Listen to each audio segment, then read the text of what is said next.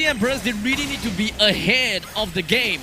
But this is not going to be good for them at all when it comes down to the gold, EXP, and lane priority. Yep, that's also going to be Astro Echo immediately shown everybody's positioning. Chalkheart actually focusing, managed to find a kill onto the Bruno instead down bottom lane. Chalkheart already picked up the turtle. They're looking for even more bonus. Decimage does a reset. That's also going to be Supergirl picking up another kill for himself. Ladies and gents, Chalkheart is strolling against STT Emperors. That's a bloody hand. That's the follow-up. The knock-up is Supergirl following up just a little bit more. Astro Nova doesn't really have the damage to basically kick up against Chalkheart.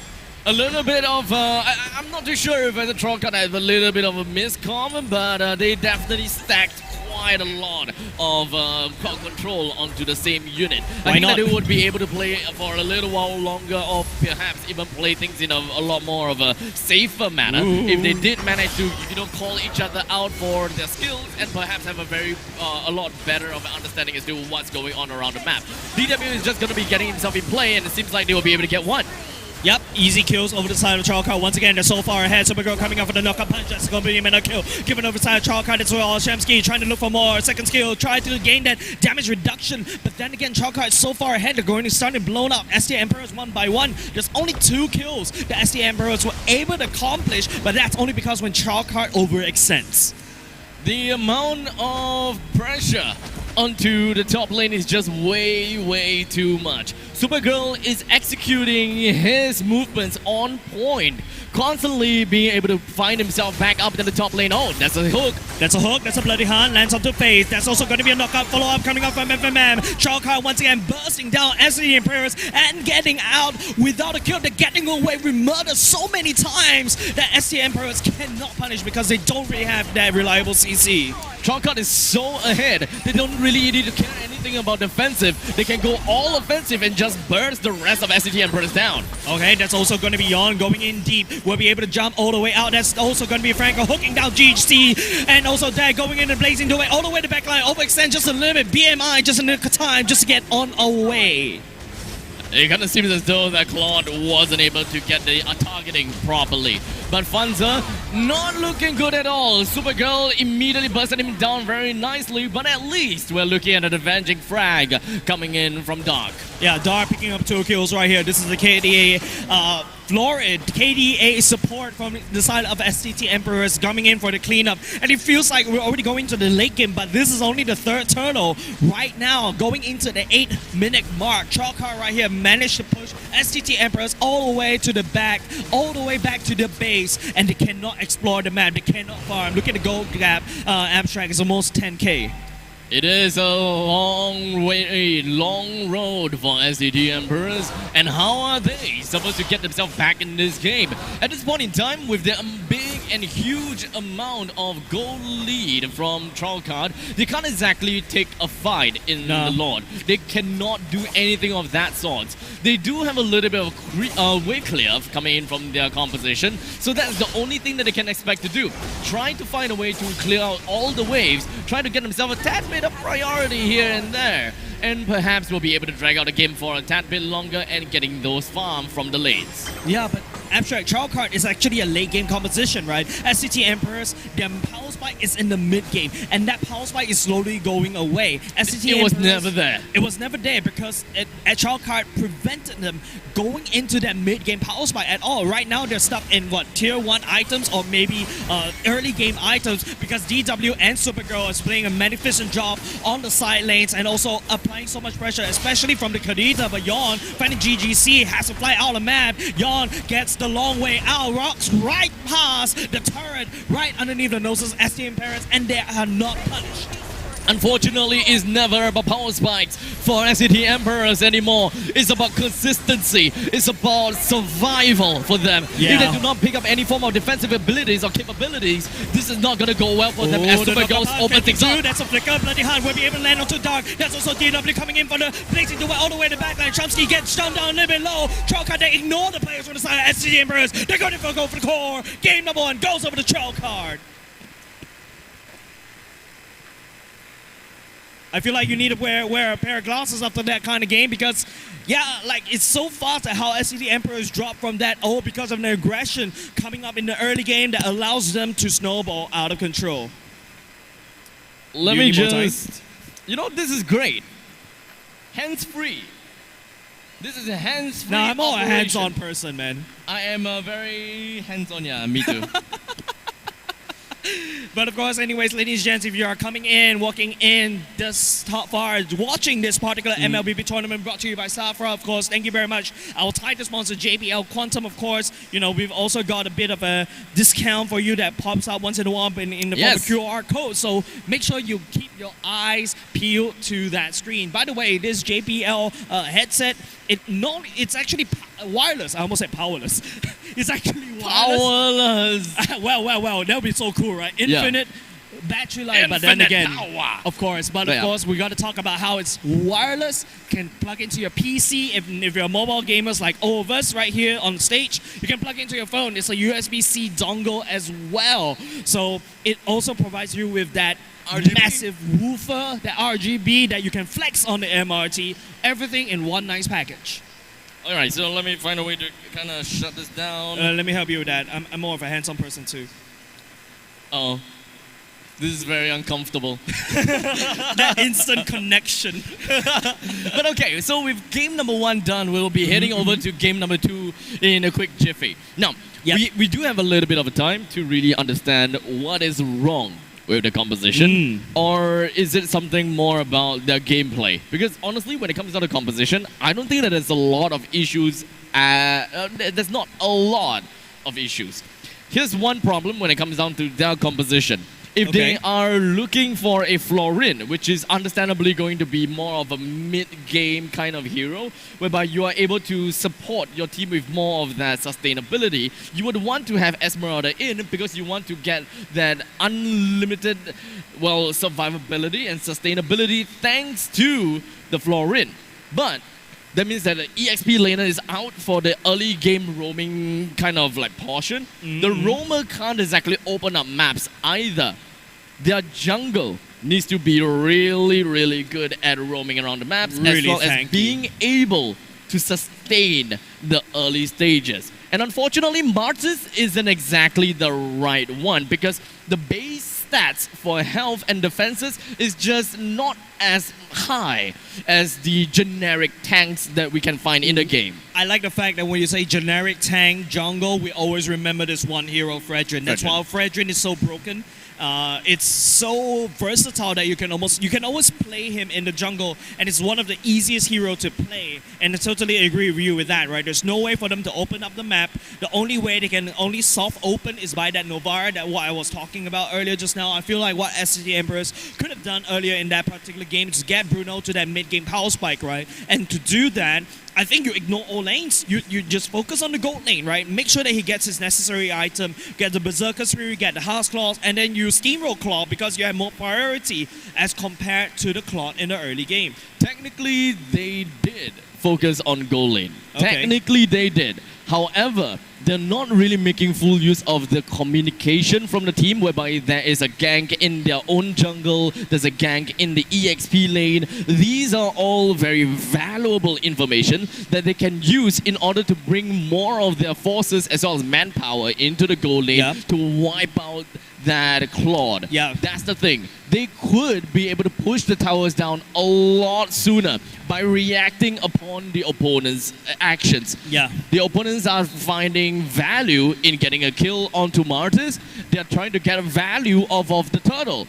You need to find your own form of value in the gold lane because your Bruno needs that power spike. That's right. I think the game was kind of decided when you start to see, how aggressive Trollcart was able to play, and they're not being punished as well. You saw the positioning coming out from Supergirl. You saw the positioning coming out from Yon. Immediately after, level 4, starts hard ganking Martis, right? Trying to limit the enemy jungle as much as possible, but we're going to have to take a pause on that kind of hero crafting as we go into the second game's draft. What is the reaction coming out of SCT Emperors? Are we going to be able to see a lane ban perhaps from the side of SCT Emperors? Do you also ban the Fanny? Because, Yon, rest assured, he's one of the best mechanical players in Singapore right now. So honestly, So with Fanny gonna have to be banned. Do they want to give absolute respect over to just Yawn? Because I honestly don't think that Yawn is the only one we need to care about. Because Supergirl has played a phenomenal job as the EXP laner. Being annoying, being all around the map, just having the lane priority Just being itself. an EXP laner. Just being an EXP laner, yeah. All EXP You laners are being annoying. annoying. You're an EXP laner. I'm a gold laner, alright? Yeah, You're yeah, annoying. You yeah. annoy me. I unfortunately have to agree. Yeah, but that's the whole point of an EXP laner, right? To be annoying. Yes. And Chalkar was able to annoy STA Emperor so hard that Shamsky was actually behind in the levels in the early game, and that probably costed them the jungle priority, and everything fell apart from that point onwards. That is why I was actually expecting to see a Paquito pick. Or ban, sorry. I'm expecting to see a Paquito ban, but that doesn't seem to be the case. Oh, joy. Man, you Oh. know what I miss? Abstract, I miss the Kaguras, I miss the burst mages back in the good old days, if you know what I'm talking about. I'm looking out for you, one of you out there. Franco or Kaja has to be picked here by SCT Empress. You have to respect the Joy pick.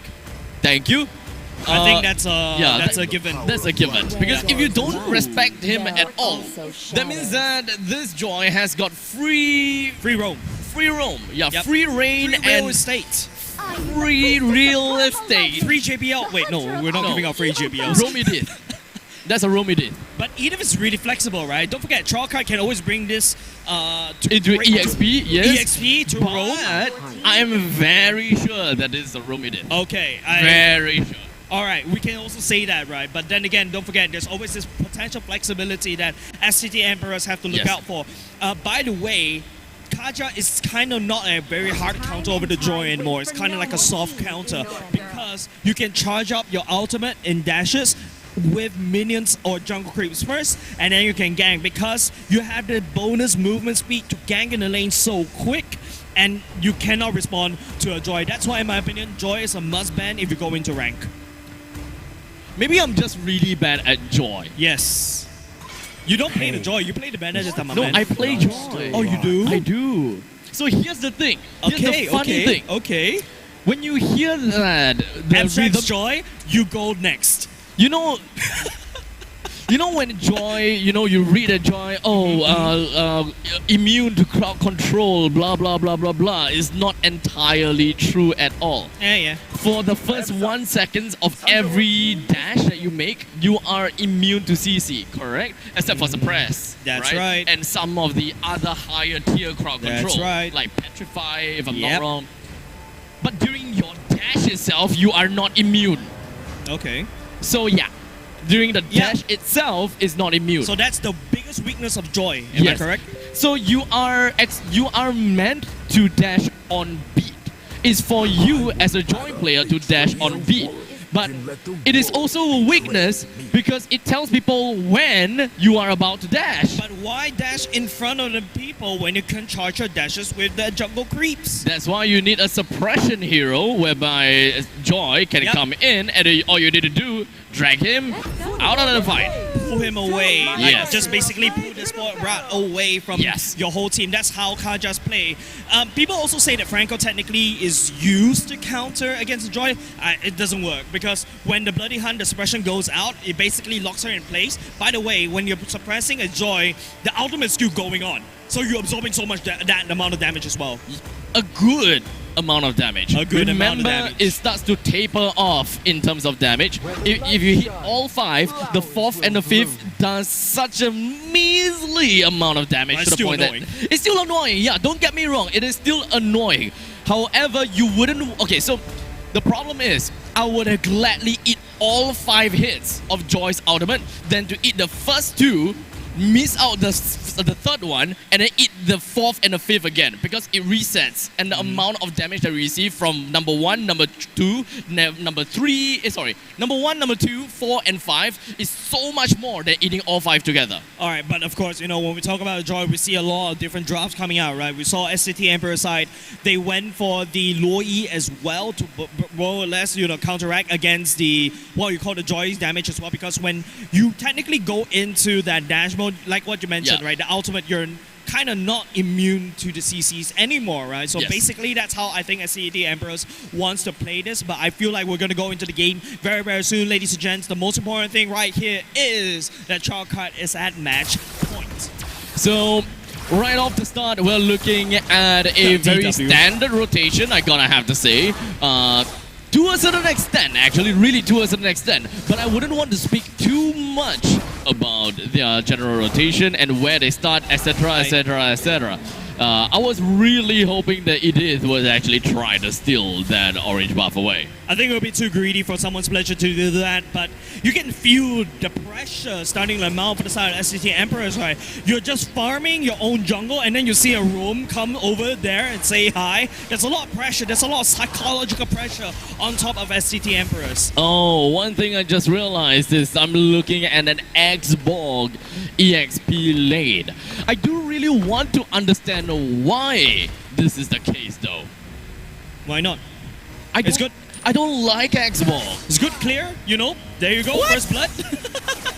I don't like You say it. you don't like the X-Borg, Costa's curse right there. Can you say you don't like a particular team for MPLSG and then, you know, they will go all the way to M5? But really, for real, I do not like X-Borg. I understand that over a set period of time, you start to deal true damage. And of course, your best amount of damage is pretty scary. But of course, you also are able to soak in a lot of damage because of your Firaga armor. You constantly being able to heal back the Firaga armor plus and minus. That's Joy going a little bit happy right there. Unfortunately, that's not the max stack. Kaja will be able to flicker right on the way, but that's a big information over the top to trial cards that Dark doesn't have the flicker ultimate going into this turtle fight.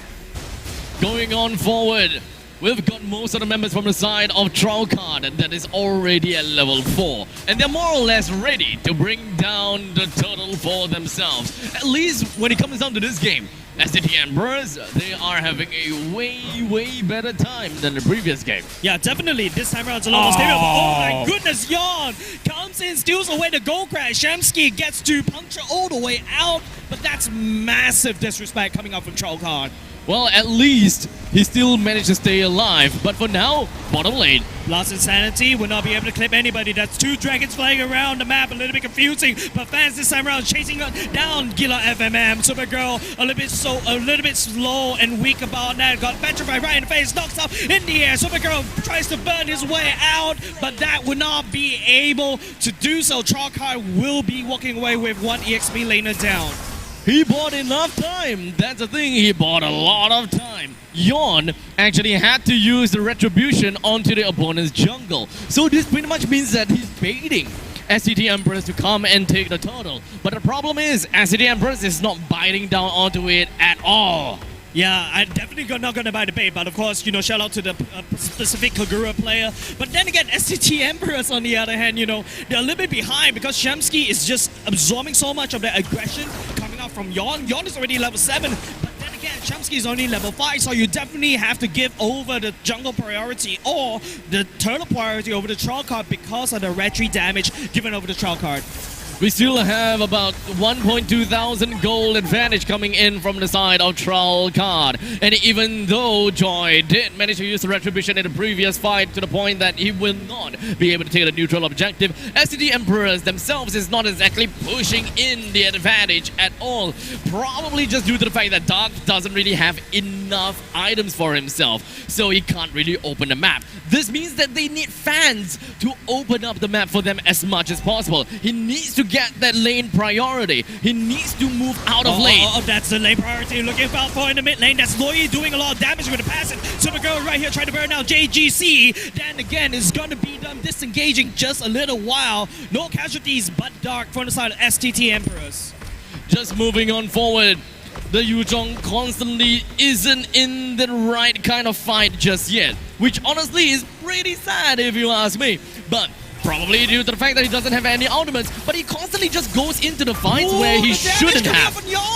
just melted fans all the way down, but that's a big ultimate being used. Dark doesn't really have the ultimate to try to pull or do any pickup coming out SCD Emperors. And Trump knows that someone pleasure goes in deep. Yonseo picks up the Loi on the other side from STT Emperors this time around. It's a massacre happening in the side of ST Emperor, side of the jungle. All of the Troll Card members are here. Just 3. It's more than enough to deal with 5 of SCT Emperors. SCD Emperors overstayed their welcome, and they really just overstayed within the jungle to allow Trollcard to have a game plan of their own. Even if Trollcard don't get any kills, the lanes is what we are more afraid of. You do not need to win in the fights. You do not need to get kills in the fights all the time.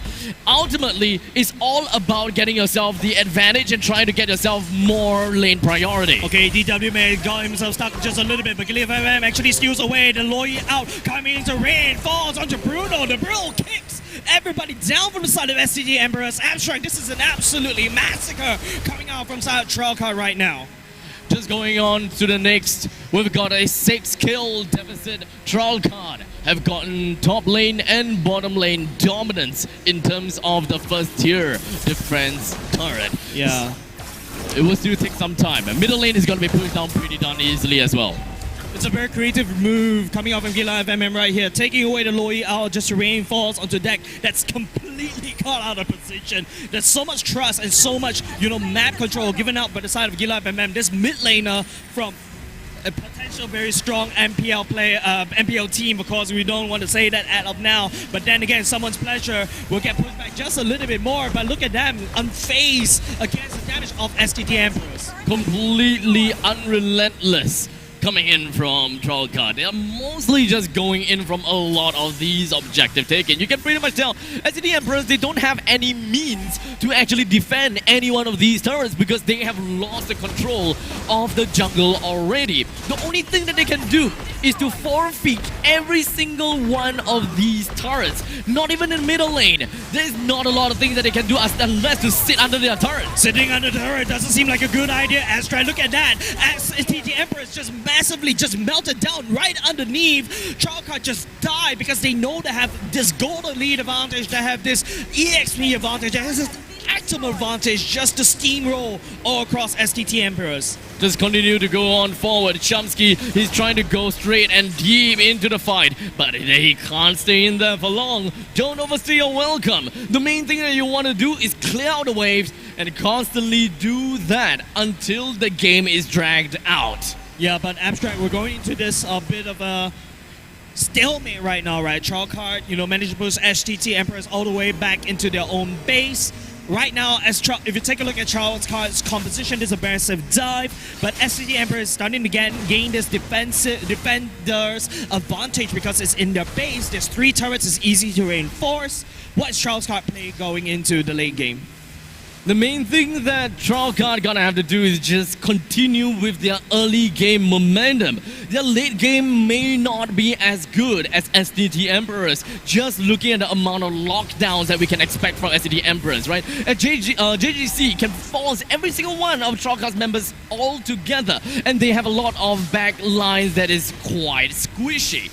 STT Emperors just play off the late game. Trollcard, they need to end the game sub 13 to 14 minutes. If you take a look at the Beatrix item, went straight into steel leg leggings, whereas the boots, none. It's all relying on positioning and the trust. There you go. I talk about boots. There you go. He builds a boot. But then again, it's only BOD and a Furry Hammer. He needs a Malefic Roar to be able to penetrate through the armor that Eve is already building. And of course, melt through the squishies of Trollcard. But speaking about squishies, STT Emperors, they lost their front line, which is supposed to be tanking for them. And then again, it gives so much pressure over the side down bottom lane as DW just slowly but surely chips off the turret's HP. One thing that I realized coming in from SCD Emperors is that they play a very conventional kind of role when it comes down to team fights. Their orientation and who goes in first is a very conventional way of playing, such as leaving the roamers to initiate a fight first. However, what SCD Emperors have built up in terms of their hero composition doesn't allow them for that. They need need to have their EXP laners to start up the fight. They need the EXP laners to be a lot more in the game and more in the zone rather than their roamers. Yeah, we're talking about in the zone right here. It's going to be Chalkar knocking on the STT Emperor's doors. It's going to be one lane already penetrated through. Bottom lane's also open. Fans just has to buy some time. Goes into the dragon form right here, but with the Lord in tow from the side. Chalkar, they don't really need to care about the members of STT Emperors. They just need to whack onto the core and to take game number 2. Very simple game coming in from Trollcard. There's a lot more that unfortunately for STT Gaming gonna have to focus on. One thing's for sure, they need to work out more on who goes in first and who goes in last. The amount of macro game from STT has got to change a little bit before they will be able to put more of a dirtier fight against Trollcard. But it's a good attempt coming out from STT Emperors, though. You can see how they try to salvage. This is not like game number 1 where they're unaware of the aggression coming out from Trollcard. This time around, they came in with a plan. They came in with a bit of expectation. However, it's just the amount of pressure coming out from Gila FMM and Yon just overwhelms the whole roster of STT Emperors. And not just that, I will gotta have to say that the entire team coming in from for Trollcard, they played a massive role. They knew exactly what they want to do within their own role, and not to forget within their own hero capability as well. Yeah, that's right. But ladies and gentlemen, that concludes this particular game. 2-0. Congratulations over the side of Trollcard. They'll be going on up into the brackets as well. But speaking of brackets, can we take a look at the brackets as well? Just to show you guys, right? This game...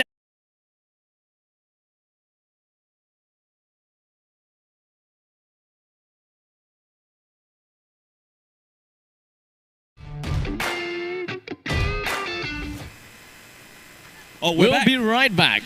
We'll be right back. I thought we were back already. We're ready for the second game, a second series of chaos. But ladies and gentlemen, you saw the brackets already. This series that's happening on stage is not the only series that's happening. It's a lot of things happening in the background. With that said, ladies and gents, don't go away. We'll be right back with LYK Esports going up against NM Astro. Take care, guys.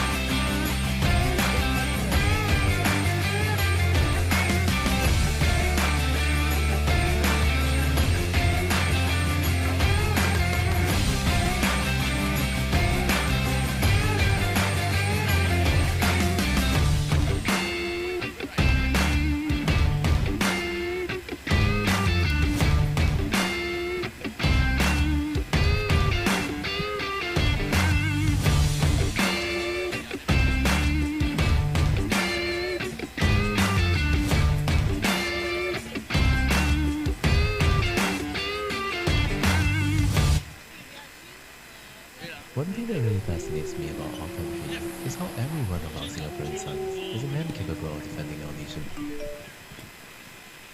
Do you need my lapel? Untold story.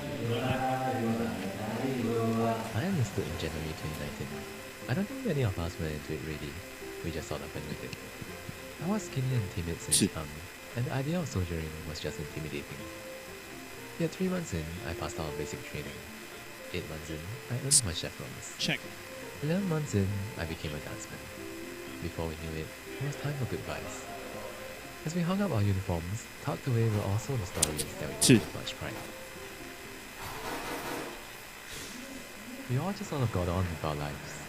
Some went on to work, some went on to further their studies. Others might not care, yet every now and then, we still look back on those days. Warming ourselves one matchstick at a time because it was so cold out in the field, in the midst of a storm. Singing our National Day songs because we missed home when we were training overseas. Even with our active days past, regardless of location, regardless of service, we will still stand ready. This is my story. Hear our stories. Hear the stories of our Singaporean sons.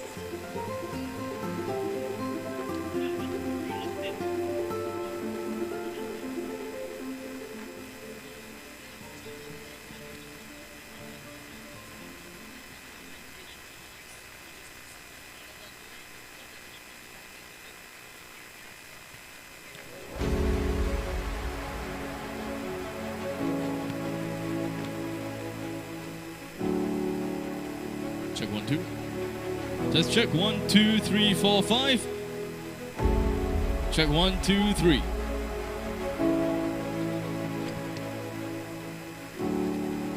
This is Jace testing 1, 2, 3, 4.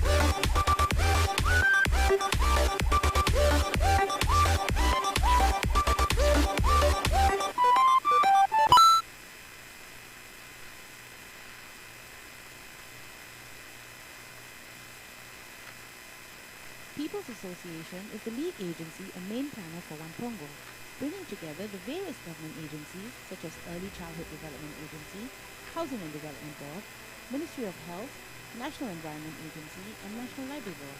One Pongo is an integrated lifestyle community hub serving residents of Pongo in the northeast. Facilities at One Pongo include a community club, a library, a hawker center, childcare and elder care facilities, as well as public spaces and play areas for residents and visitors to enjoy.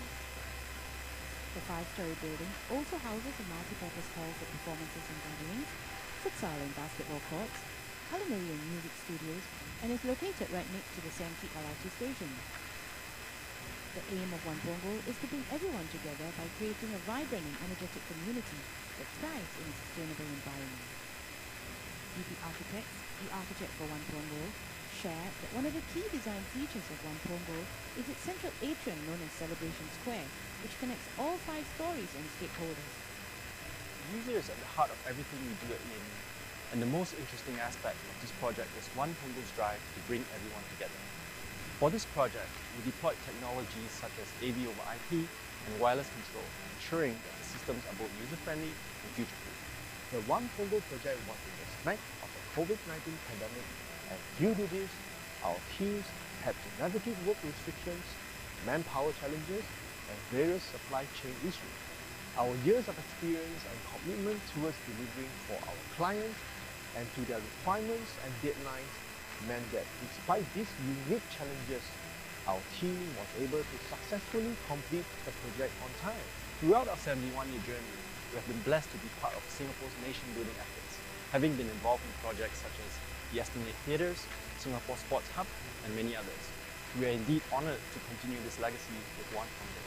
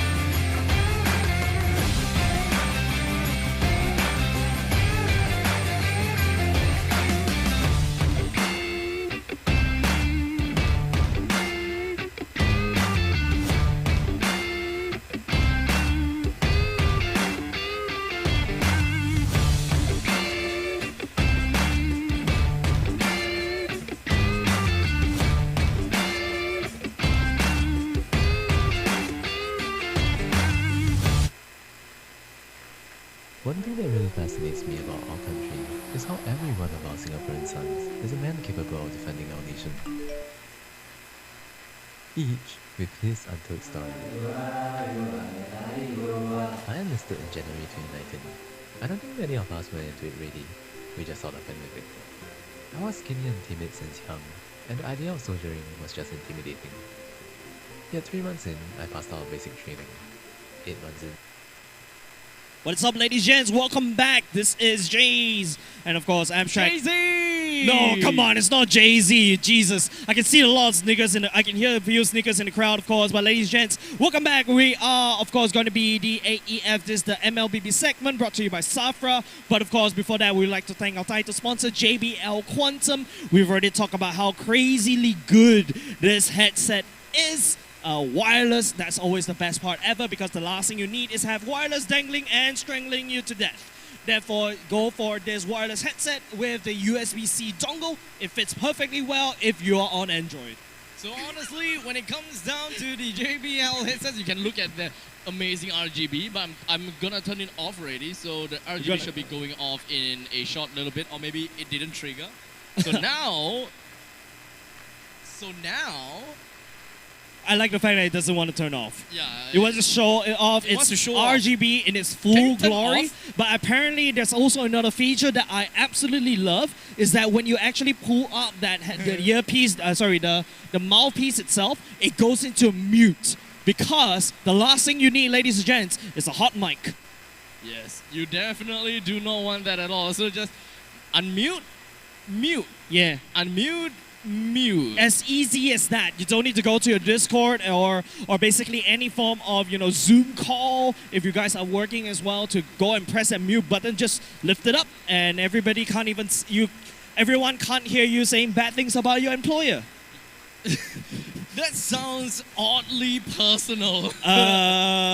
Ladies and gents, we're what going did to you say get about the me? second series. Ladies and gents, it's gonna be a different team from what I heard. It's not gonna be LYK Esports going out against NM Astral, but you'll be able to see the players on stage right now. Chilling a little bit, getting ready, just discussing strategy. Hopefully, because MLBB in this particular patch is gonna be revolving a lot on these rotations. Exactly, and we are definitely going to be expecting a lot of different hero picks, for example, Definitely. because of the new emblem system. Yes. We've pretty much seen quite a bit of heroes that have never really seen that much, to the point that they are going to be seen a little bit more often. Okay, we got hot information, all right. It's going to be Team DQ versus STT Supreme Titans. Team DQ, shout out to my favorite OVDQ upstairs, I think. I think he's upstairs. I think they are. But STT, we've got another team of STT. That's right. STT Emperors is unfortunately out already. Yep. But they still have another STT. So this time it's STT Supreme Titans. I really do want to see if whether STT Supreme Titans will be able to go a little bit further than STT Emperors. I think we gotta have to take a look, because I think after in between shows we were able to interact some with the pro players that we're able to talk to. Yeah, you can definitely see that a part of the issue, I would say, is a big issue for not only just the pro players that are also experiencing. They experience this themselves, right? Singaporean players experience this thing called a name tag debuff. A what? A name tag debuff. Name tag debuff. That's right. It means that when you see a very strong player's name, you immediately defeat yourself. Yeah? No? Yeah. Yeah. Let's say, for example, my dear Mr. Abstract, you meet Keyboy on the other side in a ranked game. You go next. You go next. Yeah, you go next. In the meantime, you see Abstract there on your opponent team, you'll be like, we go next. Because it's easy game. For a punch. Your team is banning. Snow Peace. That's Snow. Taco Tuesdays. Yuta Morales. These are interesting IGNs. Definitely going to be interesting, because I really can't see who's on the other side. But definitely am very sure on the right-hand side is going to be STT Supreme Titans, hailing the STT squad name as well. Team DQ bans away the Kedita and the Paquito. The Supreme Titans don't want to see the floor. Okay, I have a question. Yep. Do you think that STT means Supreme Titans? Or do you think that Supreme Isn't Titans... that a double branding? Exactly. So that is what I'm thinking.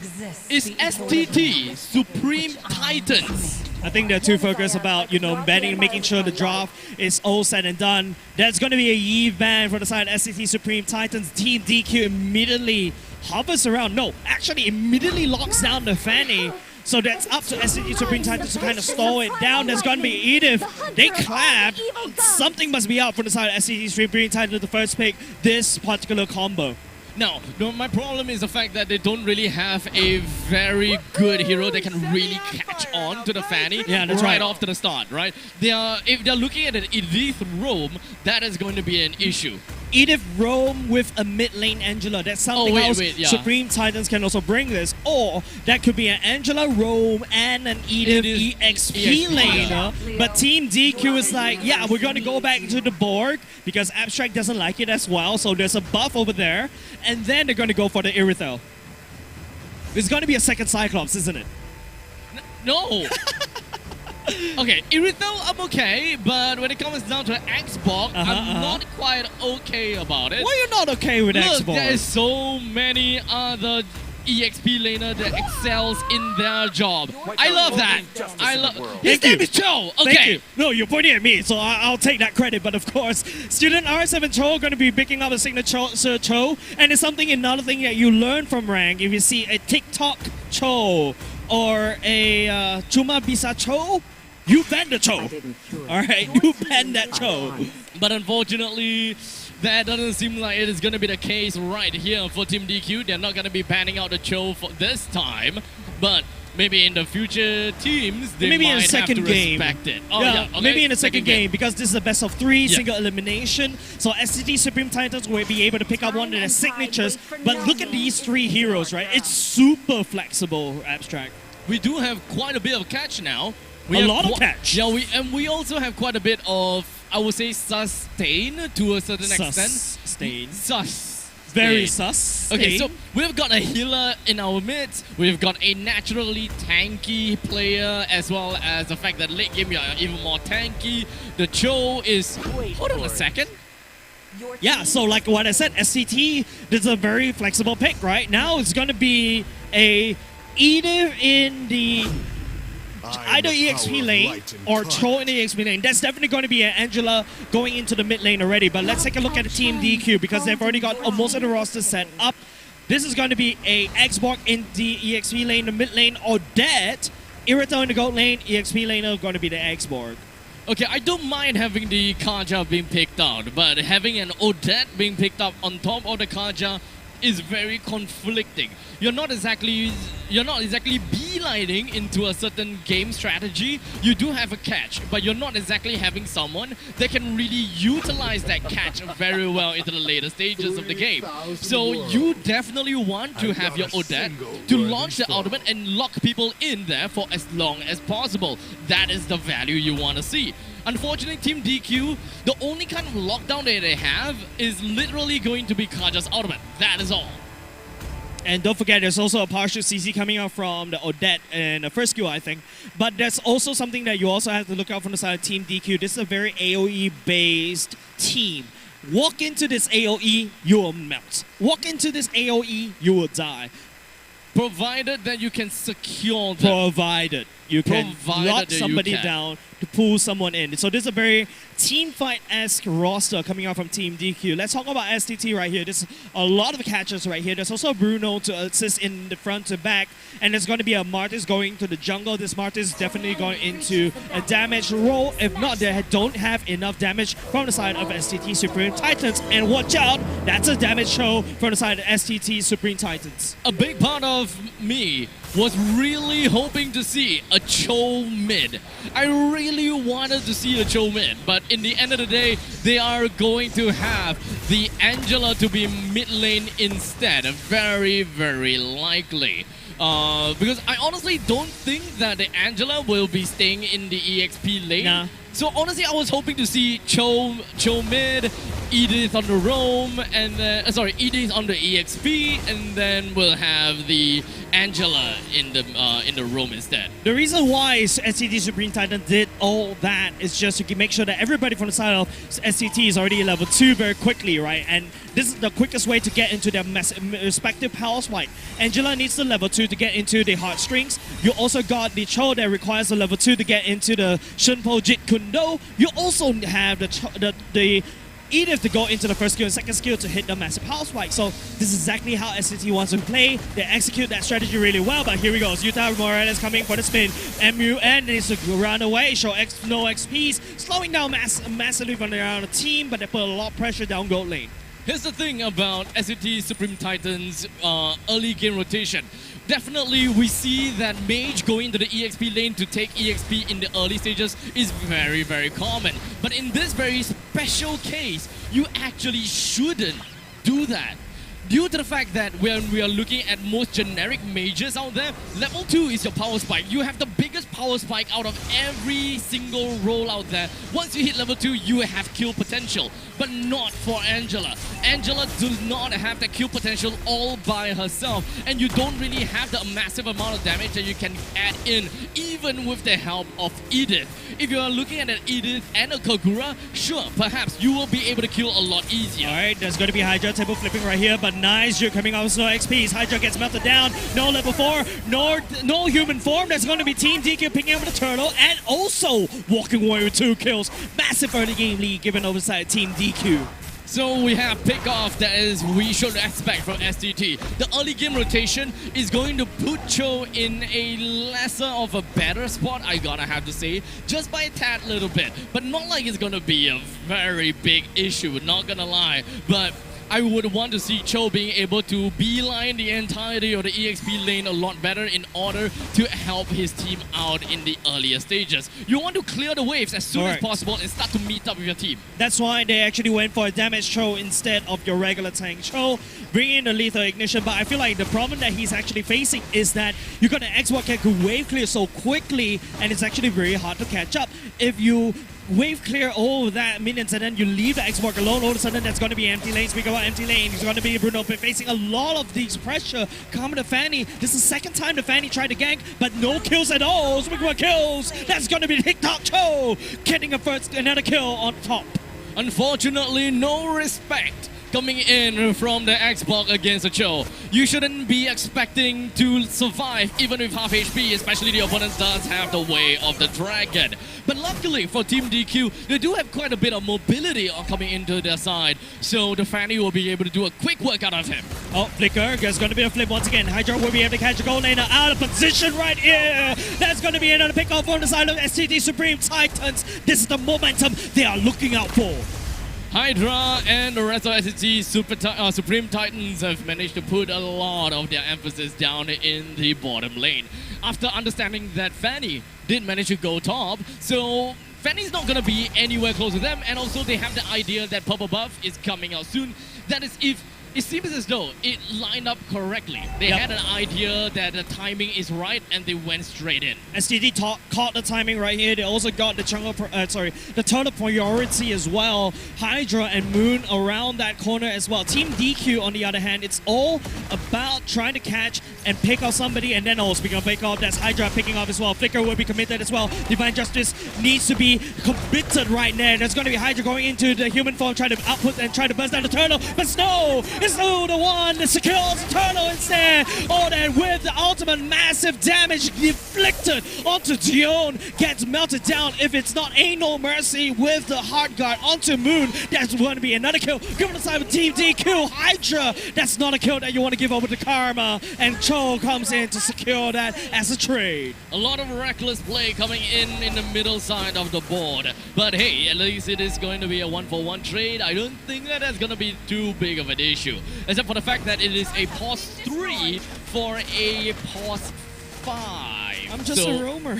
It's not exactly a lot of value coming in from Team DQ, but they do have the gold advantage, so I wouldn't be talking about that too much.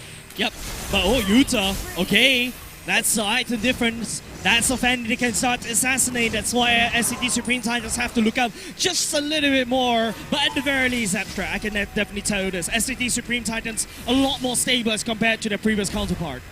No, the only problem that I have here is just how much can they tank? How much can they stay alive when it comes down to the front lines?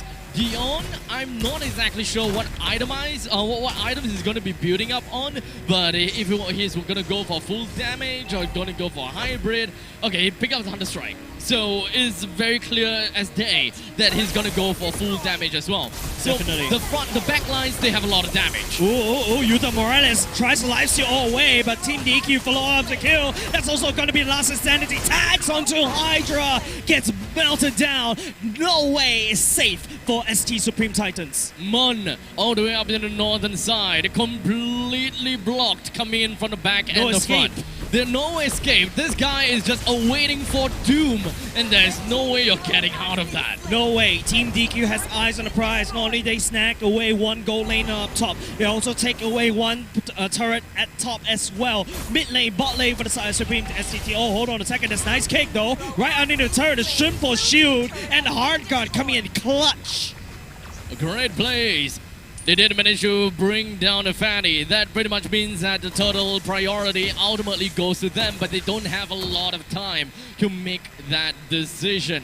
Especially since we're looking at a Fanny. After all, the movement, the mobility coming in from that is amazing. The rest of DQ seems to be trying to get themselves the total priority instead. But how well would this go on to? The main question will leave it all to the junglers. It all well boils down to Haiga away. He's actually setting up. He dashes, but he misses. Karma goes away on backline. Moon gets melted down. Dion following soon. The second skill tried to deny the ultimate, but then again, it's just one more AA for the side of Team DQ to take down the jungle for the side of Supreme STT as well. And Team DQ, 4-man down at the Turtle Pit. Mayday happening for the side of STT Supreme Titans.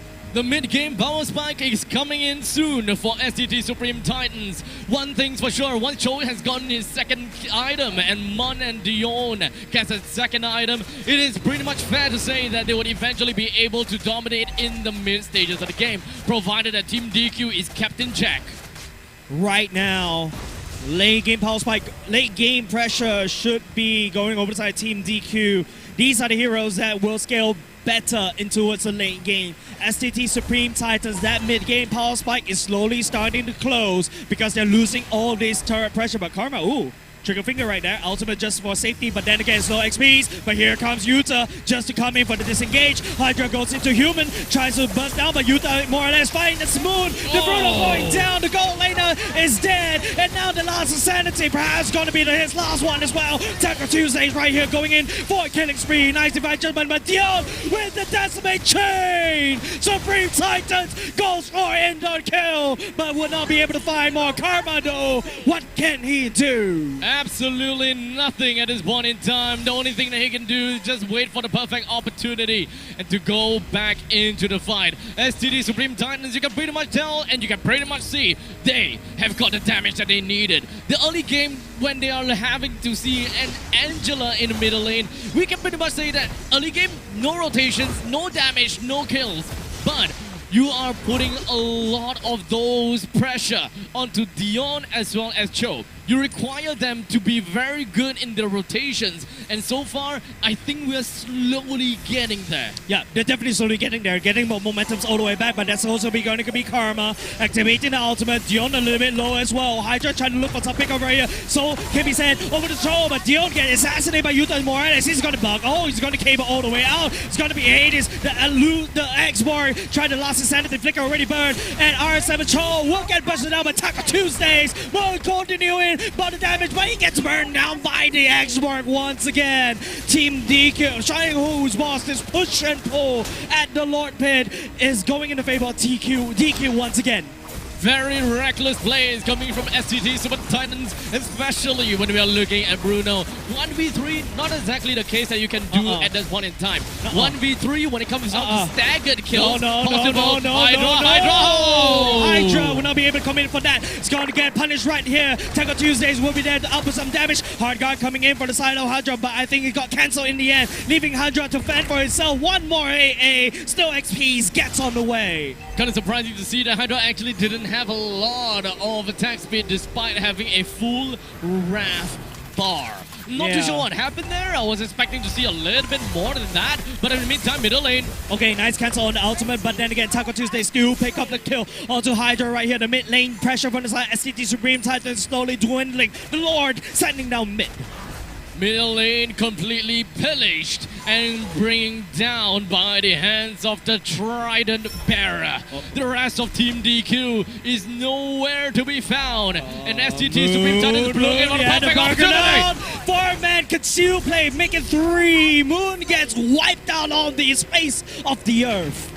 And now the middle lane Lord has already been taken down, but they still gonna have to deal with the mega creeps that roams in the north and the southern portion of the Land of Dawn. Our 7 Troll will be down north, down south, my bad. I'm really bad with directions, I'm sure you can actually tell. But Supreme Titans right here, they have to fight for their survival once again, just like their counterpart in series number 1. As you see, Supreme Titans, they have a lot to catch up on. They do have a lot to catch up on, especially since we're looking at a 5,000 goal lead from Team DQ. SCT Supreme Titans, let's not forget Hydra, there's a pickup right there. There's going to be still, the export buying some time. Nice pickup by SCT Supreme Titans. Not enough damage to follow up. Oh. Flicker for flicker, why not? With a little bit of a margin of error, I gotta have to say. Human error just by a tad little bit.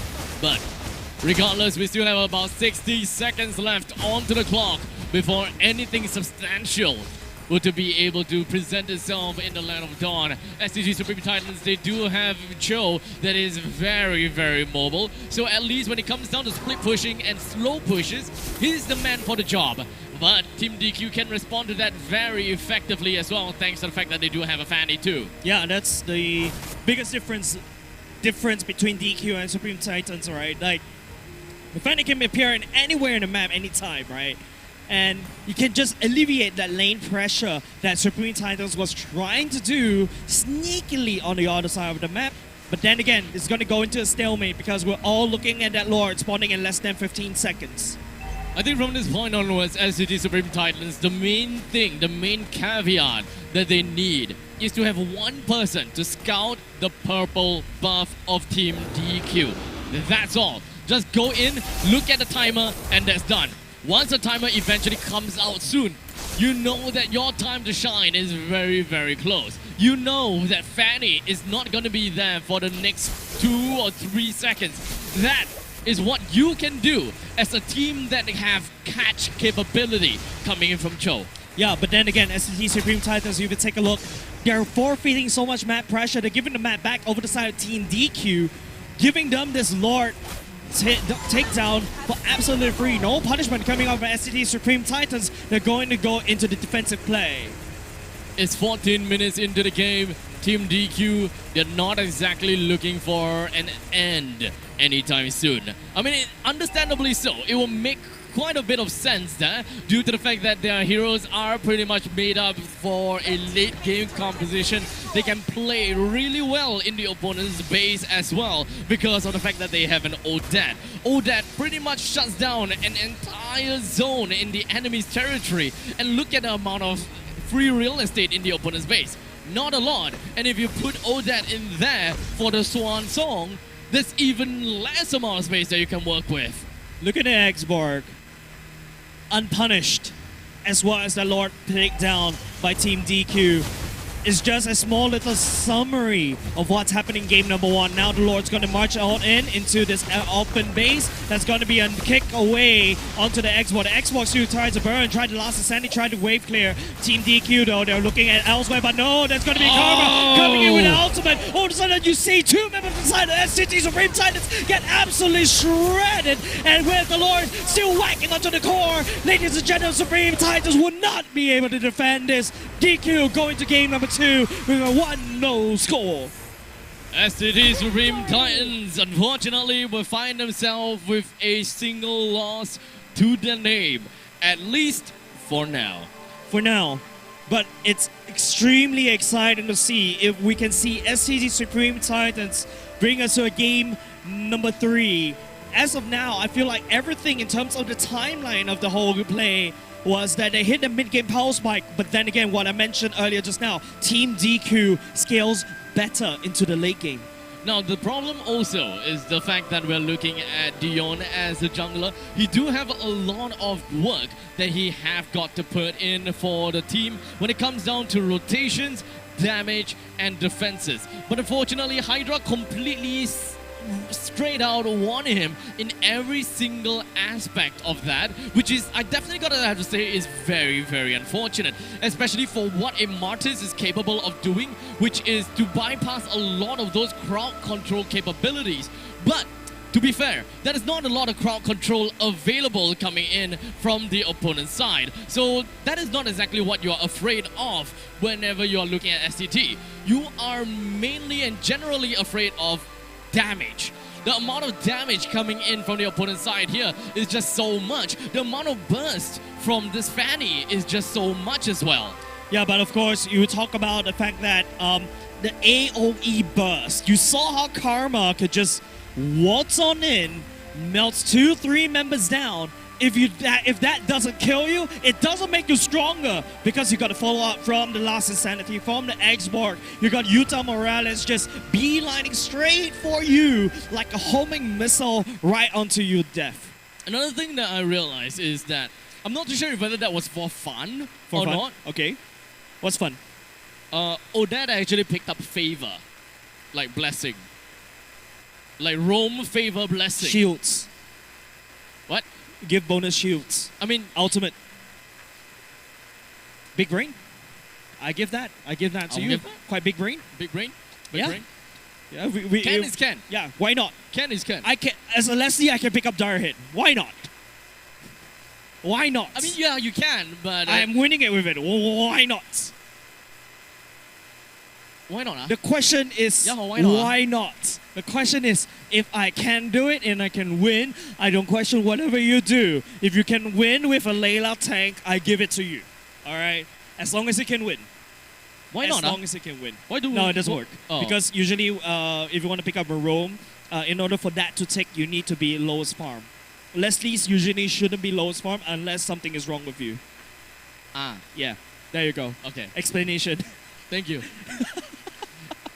It's like a small little shutdown within my brains. Like, I just was thinking, why cannot? Why cannot? Why not? Why not? That's Why why not? not. That's why not. Yeah, why Yeah. not? What Buffett? Man, I'm waiting for that one actually. I was waiting for the reference coming out, but of course, Team DQ taking game number 1 away from SCT Supreme Titans. This time around, they're faring a lot better as compared to SCT Emperors, but of course, they're facing one of the scary teams in AAF for the MLBB segment, brought to you by Safra. But of course, I think there's nothing to say about the mistakes from either of these teams. It's just that Team DQ managed to scale all the way to the late game, unlock their power spikes. Supreme Titans, I feel like if you notice that in the damage graph, you expected more coming out from the Bruno, because there's a solid front line already. But then again, how do you fight a front-to-back composition when everybody can dive you with an AoE comp? So at least when it comes down to their composition, I think that they're gonna have to get proper ways to delegate when do they actually go for fights. Because I definitely see times whereby they shouldn't have taken a fight, and times where they should have taken a fight. But of course, I gotta give them props for being able to catch the opponents completely off guard time and time again. Definitely. Especially in a composition like that. They Yep. don't have a lot of lockdown. They don't have a lot of damage in the early stages. They're all very item dependent. That's to right. the point that it's actually a tad bit greedy. Greed is good. Remember last week we said greed is good? There we go. We're going back again. Once again, that's going to be, the composition that you mentioned. what's your command? That's going to be the Paquito band for the side of Team DQ once again. SCT Supreme Titans bans away the Fanny. They see what user can do. I see that for STT Supreme Titans, we have a complete change of yeah? players. Arrow Boy. Boy and Terra, right? Yeah. Terra Somebody wasn't new? in here just now, Not right? at all. So Arrow Boy and Terra is here now. What was the name of the Martis in the previous game? It's not here, right? No. These are my domain. Not at all. Hydra was the Edith, I am very sure. Cho was the Cho, of course. Thank you very Mon much for the was IGN. the Bruno. Yeah. So the Martis and the Angela has been subbed out. I So am there the could be a princess very of primal big lightning, chance that the we are hunter of looking all at a the more hero gods. conventional mage. Maybe it's more of a hero pool issue, right? I think that's also one of the biggest problem when you walk into like these kind of tournaments. You really have to make sure that you have a wide plethora of heroes that you can play. Let's say, for example, you have a gold laner, right? You gotta try and play every single gold laner, but why do you clap? I love Uranus. I love Uranus too. Your team is Wink, wink. But okay, I love shredding Uranus to bits as a carry. Ah. I'm not afraid actually. Why? Carry is a big counter against the Uranus. Yeah, she is, but I'm not afraid because if the EXP lane gives me the space, I'm not gonna be afraid of you because you wouldn't even be farmed up. That's the thing. That's the I've been thing. waiting So for we too are long. potentially looking. Okay. So we're potentially looking at an Edith versus a Uranus. And let me Definitely. put it out there. Edith has got nothing against Uranus. Edith does have the passive percentage HP damage when he goes to the human form. In the early game, she's gonna suffer, I agree, but the Uranus can always cut the lane very easily. So I think it's all about Team DQs looking at the late game, the 5v5, the clashes. But in the early game, you gotta have to give it to SCT Supreme Titans because look at what they picked up, right? There's gonna be Uranus and the Brody as well. These two known to bully lanes in the early game. So honestly, right, looking at STT Supreme Titans, just in terms of lane priority, STT Titans got it. They outright got it. So they will be able to have a lot of that lane priority. They will have a lot of chance to roam around the map a lot earlier than their laning counterpart. We're looking at a Uranus, you can cut lanes, no problem. It really depends on what hero Team DQ picks for their jungler. And honestly, Definitely. if I am Team DQ, I will be afraid to actually pick up an Whoa, assassin. whoa! That's gonna be a Johnson coming up from STT Supreme Titans. Sorry, I have to cut you like how an XP laner cut your lanes, but then again, that's a Johnson cam that we'll be seeing in a for the MLB segment. Whee! It was looking really good until now. Come on! I thought you was cheering for STT Supreme Titans. Okay, I am. Wait, whoa! Are they really gonna go for assassin jungle? Yes, they are. By the way, the Lancelot can always flex into a tank slot, so Team DQ is still safe in a sense. But then again, there's going to be a Kagura coming in from the side of Team DQ. The free Purify is going to be very beneficial, especially for the Johnson. But I look at the Johnson, right? This is a sneaky Johnson player, right? Hydra is a sneaky Johnson player for picking up a Johnson with a Petrify. That is exactly what, you know, the Cambodians use that time. And that's a Gushin coming out with a Petrify as well. Double Petrify, double the stuns. Yeah, I don't think even with Karma on the free Purify is going to be safe at all.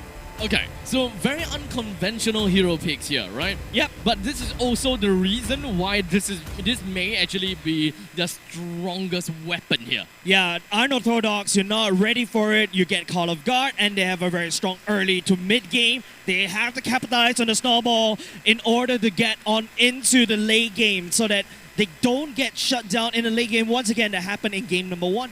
Let's have a very good idea and understand why each of these unorthodox heroes doesn't work in pro scene.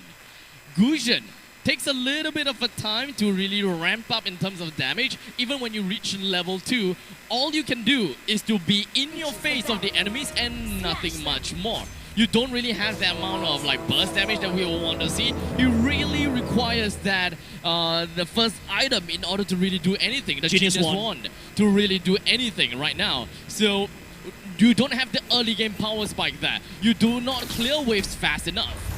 I feel like Supreme Titans is just saying, here, I'm going all in. If I don't win in the early game, I'm going home.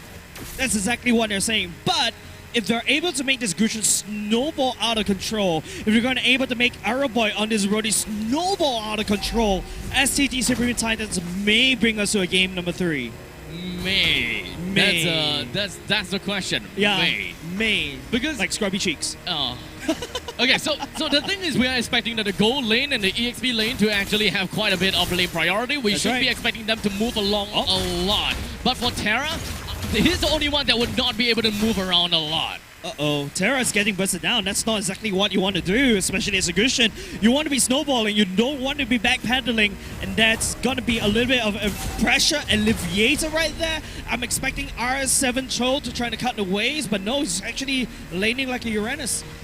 I'm surprised, actually. He's Yeah. not cutting the waves out at all. He's not exactly giving a lot of space over to his fellow teammates. Because you would want to does bring have the red tree. Utah walks away with the orange buff. And that is not looking great for SCD Super Titans, Supreme Titans at all. Mon did manage to get himself away. Hydra taking a bit of damage, but not like it's going to be a very big problem. I think the Uranus is not exactly showing himself that much just yet. As the Uranus, there's so much that you can do at this stage of the game. Supreme Titans definitely got their wins knocked out once again. Remember what I mentioned early game? I'm gonna have to snowball. I'm gonna go all in. Yeah, it's starting to flop. It's starting to fold right now for the side of Supreme Titans. Moon is already level 3. Team DQ, the jungle is already level 5. And all because Moon did not press the retry button onto the orange buff to secure it for himself. I wouldn't even say it's just that. That is a lot of the macro game that the Uranus could have done. Because I would say that the early game rests a lot on what Uranus is capable of doing. Why is the Uranus only level 3? Yeah, that's the problem. Because when it comes down to playing as a Uranus, offense No is consecration? your best defense.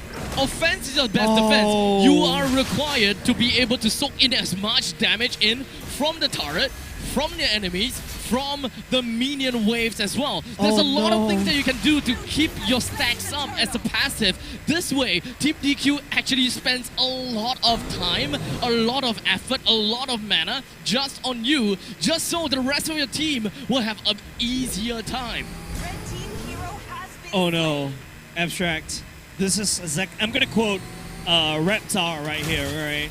This is a disaster. Ini bencana that's happening for the side of Supreme Titans right it's here. not Reptar. But then again, when I say that, Costas Curse Hampton, it's gonna be Hydra picking up the kill onto the carry. Inibajada is a Ranger Imas thing. Yeah, I know. But then, no, he took that quote. So yeah. Now you're taking the quote. So I'm quoting a quote from a quote. Inibajada! Ini bencana. Inibajada! You don't even know how to speak Malay. I don't know! And it's ID, isn't it? No, it's also It's shared. BI. It's also Bahasa Malaysia as well. But then again, it's going to be a mid lane cracked open because Terra is on a Hydra trip. Team DQ, they are pushing that advantage and is... Wait, what? Yeah, Wait, 4 minutes into the game, ini bencana. how do you say it? Ini bencana. Bajana. Pun. Bun.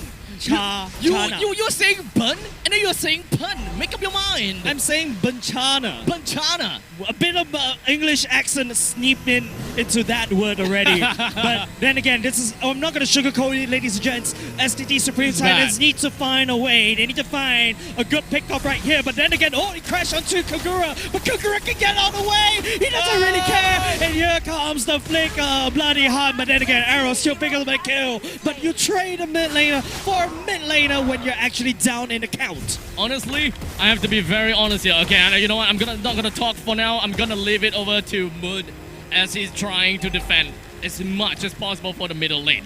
Okay, back to the point that I wanted to make. This is my first time in my history of MLBB career. Wow, 10 years? Yes, to see a middle lane down before the top lane and the bottom lane sub 4 minutes. I have never seen that before. You have casted enough community tournaments. Anyway, it's gonna be Terra. Okay, this is how, SCD Supreme Titans will be able to cheese their way. Yes, they are losing a lot of map pressure, but with the Johnson unorthodox play, maybe they can make something. This all-in chip is starting to pay off just a little bit in the dividends, like what Coden likes to say. The dividends? Yeah, Pay dividends. yeah, paying dividends. Yeah, that is Evidently, a very economical evidently, I thing. am not aware with financial advising. Is this a shot at Moonboy? Yeah. Well, either way, we're moving on to 6 minutes into the game. Team DQ, they have yet to bring down the top lane and the bottom lane in first tier defense turret just yet. But they did manage to get the middle lane first tier defense turret. But how far would they be able to bring their game into this? They're going to be looking at mid though. That's going to be a dead Edith. Goes in flicker, but then again, here comes a follow-up from Team DQ. Catches on to the Gusion though. Bloody Hell locks him down. Team DQ, they punish Supreme Titan's greediness. And it's very unfortunate looking at that fact. 6 minutes in.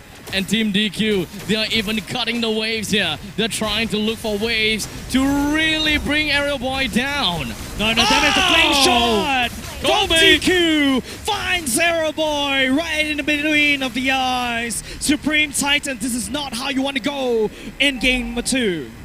I'm not exactly sure how well the Uranus is doing right now. Okay, because the thing is, I'm an EXP laner. I would generally be a lot more critical about EXP laners. Johnson catching the stun though. That's going to be a double petrify. Terra picking up Taco Tuesdays. He's going to be munching on these tacos. Yummy, yummy Mexican food. But Team DQ though, unable to find onto the punish. They hit and they run. Supreme Titans once again. They attempt to get away with murder, but they get caught out by Edith this time around. Goes into human 4. Phalanx mode activated. No kills for now, unless Yuta Morales can say otherwise. There's going to be a Thorn Rose. It picks up that Johnson from Supreme Titans. Kagura follow up. It's going to be a mega kill on the Franco. I don't know what's going on anymore, Abstract, but Supreme Titans, they're trying to hold. They're trying to make some plays. Terra comes back from the dead, trying to find an assassination. A petrify coming in. I don't know what's going on anymore, Abstract. Take a breath.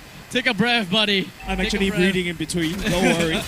Oh my. Now, of course, we're looking at Taco Tuesday to finally manage to bring down the first tier defense started at the top lane. The bottom lane has finally been taken down as well. We are pretty much going to be expecting the STT Supreme Titans to be casually and generally be able to move on even more from this point onwards. Perhaps once they have gotten themselves a tad bit more power spike. As I take a quick little moment to take a look at their items, this will probably give us a very good idea as to how Uranus is doing. So he does have the Dom Eyes as well as the Oracle. So basically have gotten the base core items that he needs to be tanky as well as having the sustainability. From this point onwards, he have 2 routes to go. He will want to play aggressively by going for the Ice Queen's Wand, or he will want to go defensively to go for the Brute Force Breastplate while also having a hybrid of defense and damage. Oh, Hydra sends food over to DQ though. That's a bit unfortunate coming up with Supreme Titans. Team DQ, they're ready for the crash. Punishes Hydra and Terra, and now they're going into a 3 versus 5 defense in the mid lane. Bloody Hunt at the same time, catches onto the Cho, and of course Team DQ cracking open the mid already. And then again, ST Supreme Titan once again sending 2 members down to death. It's not how you want to defend against Team DQ. The armors of STT, they're starting to show some give in between of the cracks. Team DQ are finding every way possible to stab rapiers in between of those cracks. And Team DQ are often being able to find themselves their greatness. Okay, Kagura, massive outplay. Maybe I cursed it a little bit. Supreme Titans managed to find that catch once again. There's going to be a Johnson Terra Wombo combo as well. Snow XPs, maybe they could do something. There's going to be a Bloody Hunt. Taco Tuesday coming in with the shred. A bit of a slow movement coming up from RS7 Cho. Then again, walks away, watching his teammate die. I'm pretty sure that Taco Tuesday already do have the golden trio with the final piece of the puzzle taken up, which is final piece of the puzzle. Wait, what did I say just now? Piece of the puzzle, of course. Hydra going to be going a ring around the roses once again, looking for a target right here, but he wanks into the wall though. Big pickoff right here, I would say, onto the wall. Unfortunate. It's really unfortunate. I would love to see the Johnson actually crashing down to someone. Oh, Max Rage on the Iron Hook. R7 choke. Concentrate. Where are you? No enough region. gets melted down and buzzed down by the Kagura Team DQ. They're picking STT Supreme Titans one by one. And here's another one onto the Fragile. Gets shredded. The taunt coming in the nick of time just to get out of dodge. The flicker will be committed. No, it's actually a dash over the wall that will be committed by Arrow Boy coming in. Yuta Morales can't find assassination. Punctures all the way out. Nice. But then again, Hydra goes in for another scenic route. Hook after hooks is what Team DQ is trying to look for. And for some reason, they didn't manage to catch on to Hydra as well. SCG Supreme Titans, unfortunately, is slowly crumbling. And Team DQ has created a great wall right in front of SDT, ready to pounce anytime across the wall. BOD being built by Yuta Morales. If you think he's already busting people already down, if you think he has enough damage to bust down even the tank, he's got more damage. Team DQ right here saying hi across the wall, like the Berlin Wall. This is a very tough spot for the Uranus to be in. You can't go out too far because you're just not tanky enough. But in the meantime, you gotta have to start tanking just so that you will be able to be useful for your team by making full use of your passive. So I can see that Student R7 Cho is literally fighting demons in his head to think about what is the right choice to do here. Yeah, I think he's singing, do I stay or do I go? Thank you. Thank you, thank you. Thank you. Thank you. I actually hate you right now. Because the first thing that I think of is his singing Staying Alive. No, that's the wrong song, by the way. But then again, okay, nice bait coming up from SCT, trying to bring the law over to the other side. There's going to be a knockup coming up from the EDIF as well. Look at Yuta Morales going in, trying to dive all the way to the back line. The ultimate commit, so much damage though. But then again, there's also going to be a Bloody Hunt. And I don't know, Hydra Terra, and Hydra falls. Only 3 men left. R7 Cho needs to run for the hills, run for his life. Moon clawing back to safety of the turn. But that's not enough. Team DQ gets game number 2. Victory! Be running down that hill, huh? Yeah, rolling in the deep. No, the running the hill. What? Been running down the hill. That's like the Stranger Things. I don't watch Stranger Things. But you literally say the lyrics. No, I didn't. Been running down the hill. No, I didn't Yes, say you that. did. Did I say that? Yeah, you did. I'm sorry. You know, puns goes through my mouth without thinking as well. So I'm so sorry, you guys, getting your daily dose of dad jokes right here in the cast. But ladies and gentlemen, give it a round of applause. Thank you very much for joining us for today. It is going to be Team DQ going up into the series. And SCT Supreme Titans, unfortunately, they will meet their end here. Unfortunate, but SCT, they definitely showed us quite a performance in game number 1. But unfortunately, game number 2 seems to be lacking for quite a tad little bit. I feel like the Johnson cheese. Yeah, right? it doesn't work. It doesn't work. Remember the first, 4 minutes, the 3 minutes mark, the mid lane goes down because there's nobody in the mid lane. Yep. Don't forget, ladies and gents, just a big PSA out there. Mages now in this patch can do damage to turrets. So if you leave your if you leave your turrets child unattended, it's gonna get kidnapped away. Taken down easily. Mo man, where are you? Can you be my co-caster instead, please? I'm sorry. I'm having too much fun right here on the casting desk with Abstract, my You man. do realize that this Valorant caster is under me. I can swap them out anytime. Okay, sorry, boss. Sorry, boss. Sorry, boss. Sorry.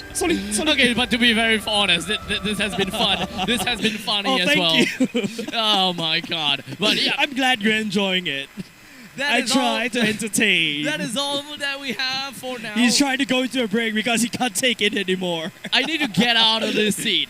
But we will be back again for the next instance of the game. We'll be back again for the next bracket. I'm not even letting him say anything at this point in time. Let us move on to the break. And when we're back, we are giving you the quarterfinals. Let's get out of here. Should I stay or should Stop talking! I earned my chevrons. 11 months in, I became a guardsman. Before we knew it, it was time for goodbyes. As we hung up our uniforms, tucked away were also the stories that we wrote with much pride. We all just sort of got on with our lives. Some went on to work, some went on to further their studies. Others might not care, yet every now and then, we still look back on those days. warming ourselves one matchstick at a time because it was so cold out in the field in the midst of a storm, singing our National Day songs because we missed home when we were training overseas. Even with our active days pass, regardless of location, regardless of service, we will still stand ready. This is my story. Hear our stories. Hear the stories of our Singaporean sons.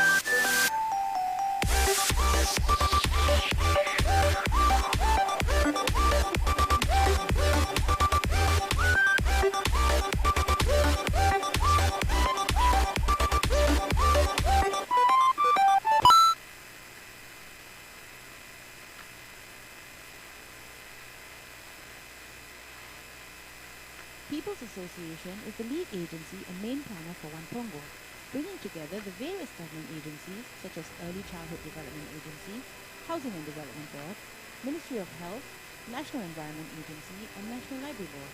One Pongo is an integrated lifestyle community hub serving residents of Pongo in the northeast.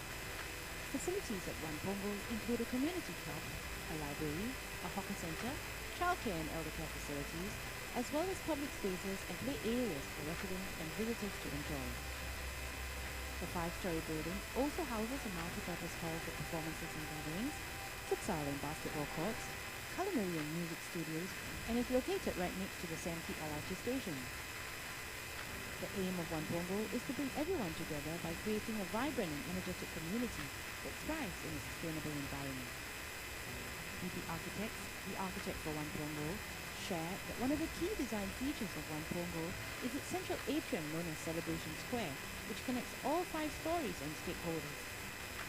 User is at the heart of everything we do at EME, and the most interesting aspect of this project is One Pongo's drive to bring everyone together. For this project, we deployed technologies such as AV over IP and wireless control, ensuring that the systems are both user-friendly and future-proof. The One Pongo project was in the smack of the COVID-19 pandemic, and due to this, our teams had to navigate work restrictions, manpower challenges, and various supply chain issues. Our years of experience and commitment towards delivering for our clients and to their requirements and deadlines meant that despite these unique challenges, our team was able to successfully complete the project on time. Throughout our 71-year journey, we have been blessed to be part of Singapore's nation-building efforts, having been involved in projects such as the Esplanade Theatres, Singapore Sports Hub, and many others. We are indeed honoured to continue this legacy with One Pongo.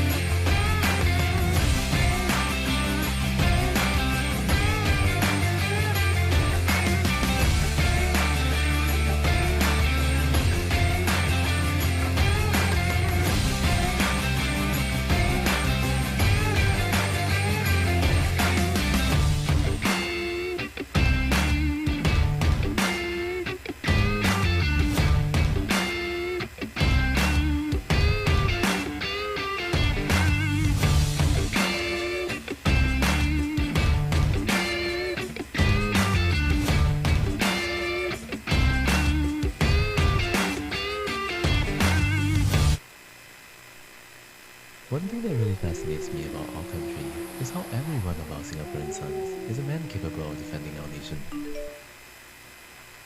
Each with his untold story. I enlisted in January 2019. I don't think many of us went into it ready. We just sort of went with it. I was skinny and timid since young, and the idea of soldiering was just intimidating. Yet 3 months in, I passed out basic training.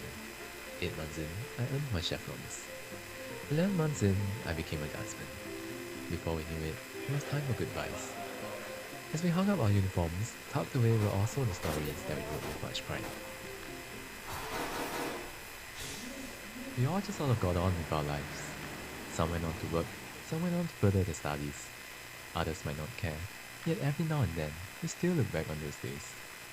Warming ourselves one matchstick at a time because it was so cold out in the field in the midst of a storm.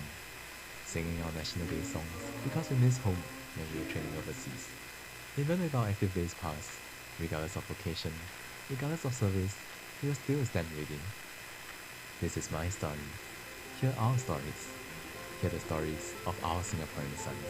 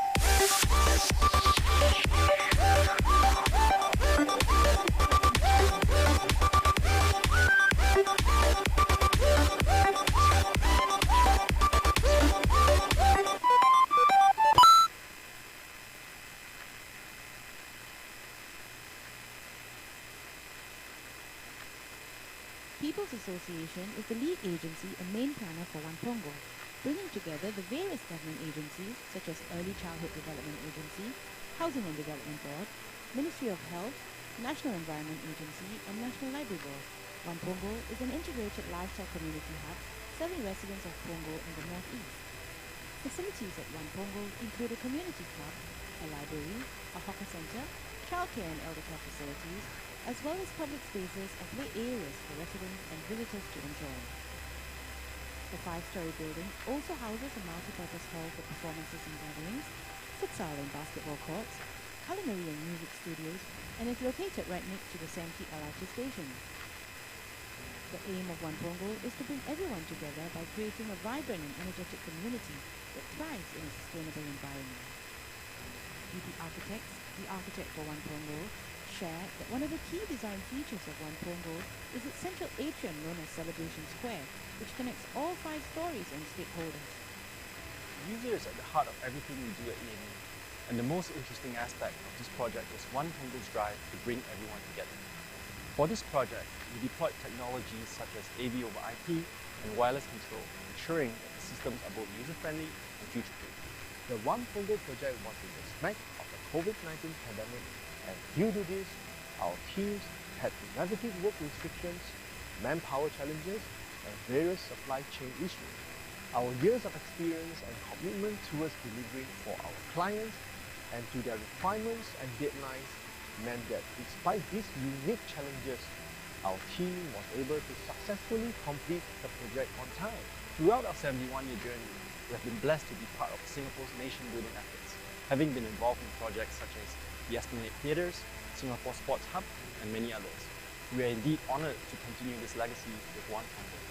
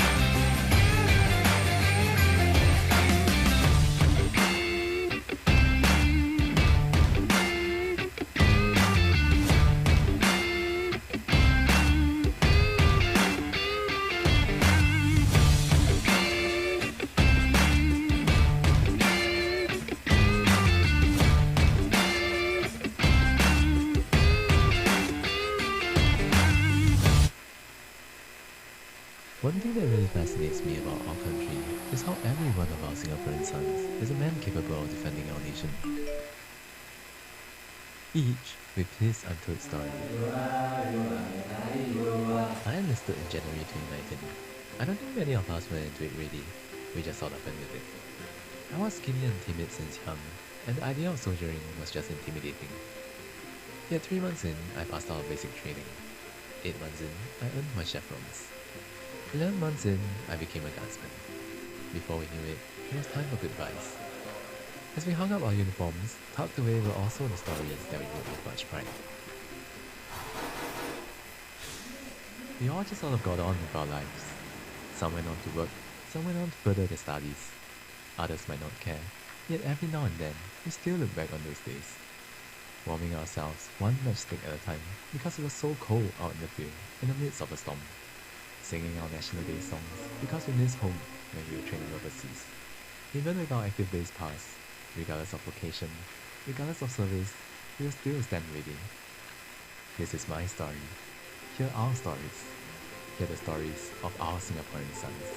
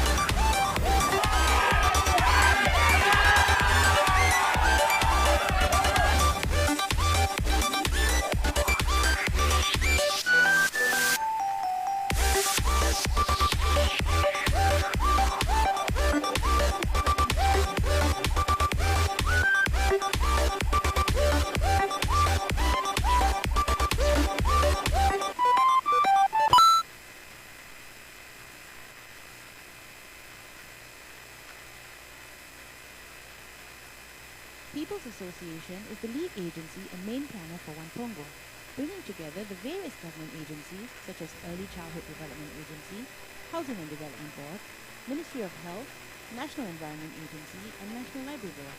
One Pongo is an integrated lifestyle community hub serving residents of Pongo and the Northeast. Facilities at One Pongo include a community club, a library, a hawker center, childcare and elder care facilities, as well as public spaces and play areas for residents and visitors to enjoy. The 5-story building also houses a multi-purpose hall for performances and gatherings, futsal and basketball courts, culinary and music studios, and is located right next to the Santee LRT station. The aim of One Pongo is to bring everyone together by creating a vibrant and energetic community that thrives in a sustainable environment.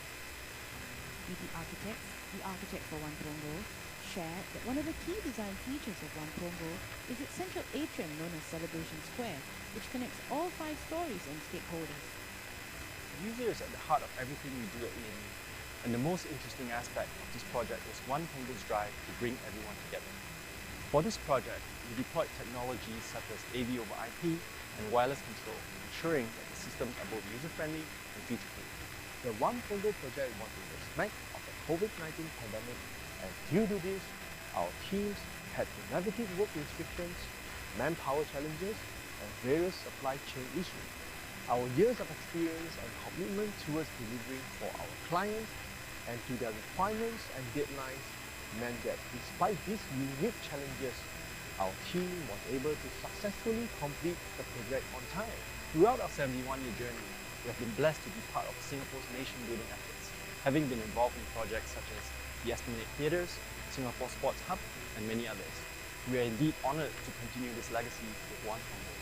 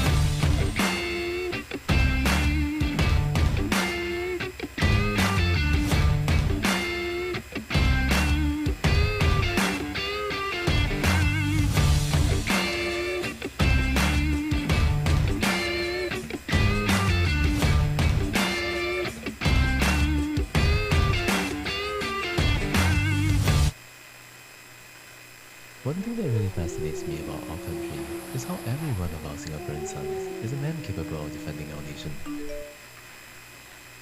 Each with his untold story.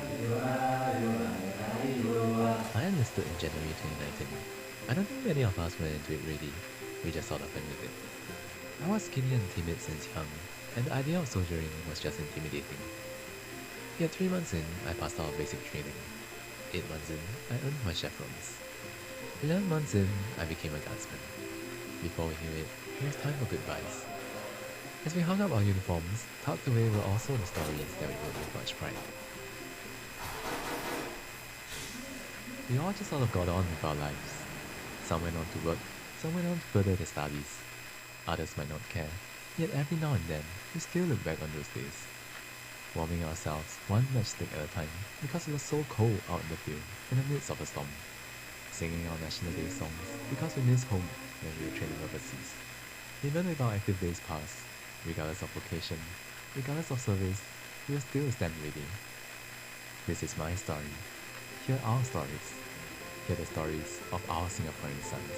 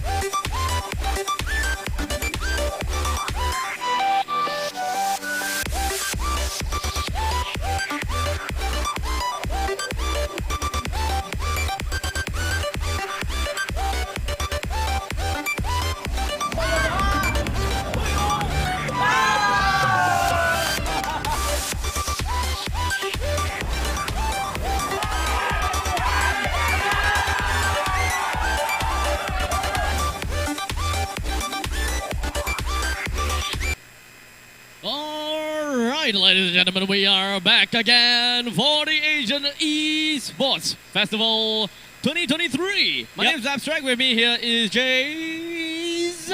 Thank you. Welcome. Yep. And the both of us are going to be a caster for today. Of course, you know, we've already watched 2 series already thus far. We also got the draft ready for the upcoming match. It's going to be GPX SG going up against Demigods. Of course, these 2 team names, not really familiar as of yet, but maybe when we go into the draft, we'll see some recognizable names. Maybe. Just maybe. Let's see. We don't have a lot of names that we generally know of, but there is one name that I'm gonna be really having fun with. Solozo? No? Time to Which one? drop the beat Willie the of Silly. party. No, I'm looking at mid lane Saja. I'm looking at Willie. I really hope that he plays Furbius. You know what? I just really hope he plays Furbius. Horology is my Willie with his name. I think we need to stop. Okay. I think that's just enough Yeah. jokes of the day. But of course, jokes aside, there's going to be Diggy that Demigods will be bending away. GPX SG, you know, you see a Joy, you bend. My man of culture right there from the side of GPX.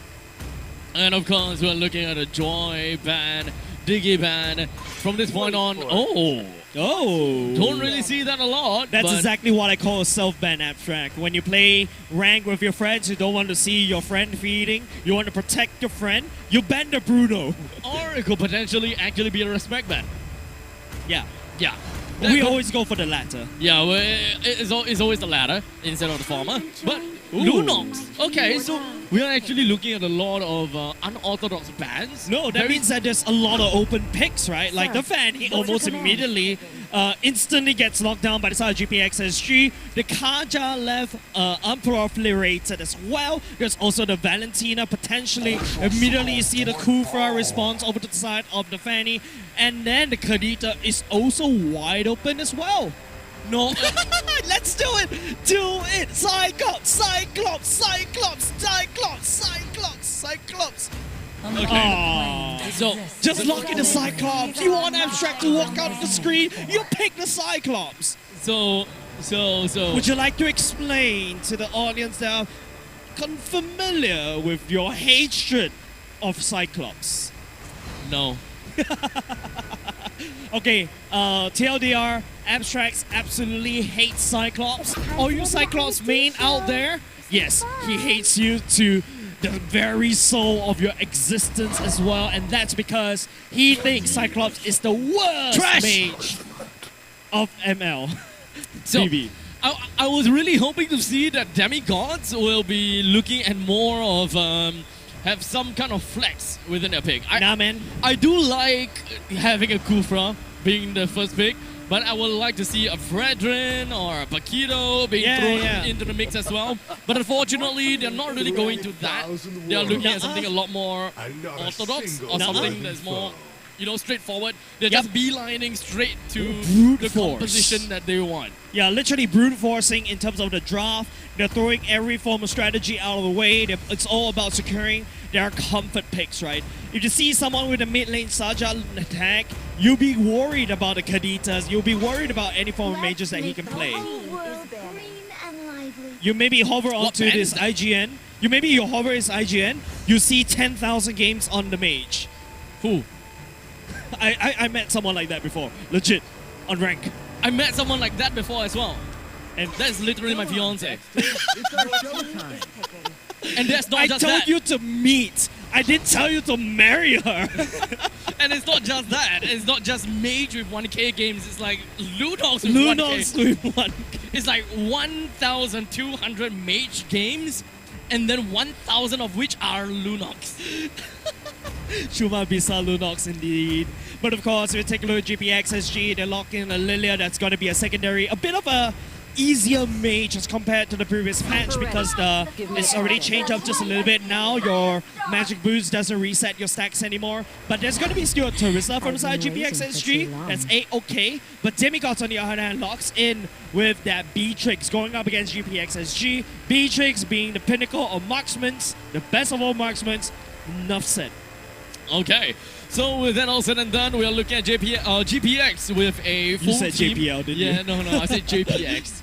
We're looking at a Fanny, we're looking at a Minotaur. Okay, a Fanny, Minotaur, Lilia, Teresa, as well as Carrie. And now it's all left with our Demigods. And what they are missing out on is their EXP laner. A phobious EXP lane for Willy the Silly. I mean, it doesn't really work for this game. No, it doesn't work. But it will be great. But maybe whoever else that plays with spherical or Okay, phallic fine, a objects. Lapu, maybe not You're going to go into a triangle instead for the side of Demigods. But then again, it seems like the roster has been locked and loaded for both these two teams. GPX SG, I feel like they have decent answer towards what Demigods wants to do. It's all up to how Demigods control the map with the invisible pressure of the Kufra and the Kadita Wombo combo in the mid lane duel. There's a lot of setup, I would say. There's quite a lot of setup coming in from both sides, and one thing I would like to see is how they are, how this other side is GPX? No, not GPX. That side.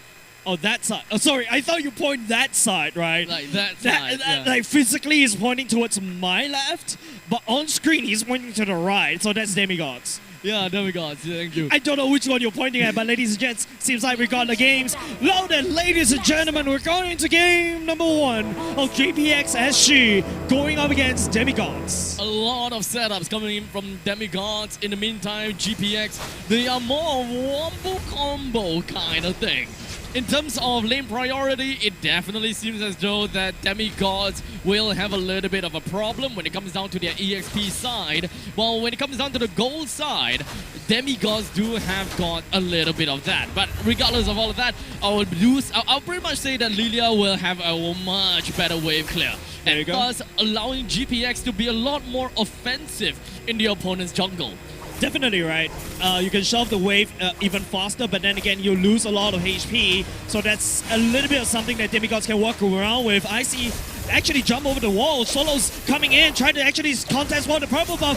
It's going to be actually secured by the side of Hikari. But then again, he paid the ultimate price. That is a death over the side of GPX SG, and Mimi making it a 2, giving 2 kill gold lead over the side of Demigods in a sense. This is gotta be the biggest impact onto GPX of all time. You can take this opportunity to take down any one of the members from the side of GPX, and their jungler will never, ever appear. And the worst part is you give that 2 kills, or maybe not. You give 3 assists over the side of Hikari on a Martis, who's all about this Omega snowball. He's definitely snowballing right now.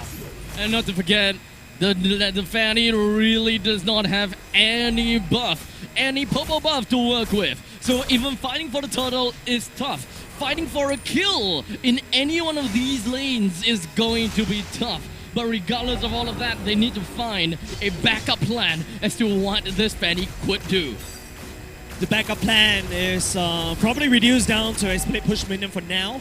Make sure you get the Blade of Hephaestus first, but Demigods right here, you know, they have solid control of the map in a sense. But if you notice where JPX SG is actually focusing on down bot, one more bombs from the side of the Lilia should be able to burst down Rising. Oh, actually, it's not only just that. It's going to be 1 AA. GPX takes the bottom lane gold, but Demigods will trade for a top and a turtle priority.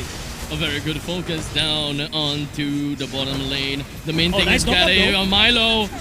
Nice knockup though, CC immunity saves him live, but then again Hikari comes in, just Wuxing, that's going to be the decimate, another one, and making a triple, but no, it's going to be denied by the ultimate of the Lilia as well. Maybe this time round is going to decimate, but not good enough for now. But then again, the damage has been done. Demigods on a snowball right now. A little bit too much of a snowball coming in from Demigods. They have a lot of lead at this point in time. Even though we're looking at a Beatrix that doesn't really have much, I would say. That's how you transition. That's a flicker committed by the carry just to get out of dodge. Sneaky snipe coming out from LFT. Very good defensive plays coming in from Milo. Just his presence itself is going to allow Sleepy Mirror get himself away from all of that. Otherwise, I'm pretty sure that is going to be a dead carry at the end of that. A sleepy one indeed, you know, sleeping in lane. going back to base in the sense, going into the death timers as a carry in this early game is not ideal. You really want, but speaking of which, he's definitely going to go to sleep right now. Nice engage coming up the crew right here. LFT just free hitting from that. Milo comes through the ultimate, trying to slow it down. It's going to be 2 members down for that turret dive. Milo credited for the kill. The MVP of that fight has got to go to the bottom lane turret. The highest amount of damage down throughout all of that fight. I gotta have to say. Wait, I remember there's this one tournament where the MVP was literally the Lord. You remember that scene? I can't remember which tournament was it, but it's an official one. Yeah, I really It's an couldn't official remember. This kind of games definitely happens every now and then, but that will be funny. But Fanny, anyways, is pretty much past the time whereby we should be expecting him to go online when it comes down to the amount of pop buff that he has, and very likely should be able to be a little bit more assassin-y style. No, I don't think this Fanny is assassin yet because GPX SG is really falling behind. They've got a Martin that's really out of control. Milo right here trying to slow down in terms of the combo. Icy will get it out. That's also going to be the penalty zone committed by the Turisla up top. Willie the City is actually not City at all. He's actually steamrolling. He's actually going in the benches. That has to run away. Solo Zone coming in for the kill. That's also going to be a flicker committed by Willie the City. And he's dicing around. He's able to walk away uncontested by GPX SG. And then you go. It's going to be a carrying Minotaur for the side of GPX this time round. The turtle given over to Demigods right now. It's a massacre happening in the river. Understand this. This is a very tough game for GPX. We're looking at close to about 2.5 thousand gold or perhaps even 2.7 thousand gold lead coming from Demigods. And I'm fair to say that Fanny has got to be one of the lowest amount of farm. Remember this. Fanny have got nowhere else to farm aside from the jungle. And every time he makes an appearance in lane, that is time wasted that could have been used to farm. Correct. And not only just that, I see. Oh, no way for the Lilia to No go way, into the Jose. ultimate. Got stun lock right there in that choke point. Nice engage by IC for now. And you're talking about, how the Fanny doesn't really have any space to farm at all. And you see Demigods just punishing that exact fact. Diving in deep into the enemy jungle and orange buff, taking it away. That's resources taken away from Fanny that's supposed to be assassiny. It's really unfortunate. At this point in time, no money, no honey, no everything. Demigods is just rambling all across the map and they are focusing a lot on kills. They're not necessarily looking at objectives at all, which is honestly kind of a surprise to me. They haven't brought down the middle lane turret, which is completely open right now, by the way. There's top lane that can be pushed down. The bottom lane has been looking at a lot of action. They have actually killed members down in the bottom lane a lot of times before, but they never used that opportunity of remaining creep waves to really press their advantage. Yeah, they heard you have tried to crack open mid lane once again. It's very interesting that, out of the few games we've seen, I think 2 games is a first mid lane takedown instead. And that's going to give a lot of problems over to Fanny right now because your jungle is not safe, you cannot farm, you cannot assassinate, Solo Zo cannot do anything at all.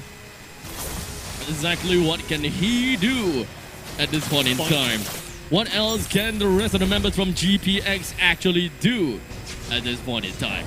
Because Demigods, they are just really all over their heads. They're rampaging. Yeah, they are. And there's really not much the GPX could do other than the fact that they just stick to their lane. Even if you stick the lane, Demigods will force it. They've got Kadita that have this get out gel free card in a sense because she regens from any form of burst damage if you time his skills right. I see also setting up a wonderfully job to lock down anybody that's slippery. GPX right now, I think even farming on the turret is also a lot of pressure if Demigods decides to look at them. I guess this is also going to be another reason why GPX has a tough time because they actually don't have a lot of lockdown within the mid. Locking down, that's going to be mid lane! Taking down the carry and the Minotaur in tow! The damage, Demigods overwhelming, the bombs goes, Mafia and Dawn needs to flicker out. Hikari coming from flank. Doesn't need to, but He better doesn't safe have to. than be sorry. Nah, he could have used the flicker for a lot of a better reason. But unfortunately, in the end of the day, if you're going to flicker yourself out of the Banet's rage, you would want to play defensively instead of suddenly turning tails and wanting to play aggressively. The thing about GPX right now is that they are looking at things in a very defensive side of things. They're not exactly very decisive. Oh no, Solozo. If your assassin can't assassinate a gold laner, I'm very happy about that. Okay, Mid Lane Saja, finally this time, no, he actually slips away. Picks no health. Milo He's gonna chasing him heal. down. Solozo Solo! following him as well. Solo! Solo setting up Solozo. Go! Mid Lane Saja. Solo! No way. Stop doing this. Stop kiting it around. Just go down already. Let GPX SG have that kill. But Demigods, they are unstoppable right now. Hikari the Decimate. One more. Another one. Right underneath the noses. He finally go down. But that's a massive kill over the side of Demigods. This is going to be tough. 9 minutes into the game, and we are looking at about 6,000 goal lead from the side of Demigods. Whoa, no. Solozo can't do anything against a Beatrix, especially since we're looking at him wielding a pair of Nibrus. He's just getting stacked up. Furry Hammer, BOD, Magnific Roar, enough set. Building into a Heart's Claws, rest assured. If Solozo cannot burst down the Beatrix in a blink of an eye, he's going to get punished instead. So I think Solozo right now has to look for other targets. But if you take a look at Demigod's side of the map, which He's other got no targets. He's got no targets at all. He got no targets at all. Look at Kadita. What can you do? Pun. Oh, I thought that was a joke. That was set up to a joke. Oh, you want I to do that completely missed again? that, no. You want to do that again? No, don't need. But all it's clear, Abstract, is that GPX SG, they're basically getting locked down. Demigods right now, yeah, they're hungry for the kills. Now, this time around, they're looking for the end. They're taking down turrets, left, and then all the way down bot as well. Maybe it's just up to how Demigods actually pace out their heroes. Honestly, at this point in time, they don't even need the Lord. They can just keep the Lord until 12 minutes. Wait for the point in time where they can actually have an evolved Lord that can actually charge. Because in the meantime, the middle lane second tier defense turret can be taken down by themselves. And they can just starve out the rest of GPX. You don't have to force a push that way. And you can just go for the GG push just at 12 minutes into the game for the evolved Lord. And it's just 1 minute from now. I like the fact that we just completely gloss over the fact that Solozo was doing peanut damage against Willy the Silly. The regen and the tankiness in that R-Lot is actually getting a little bit tough Annoying. for GPX SG to handle. Demigods take down the Lord finally, but this is not an evolved Lord at all. Look at Willy the Silly. So just playing it out, like I think that Solozo right there is just here for the wave clear. I think that this is really the only thing they can do right now. Clear the wave to ensure that they still have some form of lane priority. Because he's not, technically speaking, the only one that can safely get out of the base, clear the wave, and still be safe at home. He's probably the only one that can do that. So what, he's a split push minion for now? Yes. Okay, I see. Okay, nice flicker. I saw that. Miss everything. Terizla jumping in penalty zone flicker. Gets denied by the bouncing ball. So Nibiru's Passion going to be spraying. GPX goes into conceal. But then again, the wave clear still in the hands of GPX SG. And that's the power of Lilia. Having the high ground. Having that massive wave clear. Mid lanes are just definitely seem as though he's trying to look for something up in here. Being a little bit sneaky beaky like. But doesn't seem like that is going to be the case just yet. But anyways, Demigods, they did get the Lord. However, the Lord did absolutely nothing. Well, at the very least, Demigods push GPX SG all the way back to base. Look. Top side half HP. It's just a small little Lord. Come on, it's not an enhanced Lord. No, that's the whole thing. You shouldn't have taken the Lord if you can just wait it up for 1 more minute for the evolved Lord. You know, that way you won't have the excuse of having a baby Lord. You know, sometimes impatience is the greatest of all virtue, right? Just run it down, you know. W Gaming, literally. We now know for sure that Jace will never be in the history books in the near future. Because he has got words of non-wisdom. Yes. Patience is not of a patience Jace is not of a virtue. 1996. Jace, oh, what was the quote again? Patience is non-patience is a virtue. Did you say Non-patience is the greatest of all virtue. non-patience is the Impatience. greatest of impatience is the greatest of all virtues? Yeah, correct. But I mean, if Demigod basically gambled there, what if, I take the baby lord and then all of a sudden, hey, top side's open, right? That's bonus. I think Demigod was actually gambling about that one, but now GPX, I feel like we've seen this before, right? Yeah, we've seen this before. But like you said a few times, and even to Mr. Kyrie before, that he is what, a split push minion? No, it was Albert. Oh, it was Albert. Albert split push minion, and Yeah. So Ooh. that didn't do very well for your career, did it? Yeah, I mean, big damage coming out from Demigods, not doing very well for GPX SG's career as well. That's also Kadita diving in, using the ultimate just to wave clear. But then again, GPX SG, they're still holding strong for now. You gotta give credit for them holding on and making sure that at the very least this carry goes into this late game carry, right? Okay. So you know how I said that you can just wait 1 minute for the Evolve Lord just now? Here's a joke. Wait for 4 more minutes and you will have... Wait for 4 minutes and you will have an even better Lord. Nobody got time for that because right now Demigods is gonna clash onto GPX SG. Hikari, the Decimate Chain, and Zeus taking 2. GPX SG already 2 men down. They need to defend from this. Demigods right here, they're already knocking on the doors of GPX SG. Even before the Lord is out, they don't need a Lord. They just need sheer impatience to punch down my the turrets God. of GPX SG. Please do not advocate for impatience. That you are such a bad role model, Jace. You are that's such a why. bad That's role why model. I'm not a very good babysitter. But okay. We are 15 minutes into the game. The Lord is now marching in from the northern area. Middle lane is completely beaten and battered. Top lane and bottom lane, that is going to be the next angle of attack coming gone in now. from Demigods. It's gone now. Bottom lane gone. Top side, the only one left. No, it's already cracked open as well. It's going to be Demigod slowly slipping into the base of GPX SG. Sub the house. Holozo actually played this how he clears the way right here. It's going to be Kadita. Oh, actually get caught by the penalty zone. He's trying to escape. It locks down with the carry. The damage dealer for the side GPX SG. Deleted. Demigods right here. Enough said. Work on the core. They take game number 1. Oh boy. GPX, not a good game all the way from the start of the game. Just because of one failed invasion. Unfortunately, I don't think that their team composition is that good for jungle evasions. They don't really have a team that can really make full use of choke points aside from the Fanny. Okay, actually, never mind. I take it back. Actually, their team is pretty good for choke points. They have a Lilia, they have a Fanny. Just the 2 of them is pretty good for choke point. And they even have a Minotaur that have their short little knockup. But The it went region. wrong. It went And the wrong. region. So I agree with what you said, right? It all failed when the Fanny started to invade a little bit prematurely. And this is not the first time we've seen this before, right? We've seen this today, like I think twice already from some of the teams. They thought they got a bit ahead and they tried to hard invade the jungle and then they got punished. Especially in this particular patch where there's a lot of more EXP that you need to earn between level 3 to level 4.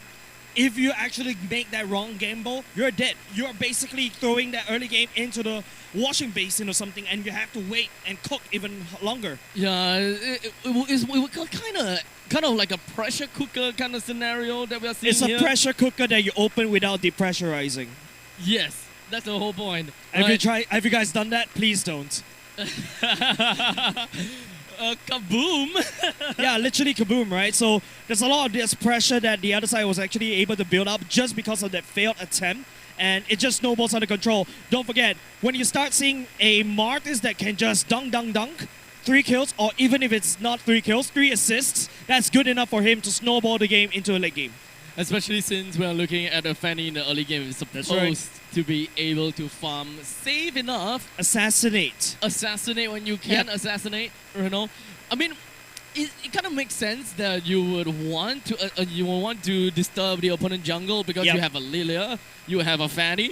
It makes sense, but I think that it all really made worse. It's not because of the fact that they made a mistake. I don't think that they made a mistake. They just got outplayed by Kadita. And Kadita alone. You saw the Kadita outplay down bot, right? Like, it's like what Sans can do. If you guys watch Onyx Esports and MPID, brother can just spam recall and buy so much time. Like, stop, please, stop it. Technically speaking, it's fair to say that Kadita won them the game. Yeah. Kadita has single-handedly won them the early game that allows them to really steamroll all the way to the late stages of the game without much issues. That's correct. Don't forget, the last particular fight at a G push, the Kadita found the carry first. Yes. First women down, that's it. No more damage. His dealer. job is done. His job is done. That's basically trading like a mage for a gold laner, and especially when you rely on a gold lane to have that wave clear because of the first skill of the carry, right, to slow it down. But then again, if the carry is dead, you can't do anything. You can't wave clear anymore. You don't push him power to push the Lord away. Yeah, so unfortunately, we have to go back to the drawing board. That's right. And see exactly what is going to be the next kind of composition that they are going to whip up for themselves. Yep. To be fair, composition-wise, I think that they have their own specific game plan. Their game plan looks fine and dandy, but it's all about... I think at this point in time, it's all about mechanics. Yeah. It's all about mechanics, micro gameplay, and how you can dumb things down for yourself, Yeah. for your team. Lower the margin of error for your team. I feel like it's quite low margin error in terms of execution coming out of GPX, because don't forget, they've got like the carry, you just AA, right? And you're, okay, fine, the Fanny is the only one that has a higher mechanics. Minotaur, technically speaking, just flicker ultimate. How hard it is, because after the buff to the Minotaur in terms of that, but they do nerf that just a little bit more, so not very concerned about that. There you go, GPX respecting that Kadita, bans it away right off the bat. Very respectful. I really do like that. So with the Kadita now out of the game, Demigods is still going to be banning out onto the Lunox. Although I don't really know why he's specifically doing that, but hey, it is what it is. I would say that it is very likely going to be one of the main things that we are looking for when it comes down to Milo? I can't remember. Sleepy... No. No. Milo. Oh, Hey, no, I was right the first time? I think it's Henry So. I think I can't exactly remember anymore, because we're recalling mostly their team, the player name, the heroes, right? Look. All right. They are banning themselves now. Why not? Right. Okay, boys. Remember what I talked about in the first draft? Yep. If your friends are hinting with those particular heroes, you ban it. You ban it right then and then. That's why I would never get my Chang'e gold lane. What? This is like the classic example of just going solo queue and W gaming, boys. yeah, and you are W like gaming. you're like third pick, right? You are third pick, thus first ban. The opponent, your teammate at the top, number one, says that, oh, I want to play marksman, and you're there like, I want to play marksman. You want to play Beatrix ban? You're the kind of player that I hate. I'm the kind of player that as a Novaria, I will snipe my Link's purple buff. Payback. Your team is And I've got even better. I've got even better. Third die with a Lunox, my friend dying a little bit, I go into Brilliance. Okay, that's a little bit big brain. That one's a bit bigger brain. Oh, I've got a better one. This one I saw in real life. Kufra finding the out onto someone, me as a Yin, I out that person that he catch. I saw that in real life, guys. We saw that happened in before. a pro play. I saw it in pro play. We Like, saw it in legit. pro play. I saw it in a tournament. So sad. Oh. But it was fun. No, it's so funny. It was funny. Oh, okay.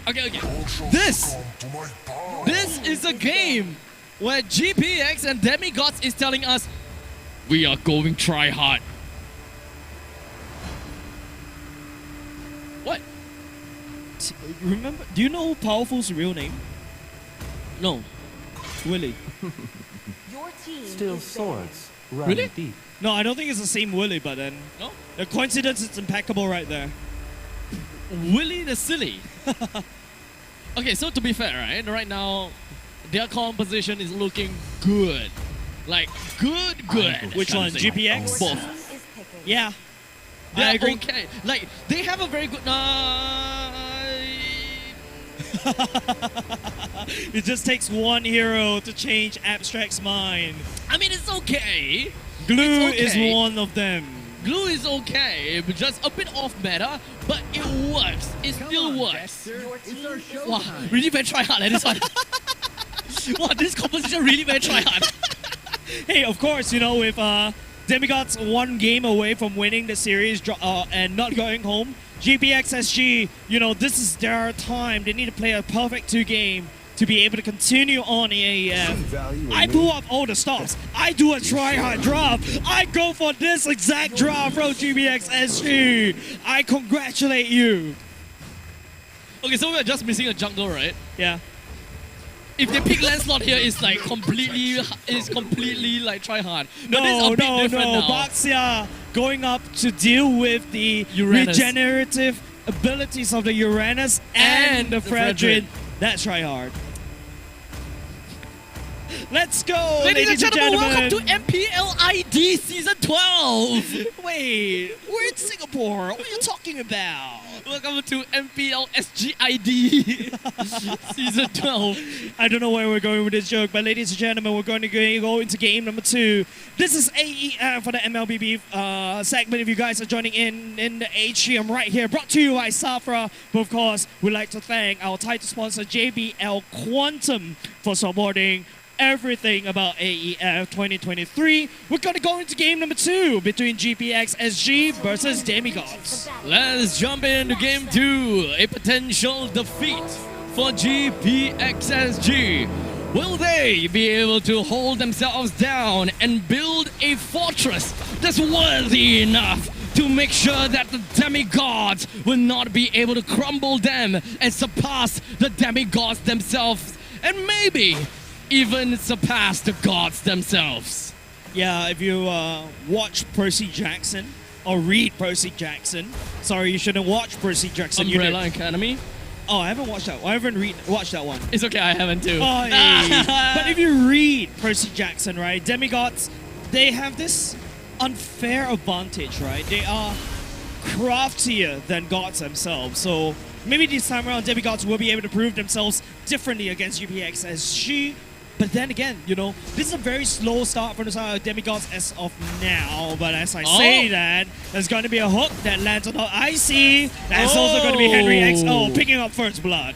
A great turnaround coming in. GPX is the one that seemingly looks like they're having a tough spot. But in the end of the day, the really nice hook and a flicker coming in saved them and gave them quite a bit to work with. Right now, it's just all about, you know, demigods recovering from this, right? That's all because Milo get a good catch. He's going to look for more though. It's all about GPX hook, landing those hooks in order to convert that into a victory. I think that's exactly what they want to try to do. I see bouncing around, slowing down Solozo, but Henry right here outputting the damage, unable to seal the deal up top. So looking at things with a total that is eventually going to be popping down in the bottom lane. Mid lane Saja as well as Willy the Silly is waiting for this next wave to come in eventually for both of them to hit level 4 together. The rest of the members from the side of Demigods seemingly seems to be able to do that as well. As Hikari and Solozo is both fighting for the priority of Turtle, will there even be enough time at all? Right now it's just going to be mid lane Saja coming in, ready, wing by wings, ready to unleash the Fetid airstrike. But then again, it's going to be Willy the Silly coming in for the flank. It's going to be Solozo getting busted down by mid lane Saja. Mafia Don, the Ionic Edge trying to slow, but it doesn't really matter because you're going up against a high octane drop of demigods right here. Henry XO output the damage once again on IC, not good enough to deal with the demigods themselves. We're back to the laning phase. EXP versus EXP, gold versus gold. While for the mage, things are definitely going to be a tad bit different. Fasa is always going to be very efficient when it comes down to the wave clear. But perhaps the Roma will be able to play quite a big part to make things even faster or maybe tilt it to the other side. Demigods Kufra is actually playing onto... Okay, we're just going to hold that thought a little bit. Gonna hold that thought right here. The hook will miss. Milo flickers. Didn't catch anybody right underneath the turret. Second time isn't a charm, Abstract.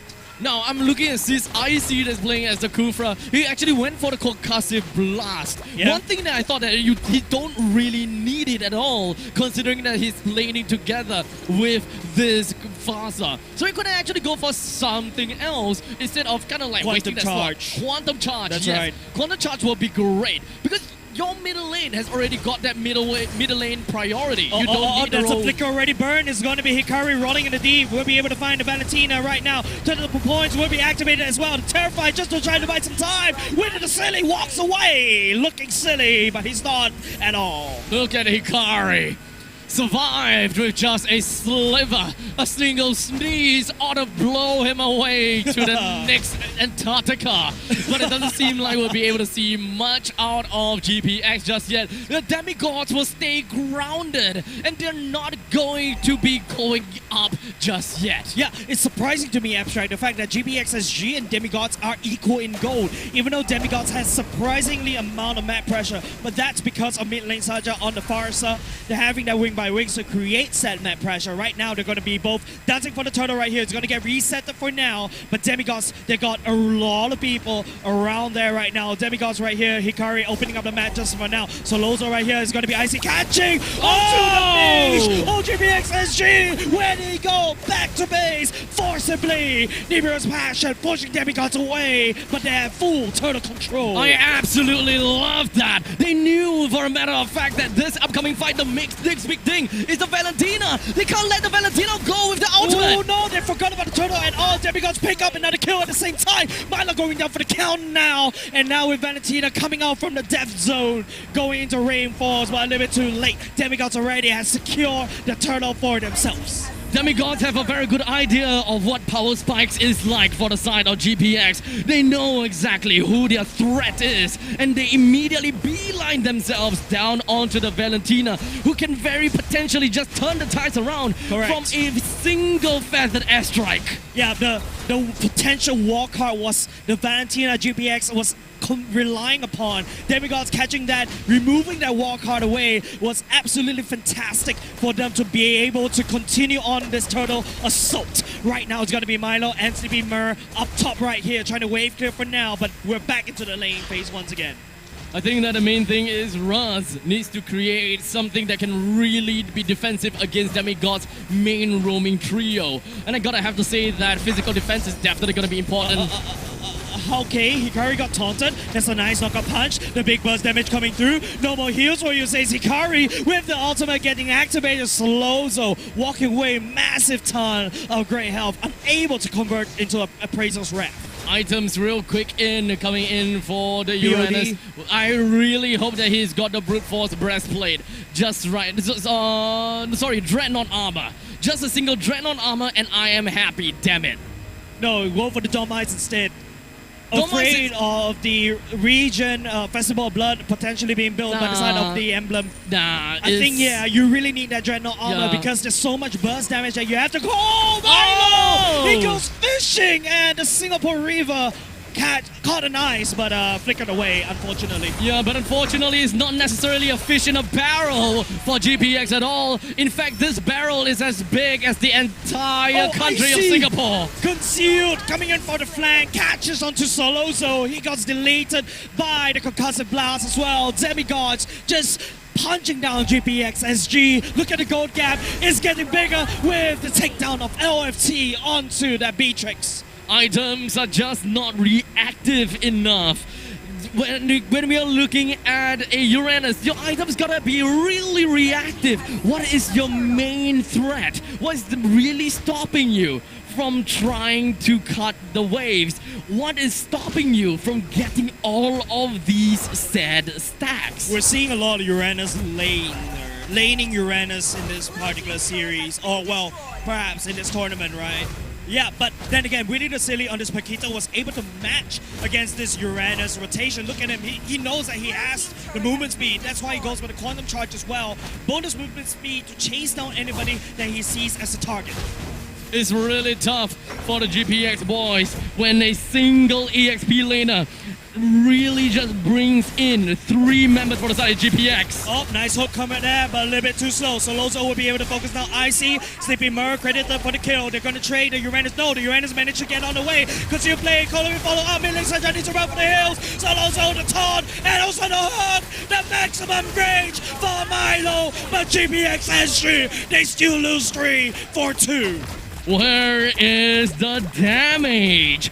That is the question that we want to know. Where exactly the damage for them to actually make full use of the catch potential from Milo? Milo's catching everybody. You saw what happened to Willie, right? Got caught, I dashed away. He doesn't really care. GPX SG, the whole win con was about a catch, but they're unable to capitalize on that win con. So honestly, GPX, they still need a lot more farm. I was really hoping that Valentina will be able to make full use of the potential to really knock people down and deal more damage. But that doesn't seem to be the case. This is not the kind of damaging damage kind of Valentina that we can expect to see in the early stages of the game. It will take some time before they will be able to ascend themselves. Demigods definitely not going to give time on the side of GPS SG. Concealed play already committed, try to pull, but no, so we got to pull. Milo drags Icy once again. This guy's hook rate is insane. And now Uranus! Oh boy, just not a lot of health to work with. I do want to know what his item is gonna go for next. He gotta have to create more space. You look at this Bakido. This guy is creating space. This guy is getting a lot of information. He's always splitting up from his team. He knows his role so well. It's creating such a difficulty for GPX to even respond. This is what I call a filthy, filthy EXP laner. I have no idea whether that is actually a compliment or an insult at this point in time. It's a compliment. It's an implement. Implement?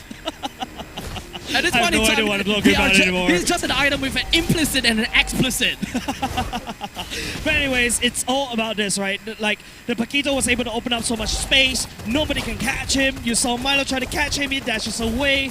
He's unburstable because he got the quantum charge to heal and get out of dodge very easily.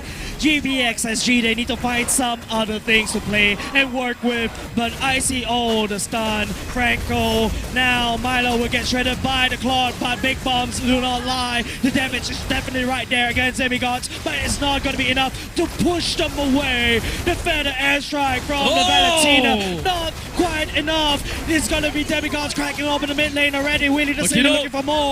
And then the Lord decides to go and fight this Siege Minion on the side. Grizzlad is just going to be moving himself backwards while the Lord is going to be taken down. The entirety of Demigods no longer wanted to deal with this, except for now because Hikari... Hikari, that's not where you want to be. Nice for the airstrike trying to cover. The Brazos Rep from Solo will secure Hikari, but LFG all the way in the back line. 1 dot BMI in the nick of time. Oh, that was huge! That was big coming from Demigods. They made full use of Hikari's death and did not let him die in vain. They knew exactly what they needed to do to find value on top of GPX's value. And that is to go back in with the Feathered Airstrike, or perhaps even with the Blazing Duet. Demigods, they are so ready, even in the most weirdest time possible. 1 dot will be able to walk on the way. Henry back to safety in their base. Demigods right now, the crack open mid, they're just a bit of sneeze away up top and down bot. The Lord coming out in 40 seconds. GPX right now, what is their game plan? GPX, all they need to do, and the only thing that they can do, is to hide. Wait. And wait. Oh man. Okay, That's not how we want to play the game. But this is not a bad thing. When you look at the composition, they are a composition with good wave clear. And not to forget, they have high ground. Hikari is not where you want to be. You were terrified of the woman. But gets out of dodge, a little bit too tanky for GPX to handle, but that's a nice catch. GPX SG, the win con is about catching Demigods right here. 1 by 1, burst him down, move on to the next target. The way that GPX can play is to be non-committal. The high ground advantage allows them to get great pokes onto Demigods before they can even start to come in. The main thing is that you need to get things locking down.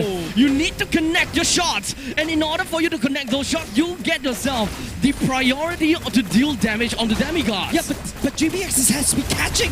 Milo has been catching everybody. You saw Milo caught a rolling porcupine. He got standing right in the mid lane, but then again, he's going to be Windy City fighting Solozo, pushing him away. Demigods will be able to zone the member away from the Lord Pit. GPX SG, they need to try to find this nice start coming in. Windy City pushing GPX all into a fight. They don't want to take. It is not a game the GPX can defend now. Without two of their main frontline defense, they're leaving it all over to the damage dealers and Milo, the only one that can catch. But unfortunately, the only thing they can do... he did not catch anything. He got the siege minion instead. Feather airstrike committed by the side of GPX SG, and mid lane side will respond with the same. The B-Tricks going down. No more damage. No more members to the side of GPX SG. And now Demigods looking for the end with one siege minion.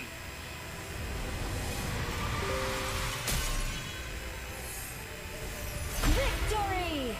And that all said and done, GPX unfortunately will find themselves eliminated from the tournament. And of course, we've got demigods that have ascended and of course been able to prove their worth to be maybe better than gods themselves. It was a solid play coming out from Demigods, right? And I have to give credit over to Willie the Silly. And in terms of credits, I would say that Uranus deserves a bit of credit. 2002. Who was here born into the year 2002? Quite a lot of us. I would assume that we have some, but he's the only one that has managed to deal any form of damage to the turret. And honestly, coming in from a Uranus, that's not good at all. Like, you're not supposed to deal damage to the turrets per se, because you're supposed to open up the map and try to work whatever that you can over to the rest of the map. Abstract, I pause you for a little bit. I know you're an XP laner, but Yes. as a gold laner myself, the Beatrix unable to reach any form of the turret damage, all because of Willie the Silly creating so much space. Icy is always there, Hikari spreading damage, and also map pressure all the way to the goal lanes, making it very hard for the Beatrix to do anything at all, even though Beatrix is kind of like a broken marksman, if you ask me, right? It is. So unfortunately, we haven't really seen a role model Uranus coming into play. Everybody we've seen is a laning Uranus. Yeah, so not Try exactly... cut the waves, boys. Try cut 2 waves. Do what Sync did in one of the MPLs. It's actually really tough for you to die even at level 1. It's really tough for you to die. And here's the thing: when you cut the waves, you actually give your teammates so much information. You cut the wave, and you immediately, number one, know for a fact if there is a roamer around their bottom or the top lane jungle. You know if whether the jungler is starting in the purple or orange. And from that point onwards, you are able to make a move. So basically, what I'm trying to say is cutting away from the Uranus is a very good idea, especially if you guys want to try to play the Uranus. This is exactly what you want to do. And, you know, if someone responds to you and eventually kills you, hey, you're just a Uranus, right? You can come up back alive, but that's a lot of pressure alleviated over to the goal lane. The goal lane can farm even safer or even play even more aggressive, exactly what I like to do. We have to also remember that EXP laners are disgusting players. We are position 4. It is okay for us to die in the early game. Why? Here's the thing. You don't lose anything even if you die early game. You are still gonna hit level 4. That's right. Almost the same time as your opponent's EXP laners. Because EXP laners don't really require gold, they don't really require items. That's why they're relegated into the EXP lane. They rely on time and EXP to hit the level 4 power spikes to basically output all the damage in terms of their ultimates. I agree with you on that. And that's why if the EXP laner can be a filthy EXP laner, you're doing your job really well. So in other words, if you want to be a good EXP laner, be disgusting. Okay, you have to understand why I say this, because as a gold laner, the last thing I want to see is a Terisla penalty zone flicker to the back line. I am the back line, alright? So that's why I hate you guys. Lapu Lapu, Bravest Warrior, into the back line. I am the back line, right? The Yuzong goes into the Dragon to find me, just to find me. I am the back line. It's funny how we are always a duo, but in terms of gameplay, we are against one another. Yeah, I'm the EXP later. that's exactly what we're talking about. But with that said, ladies and gents, we're going to go into a short break. Don't go away. More MLBB actions coming right at you for AEF 2023. Take care, guys.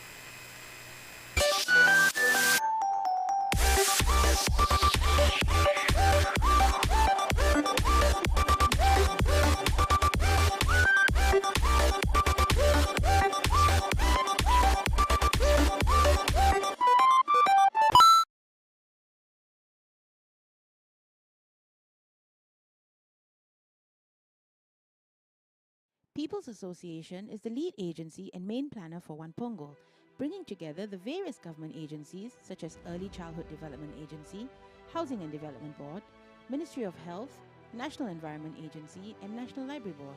One Pongal is an integrated lifestyle community hub serving residents of Pongal and the Northeast. Facilities at One Pongal include a community club, a library, a hawker centre, childcare and elder care facilities, as well as public spaces and play areas for residents and visitors to enjoy. The 5-story building also houses a multi-purpose hall for performances and gatherings, futsal and basketball courts, culinary and music studios, and is located right next to the Samki LRT station. The aim of One Pongal is to bring everyone together by creating a vibrant and energetic community that thrives in a sustainable environment. DP Architects, the architect for One Pongal, shared that one of the key design features of One Pongal is its central atrium known as Celebration Square, which connects all 5 stories and stakeholders. User is at the heart of everything we do at ENE, and the most interesting aspect of this project was One Pongal's drive to bring everyone together. For this project, we deployed technologies such as AV over IP and wireless control, ensuring that the systems are both user-friendly and future-proof. The One Pongal project was in the smack of the COVID-19 pandemic, and due to this, our teams had to navigate work restrictions, manpower challenges, and various supply chain issues. Our years of experience and commitment towards delivering for our clients and to their requirements and deadlines meant that despite these unique challenges, our team was able to successfully complete the project on time. Throughout our 71-year journey, we have been blessed to be part of Singapore's nation-building efforts, having been involved in projects such as the Esplanade Theatres, Singapore Sports Hub, and many others. We are indeed honoured to continue this legacy with One Pongal.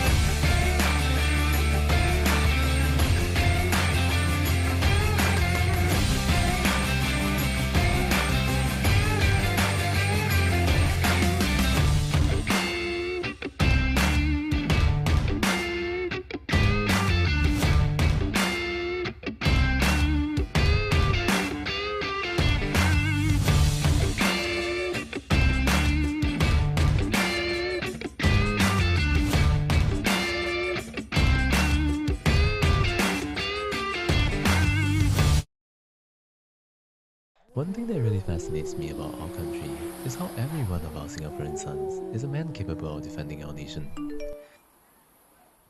Each with his untold story. I enlisted in January 2019. I don't think many of us went into it ready, we just sort of went with it. I was skinny and timid since young, and the idea of soldiering was just intimidating. Yet 3 months in, I passed out basic training. 8 months in, I earned my chevrons. 11 months in, I became a guardsman. Before we knew it, it was time for goodbyes. As we hung up our uniforms, tucked away were also the stories that we wrote with much pride. We all just sort of got on with our lives. Some went on to work, some went on to further their studies. Others might not care, yet every now and then, we still look back on those days. Warming ourselves one matchstick at a time because it was so cold out in the field in the midst of a storm. Singing our National Day songs because we miss home when we were training overseas. Even with our active days past, regardless of vocation, regardless of service, we will still stand ready. This is my story. Hear our stories. Hear the stories of our Singaporean sons.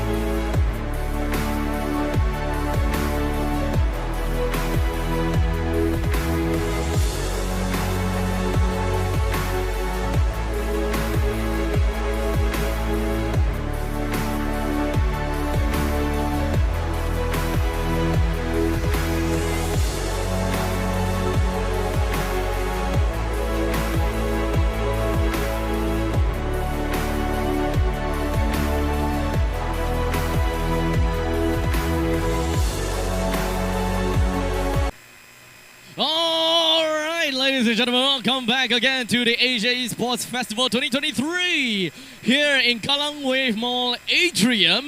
We right. have what? That's right. That's right. We have that's right. We have that's We right. have a lot of that's right, but of course we also have that's left. And of course what's left for now is... I'm sorry. That's left! What? What's left right now is that we also have another team. It's going to be Team Chi-Yoon going up against Moonlight. And we ask the question, who is Chi-Yoon? back to the question again. Yeah, back to that Back- question that we asked last week. Once again, it's Kazuya, you know, another community player that's really, really strong as a roamer. How many headsets already? 12, I think. 12. 12. Too many around that. headsets. Yeah. And I think you'll be walking away. I think 10 of the same brand. Yeah, but then again, you know, speaking about headsets, JBL Quantum is, of course, one of our title sponsors as well. Amazing. The best part is no more hot mic problems anymore. And if you guys know what I mean about hot mics, yeah, we casters also experienced that before. Time and time again. Time and time again. Yeah, that's why we always say we're live. Yeah. Your team is picking. What? We do say we're Yeah, live. we do say that we we have are to live. tell each other that we're live. Yeah, we're live. But then again, Team Chi-Yoon doing exactly what I would do, you know, banning away the marksmen, banning away the brutal, bans away the Franco as well. They know what's up. Team Moonlight, on the other hand, bans away the Kadita and the Paquito. We saw Paquito was playing. Oh, that's Wolf! Wolf's an X. And there's also someone from FFE and Stellark. Wow. Oh wow. Okay. So, oh my goodness gracious. Xborg, let's go. Okay. Let's go. Depending on how this draft goes. Among the planes Okay, exists um, equilibrium. AOE Zone Denial is the name of the game for the side of Team Moonlight. On the other hand, Team Chiyun will be going in for the Fragment Your team is picking. Claude as well, so that they don't stack onto the AOE damage. I like the Khalid pick coming out from Closer. Don't forget, Closer was a sub for RSG SG, taking a leaf out of Diablo this time round. But a Khalid is a good counter against the next board. Okay, so here's the thing, right? Right now, what we are looking at from Team Moonlight is that a lot of their heroes deals damage, deals multiple ticks of damage, right? DPS. No pun not, intended. not, but okay, multiple If you ticks guys of get it. damage because DPS is a little bit different, right? But multiple ticks of damage, and there is one hero that takes advantage of multiple ticks per damage. Uranus. Yes. So just by having a Uranus in the team of Team Kiyun, that guy will be hands down unstoppable. Actually, on the other hand, Uranus is not a good idea for the side of Team Chiyun because they've already selected an EXP laner. Okay, no. Unless, no. no. You can roam Khalid with roam or Khalid. no. You can. No, You Khalid can. mid lane? You can. No. You can. Please Here's don't the give thing, these okay, people ideas. Listen. Okay, the current meta, I try. The current meta, what you're looking for is EXP laner that goes in to tank and catch, right? Your your roams nowadays are good at clearing waves as well because you always pick up things such as the what's that thing called, concussive blast, or you have the bouncing ball, or you have the slam coming in from the side of the Franco. So generally speaking, wave clear. That's looking on. Yeah, fight Team that. Chiyun has a good wave clear, right? Khalid can go wave clear, slice. Where is Everybody Uranus? dies. There's also going to be the Edith that's providing you the catch and the damage going to the late parts of the game. Team Chiyun, this is a very explosive team in terms of the damage and the tankiness department, right? And they've got solid engages in the Khalid Raging Sandstorm or the Root Sandstorm, and also the Edith as well with the catch. Team Moonlight, on the other hand, they're playing it very defensively. That's an Angela, that's a Martis, that's a very AoE-centric team going up against a very highly unga bunga, like what you like to say. So they generally have very similar game plan, right? Yeah. When we are looking at for the side of Team Kiyun, they do have a lot of catch potential. We're looking at Raging Sandstorm being one of the initiating capabilities. Or we can the Edith Flicker. Yes, Edith Flicker, you have a lot that is in your midst. In the meantime, we can also see the Fredrin to go in as well. Yeah, that You could be have a the thing. damage coming in from the Faramis. Let's never forget about Faramis' good amount of damage. Yep. Let's also not forget about the diving Nether capabilities. Realm, right? Now they changed. Instead of Call Altar, it's now Nether Realm. Really? Yeah, that's the ultimate. Merkel was talking about it in the chat. Oi! Nether boss. Realm now? Yeah. Is it really called Nether Realm? Yeah. I show you the chat right here. I show. Wait. They call it Nether Realm. Yeah. They changed I the know names. that Kadita's Ocean Correct. Oddity has Correct. been changed to Ocean Ode. Yeah, correct. They changed the name. Wait. Why are these stuff never told us? No, yeah, We we were were never never in the patch told. notes. It was Yeah. never in the patch notes. Do you guys know that Cult Altar has been changed to Nether Realm? Well, Jace is looking for the chat. I'm trying to look for the chat, guys. Yeah. Oh, while that is happening, well, we're just going to be looking at the rest of these There. lineup. Okay. Nether Realm. Nether Realm. Yeah. That's Oh my Nether Realm. god. Yeah. Okay. That's And instead of Wave of the World for the Bruno's ultimate, it's now called a Worldy. Worldy. Definitely rolls off the tongue, right, boys and girls? Wave of the World. Okay. Worldy now. But at the very least, I'm so glad because of the Neymar skin, the Bruno's time, the voice acting is not very annoying. Like there's a couple of heroes that has the very annoying voice lines. Bruno is one of them. If you try Bruno with its original skin. I'm at the top of the world. Exactly. And he screams. He screams right in your ear. That's why I always play ML without sound. I always play it without the BGM. not sounds, but without the BGM. Play without sounds. Okay, you are weird. But Yeah. okay, looking at the rest of the team. Oh no! Oh no! I like how Kazuya is just nonchalantly tossing side for Soul Eyes, and then the Appraisal's Wrath from JH. Who says that MLBB can't be funny? Just by looking at a person being completely flipped can actually be a really entertaining thing. Yeah, it's so non-committal, and it's like Side of Soul Eyes just walks on into it, and he just flipped it over. It's just This so funny. guy can be amused by almost anything and everything. Yeah, like one of my friends were talking about it, right? Like how I can be amused with someone pouring water into a 1 liter bottle. Hey, you're laughing at it. You're laughing at it. You see, you're laughing at it. But think of which, that's going to be Izumi going in real one motivation. He's definitely not laughing at that. Angela getting taken down, and then the slice and the dice are closer.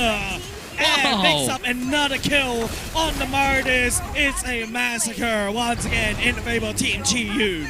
And 2 minutes and 33 seconds in, the first turtle has been taken down. And Team Moonlight is not looking good at all. The times are dark, and they are literally sitting under the moonlight as JH very easily has managed to take away the pop-up buff right under the nose of Team Moonlight, and they have nothing that they can do about it. Yeah, JH also played in the MPL qualifiers as well. His team didn't make it, unfortunately. But then again, hey, Team Chi-Yun seems like, they are a very stacked team that knows what's up against Team Moonlight. Literally, unable to dance around the turtle like dancing in the moonlight, they have to try to figure out another win condition. A little bit of a Moonlight Sonata kind of thing, I suppose.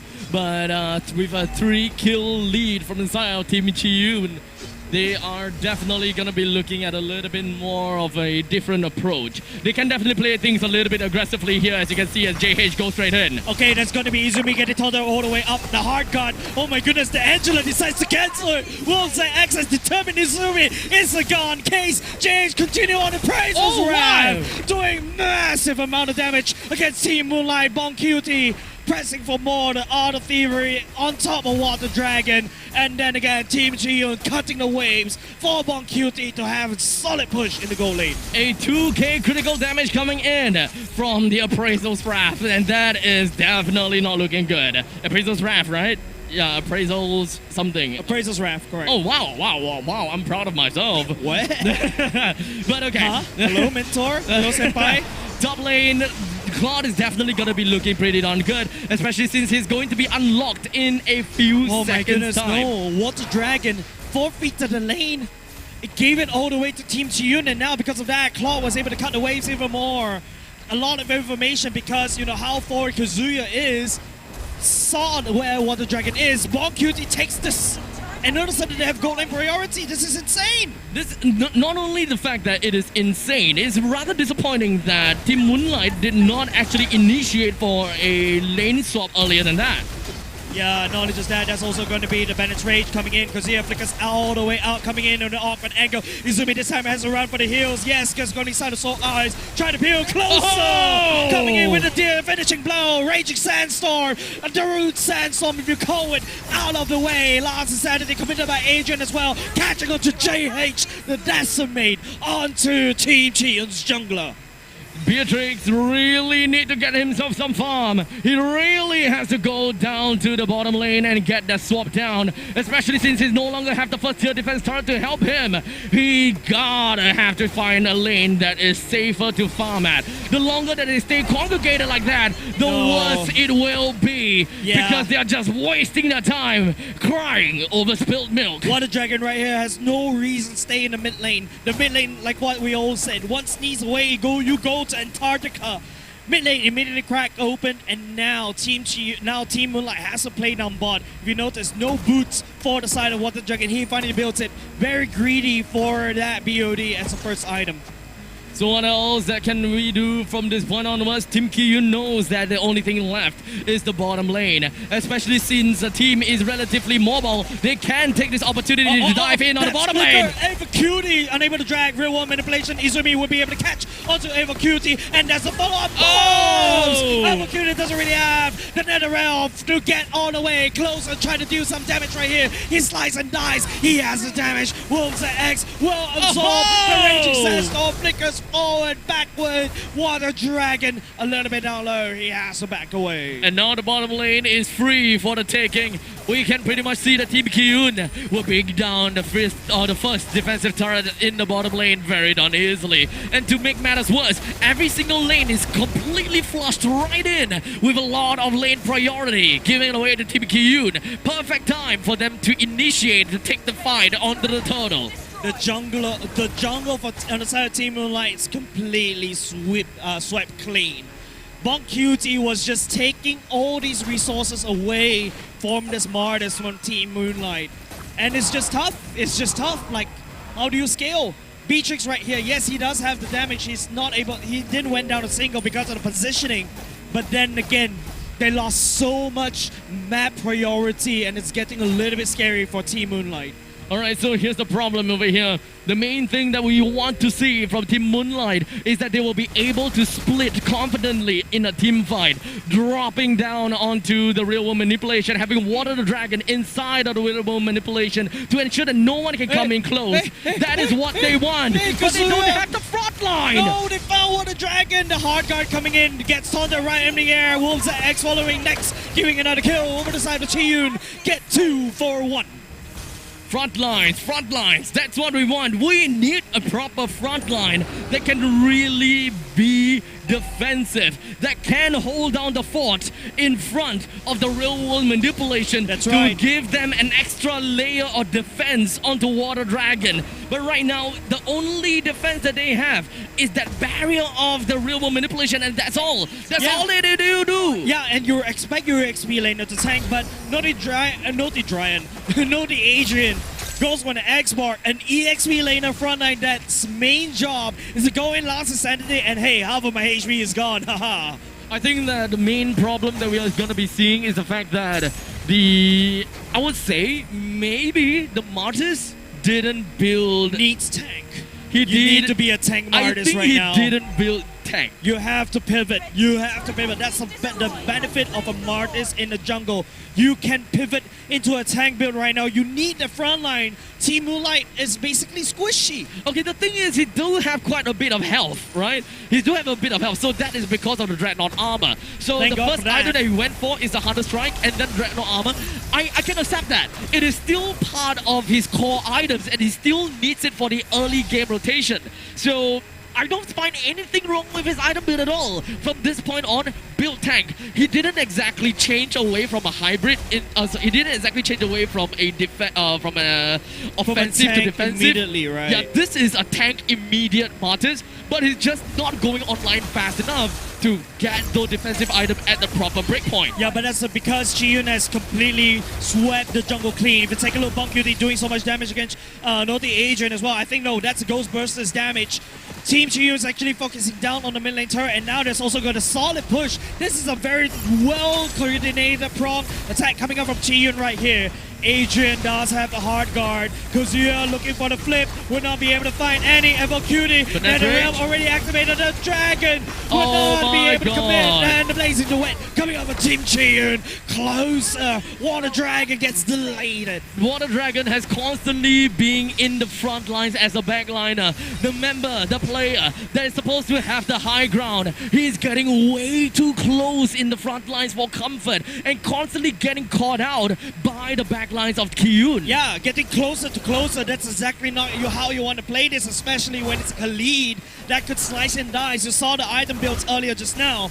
Went straight for what? A Blade of Amnesties, C. Halberd, and now with a lethal ignition as well. There's so much burst damage that closer can do.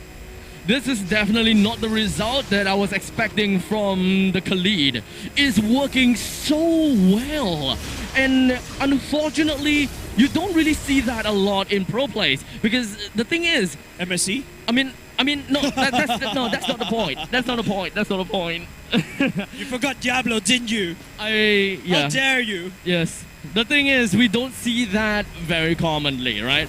Because most of the time when we're looking at EXP laners, their main job is to be annoying. The main job is to soak. But when we are looking at closer, when we are looking at a composition like this, where even the EXP laner stands a chance to be position 3, this is where you really need to understand what kind of goal priority the opponent is trying to put. Abstract, if you're an EXP laner and you're this Joy, and if you can be pause 1, I'm a gold laner, I'm gladly giving you the pause 1. I'll just be the turret taker then.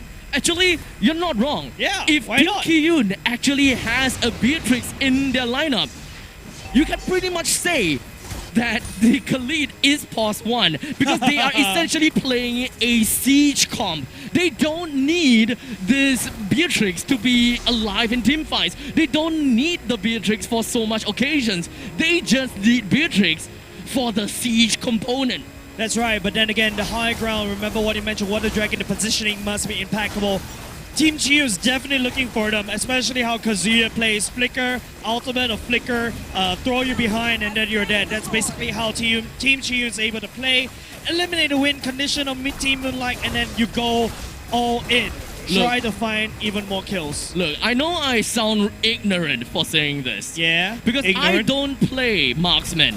Whenever I'm looking at Claude, everything that he says and everything that he do is just yes, yes, yes, yes, yes, yes, yes, yes. That's the skin. That's the, I think no, that's the blazing, No, every single hit that he makes. Yeah, it's a skin. Yeah. It's a skin thing. So, right now, the only thing that's in my mind right now is yes, yes, yes, yes, I can't believe you picked out that detail. I saw that detail earlier. I'm like, oh, interesting. I never knew that's a thing. And you call yourself a marksman. Hey, I don't have that skin, alright? Poor. Oh, wow. I got the MSC 2021 skin. What are you talking about? But then again, it's going to be, Team Chiyu knocking on the doors of Moonlight once again. JH finding a bulwark all the way up top. No, the Adrian doesn't really care. He doesn't really care. JH doesn't really care about Adrian's damage to X-Borg. The main lane's already cracked open. The Lord is still alive, though. Wolves X has to go in.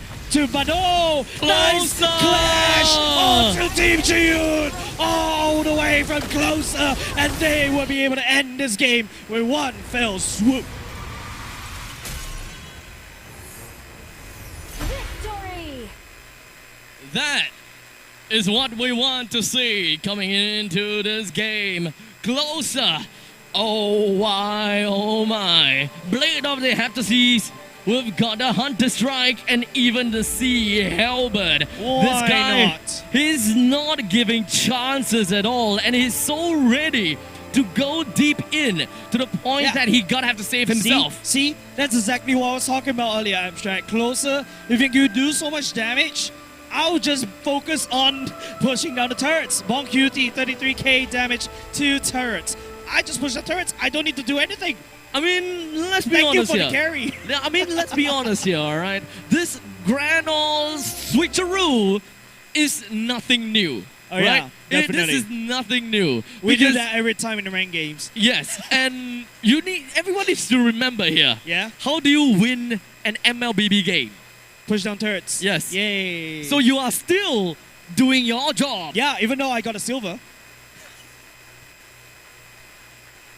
Medals means nothing. I'm sorry, Bong. Medals means nothing. But of course, the worst, it all boils down to you losing EXP priority, right? And then after that, you lose the turtle priority. And MLBB in this particular patch is like one of the most, I say this all the time, right? It's getting more balanced and balanced by patches. Okay. All right? Okay. You agree. Yes, you agree with me with that, right? Yes. You're just saying yes for the sake of saying yes, aren't you? Yes. Oh, the Claude. Took me a while. That joke flew over my hair. Very bold for you to say that when there's literally like a tower. Yeah, it's actually a little bit slanted right now. Yeah. Tilted, I would say. Yeah. Pisa. Living Tower Pisa. But then again, it's going into game number 2. Right now, it's all about how this team will be able to play against our dear little Kazuya, right? It all started from that one flip. You saw the Martyrs just getting flipped, and then everything just ends right there and then. It's about the game sense of the roamer, and that's what makes it so really nice. And now we're just going to be moving on over to the next game real soon. So honestly, it is definitely quite tough for Team Ki-yoon to actually lose out in a game number 2 because of what they have displayed so far. But And their experience and in their last experience. week. And obscene amount of headsets that they have. But I do want to see an upset. I want to see... me too. I want to see Rayan fail. I want to see Kazuya getting humbled for once. Yeah. Well, we see you getting I humbled want in to see MPL. Ki-yoon fail. I want to see I want to see Kazuya not being able to do much in this tournament. I want to see Kazuya not be able to win another headset. How does it That feel? would be a running joke right now, ladies and gents. In the meantime, we're going to go back into the draft. Ladies and gents, Team Chi-yoon getting first game. Moonlight Knight right now needs to adapt. So, game number 2 between Team Ki-yoon as well as Team Moonlight. We've got a Franco that is going to be tossed over to the banning pool. I think that Team Moonlight is understandably going to go for some respect ban. But the question is if it's going to be an off-meta respect ban or a meta respect ban. Because there could be a chance. Could be a chance that they are going to pull off banning out Khalid. I think that will be fun. Yes? I am the priestess of primal lightning. Sorry, I'm actually the thinking hunter of about all that. the evil gods. I feel like the Khalid was a good response over to the Xbox. It was not more of a Khalid problem. I feel like it's just the Xbox response. You see an Xbox, you pull out a Khalid, right? So EXP diff. Yep. I see. Come on, it's closer. All right, it's closer. We know this name tag. We know closest name tag. Yes. Yeah, we do. But Oh wait, Kaja. Okay, so this a joy. This is going to be a joy. Team Moonlight, you okay? I'm saying a little bit too much, but yeah, right here. But Team Moonlight is opening up a lot more. Apart from the joy, yeah, I'm sorry about that. But then this is high. It's not high just time. that. It's not There's just a that. lot of things. If you watch MPL PH, you know which team likes to. Okay, no, I take it back. Which one? Blacklist. Blacklist standard ban. This Okay. is Blacklist standard ban. It's all pick off, right? Like it's all single target It's pick off. all pick off. It's all suppressed. Yeah. Because what they want to prevent is people locking down onto the Fredrin / Barats. Oh, okay. Oh, there we go. There's going to be Team Moonlight. There's also going to be the Fredring being picked up by the side of Team Moonlight. Not the Adrian goes back to the Xbox. Question is Team Chi-yoon going to show us something different? Would it be not a Khalid this time around, or would it be something else? Even though Team Ki-yoon ban out these suppressive heroes, it doesn't necessarily mean that they will be the one going over for Ube. Because Team Moonlight can Ube as well. Yeah, definitely, right? Like the Roma is not being selected by the side of Team Moonlight. They have decent frontliner for the Fredrin, and don't forget, once you know your EXP laner that's supposed to be frontlining decides to go Unga Bunga with your last Insanity, you can heal him up all the way back. So honestly, we shall see how this is gonna be like for now. Fasa, I like that. I like that. Okay, I wholeheartedly like that. The Yep. only thing that Team Ki-yoon is missing out. What? You don't like that. There's a Kadita on the other side. Sure, I don't mind. Huh? I don't mind. It's a good counter against the Farsa. Yeah, I don't mind. I still get the value that I need, which is to be able to get ahead of Kadita. It is all about In the terms of the roaming. early game rotation, In terms correct? of early game rotation, your team is the one that needs to get that sustainability throughout the early, mid, and the Okay, late. but then again, you have a good early game. Rest assured, give You it over to may Izumi. be able to get this good mid game as Correct. well. But then again, if you take a look from the side of Team Chi-yoon, right, you got closer on the Raging Sandstorm that could just cancels your ultimate very easily. So that's something that Team Moonlight, if you play this Farsa right, I give it to you. I think at this point in time, it is a lot of pressure under the Fasa. Definitely. Fasa is going to be very difficult to play. Definitely. However, if you're able to play it right, Whoa. He's going to turn the tides around. Whoa, Kazuya. Kazuya, the resemblance is uncanny going in. welcome to MPL SG Season 2. No, it's MPLPH. It's Blacklist. It's Oh, wait, it is Venus. Oh, yeah, it is, It's it Matilda is. Airlines coming in for the side of Team Chi-Yun. Yeah. It's one more thing. It's one more What? hero that the Farsa needs to look out for as well. So that's a lot of things that a dear little birdie lady needs to look out for. It's our showtime. So you're telling me that a bird needs to be afraid of another bird and a tornado and A sandstorm. what do you think tornado means? Isn't oh wait, Kadita's a whirlpool, bro. Yeah. Yeah. Whirlpool, yeah. But where did tornado come from? Hello, desert tornado what? Come on, it's Khalid raging is sandstorm. desert tornado what? Raging sandstorm, no? Sandstorm and tornado same lah. Okay, to be fair, tornado is more towards Vale lah. Okay, What? we'll give it to that. Okay. What? The thing is, his skill name is Desert Tornado. Desert Tornado.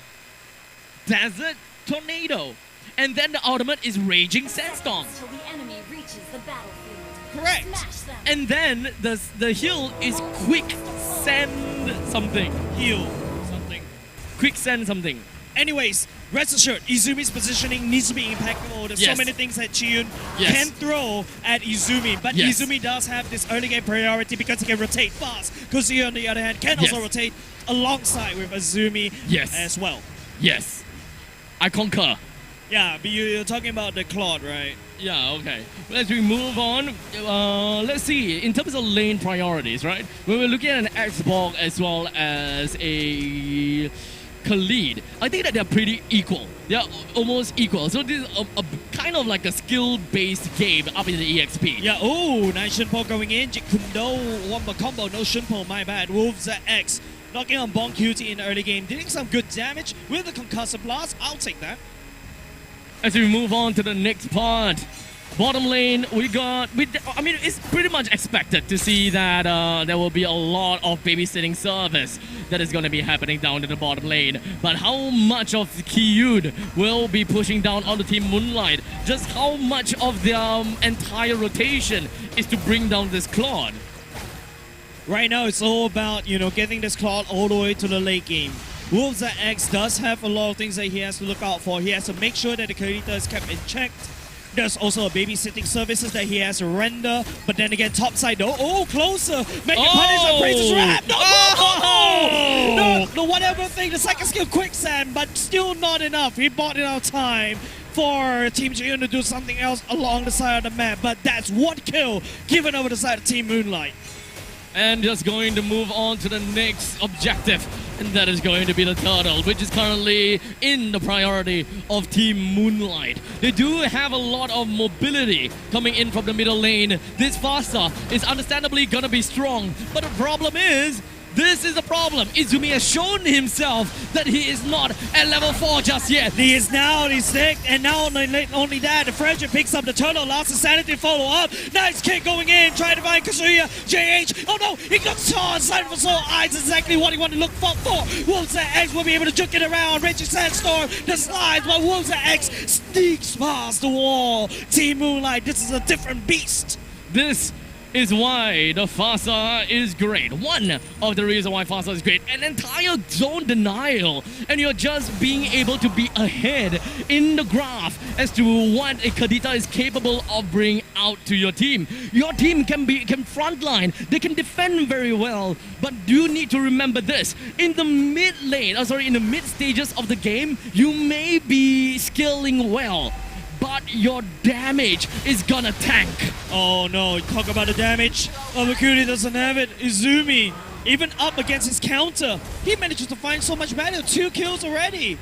You need to get a lot more than just kills. You need to get one person to really bring your team into fruition. Water Dragon it's nice to make Water Dragon farmed up.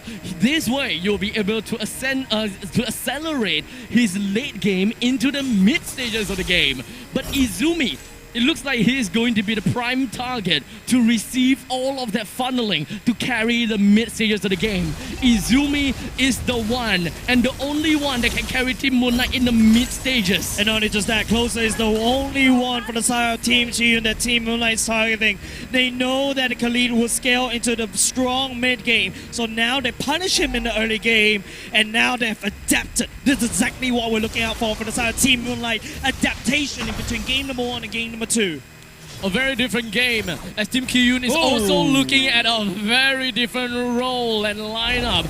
I'm not exactly sure what was that and what's going on, especially when Team Kiyun, they don't really have a lineup that can come in to help the Martyrs, especially since the turtle is coming up. That is just plain pure mistake coming in from Kiyun. Right now, Closest unable to gap close in terms of the lead. Right now, Naughty Adrian was able to get on with the lead in a better way in the EXP lane. It's all because of Side of Soul Eyes unlocking all that. Right now, maybe they could try to make some play. Izumi, oh no, Executed doesn't really have to follow up for the damage. Right now, Team Chiyu may be in smaller trouble, but they are still trying to force a fight. But it may be the last insanity. JH walks away, but Naughty Adrian flickers forward for the flamethrowers. An ultimate for an ultimate coming in from the mage. But remember, this can only last for so long. Once we have reached 10 minutes into the game, the only thing that we should be looking out for is our cutie as well as Kazuya just constantly just beelining over to Izumi. The moment that they do that, Izumi has lost all of the investments that the Team Moonlight has given him. So they are supposed to put more gold over to Water Dragon. They need to enable Water Dragon. They need to unlock Water Dragon, not to invest in Izumi instead. But I feel like Abstract, but hold on a second, I would say that that's a kick going in for the Azrite to follow up. The Bennett's Rage coming up upon QT, unable to do up with the damage. Team Moonlight still picks up the roamer from the side of Team Chiyun. I'm not too sure about this because Frederick has got a lot of farm now. He's got a lot of kills, but he can tank, yes. He can deal damage, yes. But is it enough for mid lane? Sorry, is it enough for mid game? I feel like it's good because all you have to do is you want to try to slow down on the Beatrix scaling, right? So that Water Dragon will be able to get to there even faster. Side of Soul Eyes taunting Evercutie up, but he's able to heal that all the way up. But then again, Team Moonlight, because of that, you talk about unlocking Water Dragon. He's already unlocked. Bottom lane already cleared. That is all great and dandy. This will allow the Claude to either join into this upcoming fight. Oh, Evercutie! Izumi dodges the wing, but the damage coming up for Evercutie with the wing by wings. And with that, bought enough time for Team Moonlight to deal and take down Evercutie and also the jungle. Now Team Moonlight has pure turtle control.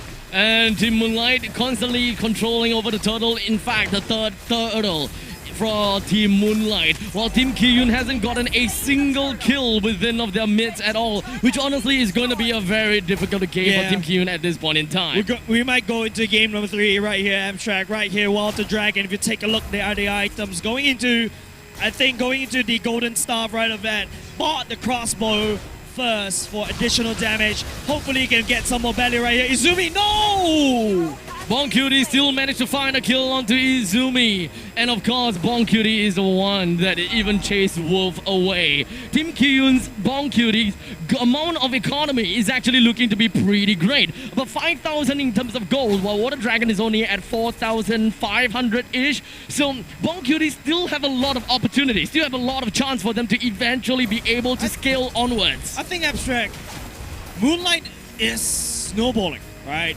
Rest assured. I wouldn't say that. I would say that because Izumi going to the late game, the Feather Astra is going to be even coming off cooldown even far harder. Wonder Dragon is a late game monster, it's a Claude as well. And don't forget, with the front line being held down by Side of Soul Eyes, this is a very different Team Moonlight as well. Dude, Team Moonlight has 10 kills. I would consider Snowball the moment that they take the first tier turrets all the way down and their own first tier turrets are still standing up. I will call that snowballing while they still have gold advantage. Because here's the main thing, they need dominance, they need map control. Map control, but Kazuya, Blazing Duet will be able to save on that. Closer coming in, trying to flicker. Oh, the Dragon!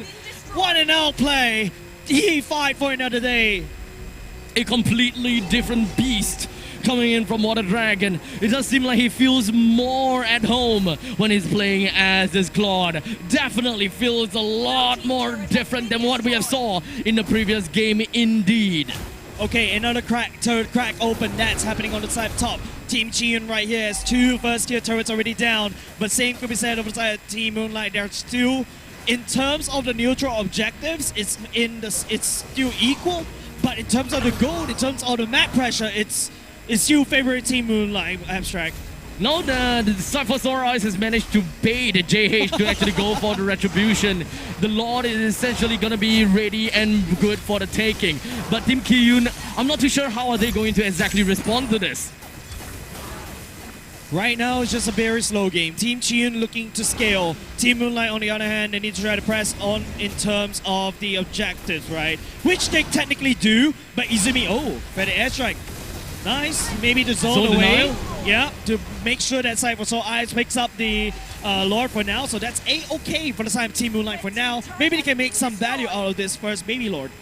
I would say that they definitely will be able to get some value in order to bring down the second tier defense turret. That is going to be the goal of this Lord. If they are able to get that, it will all be great and dandy.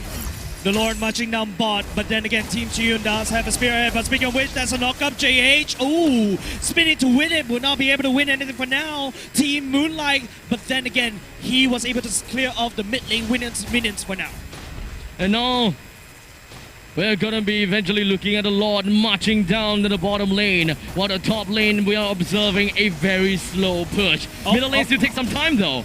Oh, that's a lot of resources converted over the side of So Eyes Wolf to X will miss. That's also the Raging Sandstorm. He caught Cho right here. It's all up to our Team Chiyun to make it work. Evercute picks up the Roma, but then again, the Lord still pillaging down bot. Completely rampaging the entirety of the bottom lane for the side of Leonard Dawn. Kazuya finding himself at just a sliver of health. Really close, but the main thing is that he still stays alive to see another day. Mid lane turret for both these two teams is still up. We're already going to 11-minute mark right now, but as I say that, Team Moonlight, with the help of the Super Minions, managed to crack that open.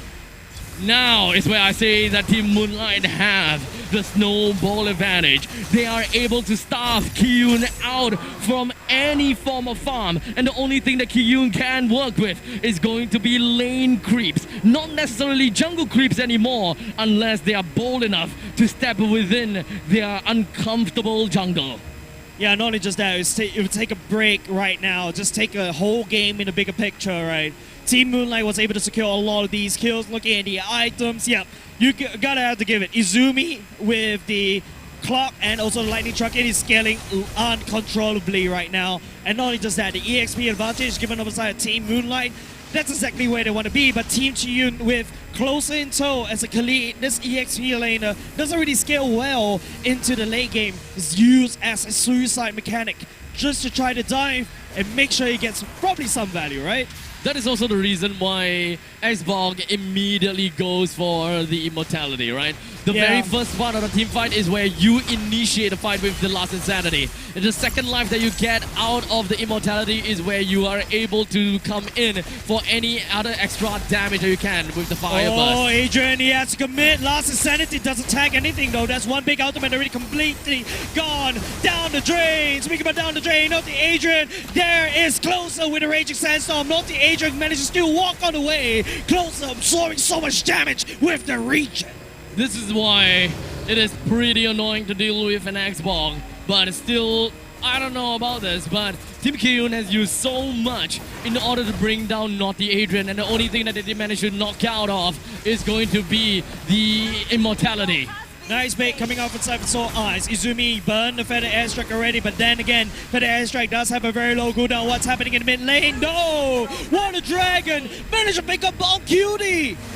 And now Izumi even makes his way into the middle lane. The rest of Team Kiyun would unfortunately have no other places to go. Like I said before, the only thing that they have is going to the middle lane, second tier defense turret, and try to farm the waves. Abstract, we're going to game number 3, ladies and gents. Team Moonlight play this right. This GG push, if it goes right, ladies and gents, we're going to go into the game. First game number 3 of AF 2023. And potentially even have the first sweep that we are going to be expecting to see as Izumi pops off with the wings by wings. No, that's a Feather Airstrike. I was expecting him to get even closer for that. Nah, no pun intended, closer. You don't want to get close to that. That's also the advantage rage committed by Bon QT, trying to stave off the aggression. But Team Moonlight, they still take bottom lane though, and that's before the Enhanced Lord coming up top. Well, technically, it is a Luminous Lord. Oh, Luminous, technically. Yeah, it's like... Not Baby Lord. Yeah, not Baby Lord, but it's Luminous, but not evolved. I'm putting it on my mic for a while. So, for now, Team Moonlight, they are ready for what the Lord is preparing for them as he just goes and marching in from the top lane, ready to pillage every single thing that Kiyun has got within of their grasp. And the Lord raises his trident and crashes down on an inhibitor, and Moonlight starts. Moonlight looking for a pickoff right here. The Lord cracks open, the floodgates open for the side of Team Jiyun. The core will get punished a little bit. Wolves are actually look for the pickoff right here. Executing Buzz will not be able to find Izumi Wonder Dragon right here. It's gonna be our Team Moonlight. Places his eyes, still alive though. But Team Jiyun managed to defend this first wave. What say the second wave though, Abstract? Oh, I don't think that's gonna be the case, but Wonder Dragon trying to end it desperately. But he whiffed! Oh no, closer! Coming in, slicing Wonder Dragon in a nick of time! They were desperate, but unfortunately the rest were not desperate enough. Water Dragon is the only one that's seen trying to knock down at the core, but Team Kiyun stayed resilient and they stayed persistent. They managed to defend their core even though we're looking at a barren wasteland. Massive defense by Team Kiyun. They're still not all of fight just yet. It could have converted into a GG push or even perhaps a comeback for the side Team Kiyun, especially when it was so close to a game number 3. But it doesn't seem like that is going to be the case just yet.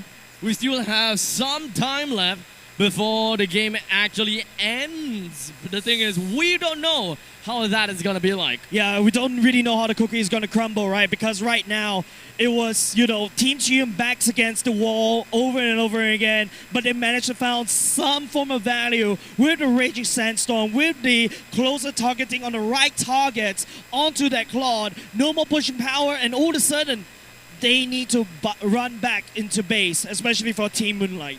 Ironically, I know how a cookie crumbles. What? It crumbles, right? No? It breaks. It just like kind of fall into flakes. No, it folds.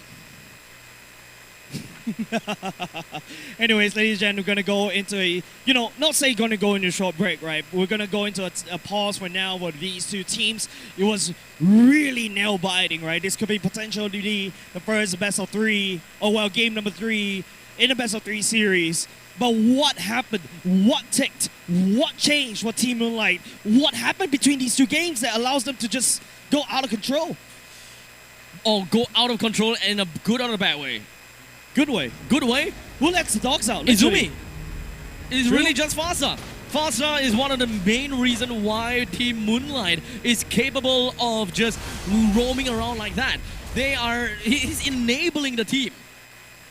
Izumi, as the Fasa, enables the team to be able to cover a wide range of the entire river. You are always going to be there before the Kadita does. You clear away fast enough. You fly fast enough. You will definitely be there faster than this Kadita. Even if the Fasa is not anywhere on the map, it is still a threat to the opponents because their goal laner can never rest easy. So it's basically the early game snowball, right? And the faster rotation is compared to a Kadita that allows them into this kind of stage, I would say. And another thing I would like to say, the adaptation for the Fredrin, right? Well, aside from Soul Eyes, instead of walking into a Kazuya flip, this time around, he assists Noti Agent up in the XP lane, and Closer couldn't do anything at all. Look at the difference between these two laners. I feel like Noti Agent took that line that we just said a little bit too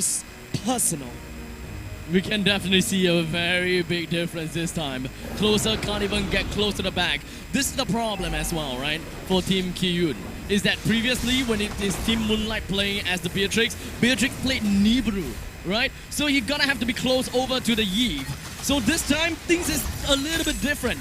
we've got the Claw that is not always gonna be in team fight and will only come in when the time is right. As such, Closer no longer have that hero that he's trying to look out for. He no longer has that way to end the game by killing the #1 target. You look at how Naughty Adrian just zones out the rest of the members on the side of Team Chi-Yun.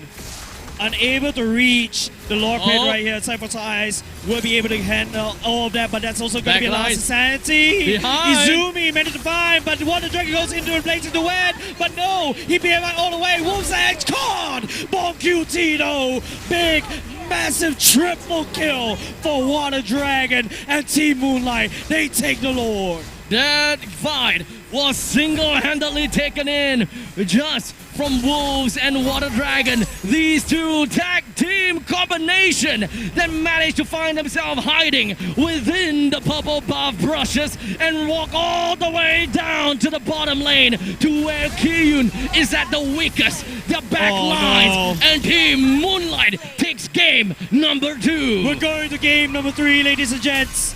We talked about how Team Chi-Yun needs to be humbled.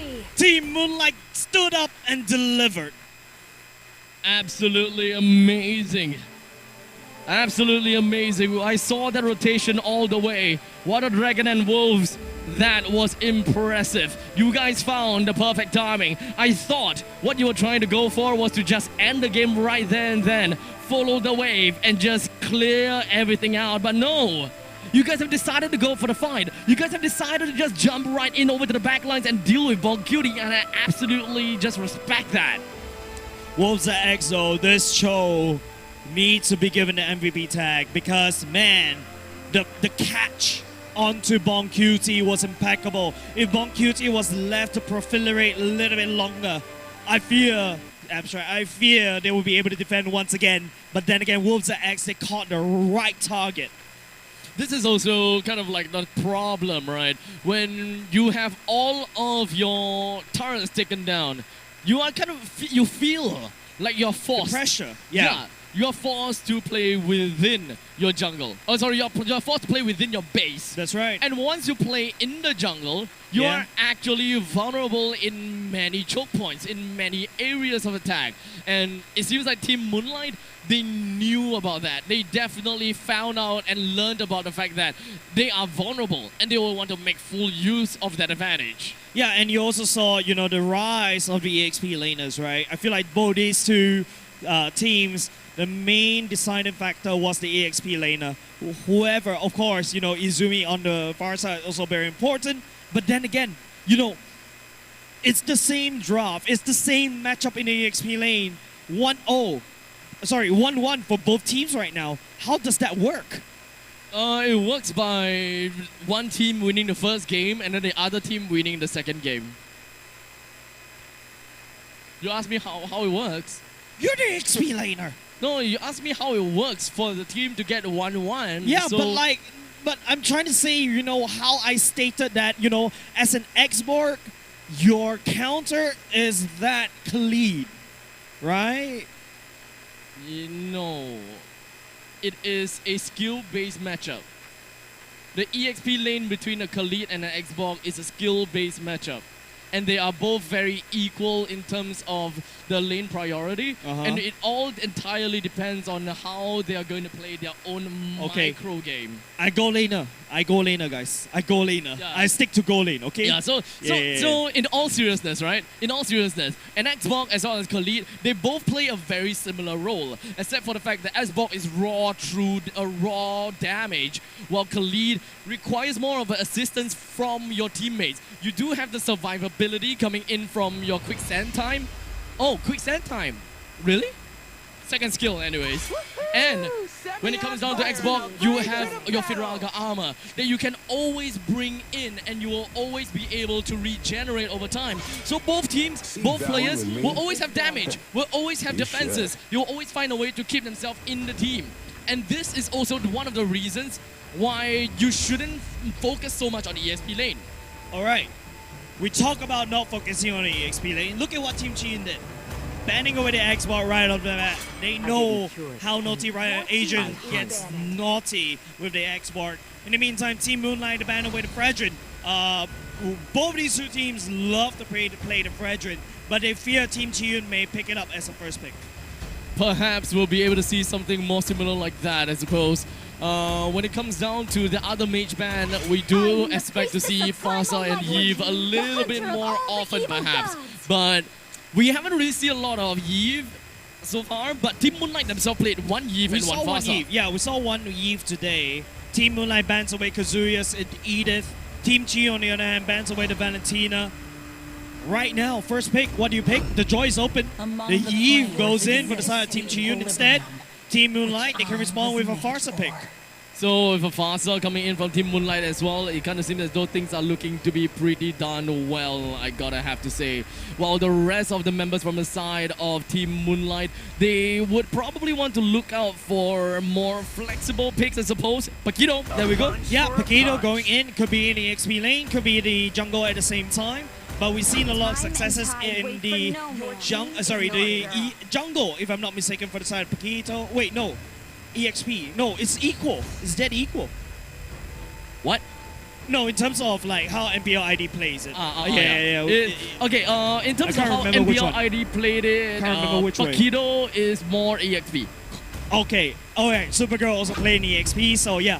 Team Moonlight may be bringing this Paquito into the EXP lane. Very glad that they actually picked up that as the first pick right now. Oh well, second pick going in for the type Team Moonlight. Team Chiyun right here, well, it's going to be Kazuya going back into Kanja once again, and Bomb Cutie goes back into the Claude. There could still be a possibility that Team Chiyun still wants to pick out their Khalid, but it will entirely depend on how Team Moonlight wants to play, right? Because looking at Water Dragon playing as the Beatrix, I think Team Chiyun is pretty happy about that, but this also begs the question here. Why did they choose the Beatrix when game number 1 it didn't work so well for him, while game number 2 he picked the Claude and it worked so well? That's my question to him. What makes that difference for them? I don't know. It's a bit forced, if you ask me, right? Like, Water Dragon this time around, but don't forget, Naughty Adrian as well picked up the X-Bar in game number 2. Hey, it works. Maybe this time around, you know, Water Dragon picks up the Beatrix. Hey, it works against Bon Cutie. So I suppose they're looking for somewhat of a miracle. No, I think it's an ego fest. Okay. I think it's an ego challenge right there for both these two teams. It's evident in terms of the scoreline, right? Both these two teams, they're not going to go down without a fight. Okay, so we're looking at a ban onto Kufra as well as Lancelot. So Team Chiyun, they have quite a lot of junglers that they can consider of. I'm thinking that Ling could be an idea. However, they don't have enough front lines. So the idea of tanky junglers is very likely to be a lot higher. I don't know about you, Abstract. I think But I'm feeling 22. Apart from that, I also feel like Baxia going in for the side of Team Moonlight. A bit premature, if you ask me. You don't really see any form of, regen-y kind of heroes. I was thinking Akai was a better pick for the side of Team Moonlight, but no, it's going to be Team Chiyun that secures it for themselves. And then again, Team Chiyun, this is a draft that relies on Team Moonlight to stack S5, especially when they got a Nether Realm on the side of Izumi's Faramis. Closer and Kazuya haven't swapped heroes yet, right? Oh, okay. Chill. Calm down, bro. Calm down. But then again, Team Moonlight, hovering on this DK right here. No, goes into a Ruby instead. Ruby Rogue. What do you think? I don't like it. Same. Okay, let's take a look and understand why is this the case. Why of all would they like to choose a Ruby? I feel like Ruby is not a really... Okay, I say it, right? But I've always seen a lot of teams prove me wrong. Exactly what I love to see when teams prove me wrong. Ruby as a roam has that double stun. Alright? If you play her right, you have that double stun. But the only issue is you rely on the Haas Claws. But with the Haas Claws revamp, I think it's a little bit of hit or miss. I feel like right now, this Ruby first item usually go for Dom Eyes. But if you go for Dom Eyes as a Ruby, you sacrifice on her hero identity. Okay, so here's the thing, right? ever since the start, whenever the Ruby is picked out, they never really cared about her sustainability. They want Whoa. her only Whoa. just for the Whoa, lockdowns. whoa, Wolves the X. Ooh! Oh! Coming in, swooping it up, JH. Level 1, and now you got a box set that's level 3. What's going on? Oh my goodness! That's like Tomb Raider scene. No, sorry. Indiana Jones scene. Oh my goodness, and they are not done No, just yet. JH, leave the panda at the farm. They're already near extinction. That is such a nerd laugh. But anyways, closer. Okay. Team Moonlight in 1 minute has almost won 50% of the game. Honestly, Right there. this is kind of scary. The fact that we've got Team Kyun and they have Kazuya, Closer, Bong. Everyone in this team, they have showed immense progress. And the very fact that they stayed undefeated community tournaments after community tournaments, it just it shows a lot. But right now, looking at them 1-1 against Team Moonlight, and Team Moonlight already have the upper hand in terms of EXP. Yeah. Team Moonlight holding a candle against Team Chiyun. Now level 5 going up against a level 3 jungle. Team Moonlight, this turtle is almost given over to Team Moonlight for free. It is definitely free, I gotta have to say. I don't think that Team Kyun would want to fight for this at all. JH is still stuck at level 3, and perhaps he will have a little bit of an idea as to how he wants to play it. Oh, no. What exactly is going to be his game plan? Well, now we know that is JH's game plan. Yep. But for the rest of Team Moonlight, Kazuya finds himself taken down, but might as well go for the second serving, right? Yeah, greed is good all the time, right? But Team Moonlight right now in a dominant position in the early game. Team Chiyun seeking a way to kind of stabilize. Closer right here, trying to spin it for the win. Then again, the orange buff, my goodness, they're playing this like a turtle fight. JH also used a heavy spin. Orange buff still secured by Cyphersaur Eyes. What is going on right here? Oh my goodness! Even though Cyphersaur Eyes did go down, I don't know about this. This is a 1-for-2 trade, so But 1-for-3? Yeah, but maybe they're trying to limit JH in terms of the levels, right? But giving a kill, not too sure whether that's wise. And immediately after that, you see Team Chiyun, stabilizing in terms of economy, but not in the levels. Just by giving kills, you already give JH a bit of ways to combat. Remember, when you're playing as an Akai, the only thing that really matters is levels. You just need levels when it comes down to fighting for a neutral objective. Nothing is really much of a concern when it comes down to itemizations. Whoa, bot lane, Bonk Cutie. Blazing Duet just to wave clear. Team Moonlight right here, they're stabilizing for now. Look at the gold lead, it's not too far apart. I mean, getting a Blazing Duet to wave clear is nothing too out of the ordinary, I gotta have to say. If you want to really move away from the lane as soon as possible, that's what you want to do. But you gotta have to be prepared that you are not there for the fight. You can't do much for a fight later. All right, right now we're going into the turtle fight right here. One level different between the jungles right here. JH just need to take all the way to level 7 to try to find something. Unless Closer have something to say about it, that's going to be a tortoise for pawns. Already activated by the jungle for the side of Team Moonlight. Kazuya looking for the pickoff right here. They're spinning for the win as well. Penalty zone committed up in the back line. JH lurking around the turtle, but Cyphersaur Eyes doing the same at the same time. He comes in from the back. JH still takes the turtle. I was expecting to see a McDonald's drive-by coming in, but it doesn't seem like that is going to be the case at all. As now we are expecting to see Kyun. Wow. What? It's a drive-by. Yeah, it's a drive-by. It's a drive-by. And the McDonald's, look at JH coming in. That's also going to be Cyphersaur Eyes taken down. Team Moonlight, that first minute lead that they've earned, all gone. We've still got about 90 seconds until the next turtle eventually spawns. And Team Kyun, they do have got a goal advantage. Something smells really good in the air right now. I smell food. But yeah, completely. I'm not gonna get distracted right now. Yeah. Focus on the game right here, Amshai, It because smells too good. you blink, and then all of a sudden you see Team Kazuya! Moonlight. They take the win back again, giving one kill over the side of the wall to Dragon 3000. It smells so good. I'm pretty sure that's not me. No, of course not. Ew. Anyways, Team Chiyun right here, you know, they managed to win back and not only just stabilize, they managed to win back in terms of the gold lead. Now, Team Chiyun, if you take a look at the items going in, yeah, that's definitely the Claude starting to scale up in terms of the items.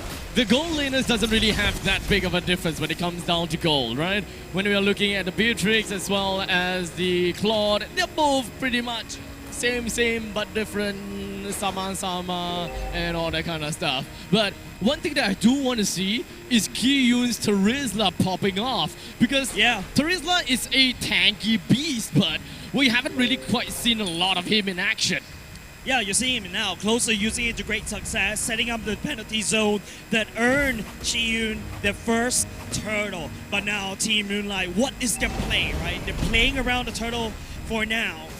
But then again, Team Chiyun as well, they're going to respond very quickly. Kazuya and JH already on site right here. JH looking for the Grand Theft. Turtle as well, Cypher Slice charging around. It's going to be a little bit... Score!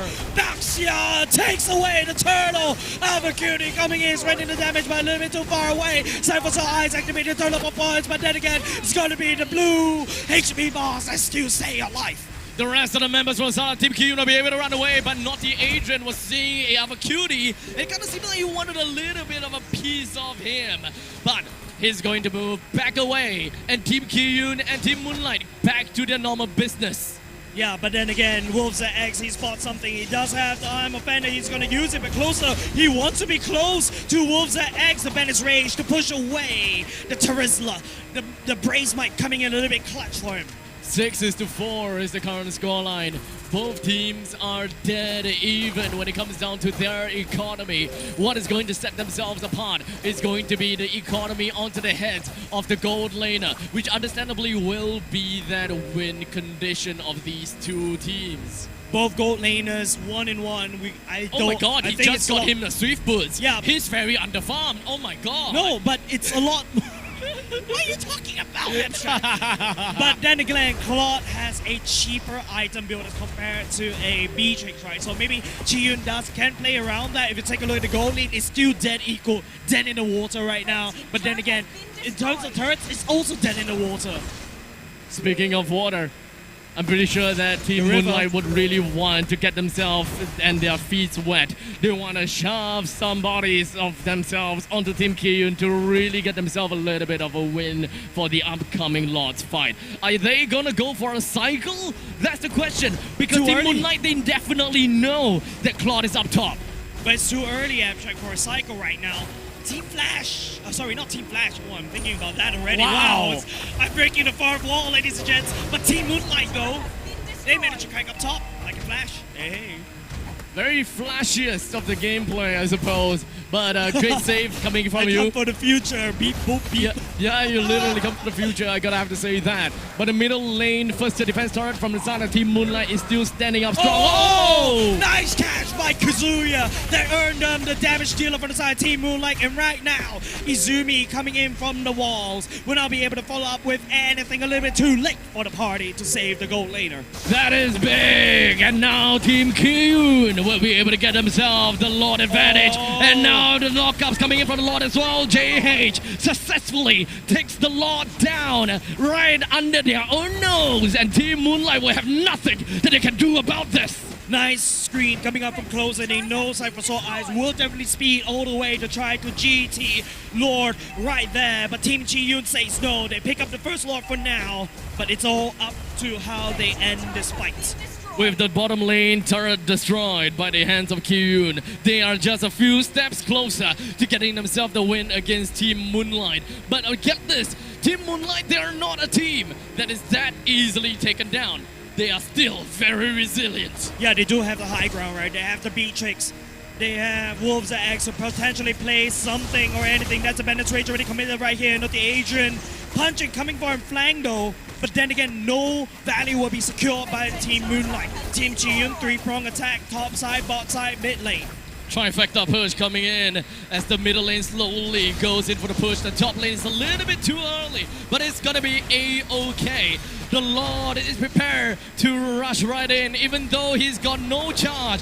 That is still a lot of pressure. Avocuti, real world manipulation, zones 3 members in the mid lane for the side of Team Moonlight. Mid lane already cracked open. J8 looking for a minute. Oh, heavy spin! Trying to catch somebody, but will not be able to catch anybody for now. Avocuti focusing down the bottom lane instead. But then again, in Reaper's passion, secures the defense for Team Moonlight. I would say that it is a win for Team Moonlight being able to defend the bottom lane, but the middle lane is not exactly a win anymore, especially since we're only looking at this as the first Lord. The first Lord generally gives the team all of the exterior turrets taken down, not the interior turrets. But as now we speak, bottom lane inhibitor turret is down. The top lane inhibitor turret is down in 11 minutes. Abstract, there's so much value from this baby Lord, right? Team Chiyu managed to crack open 3 lanes clean. Now Team Moonlight, this is going to be an uphill battle for them. They have such a good early game, but now they squandered it away.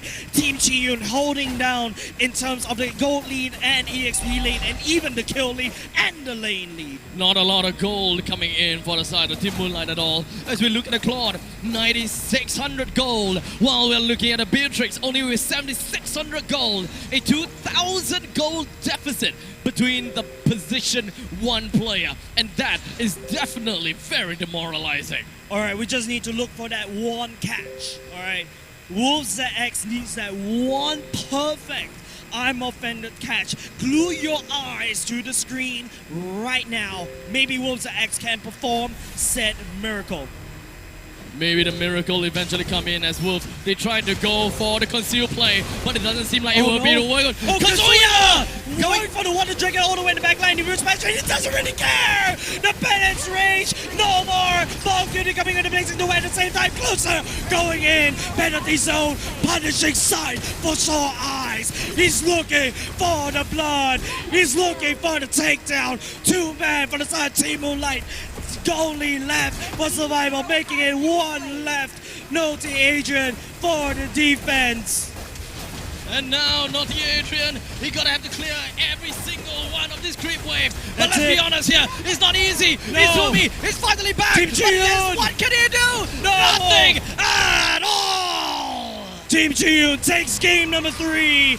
They managed to salvage a very bad situation. They turned this around in an epic comeback.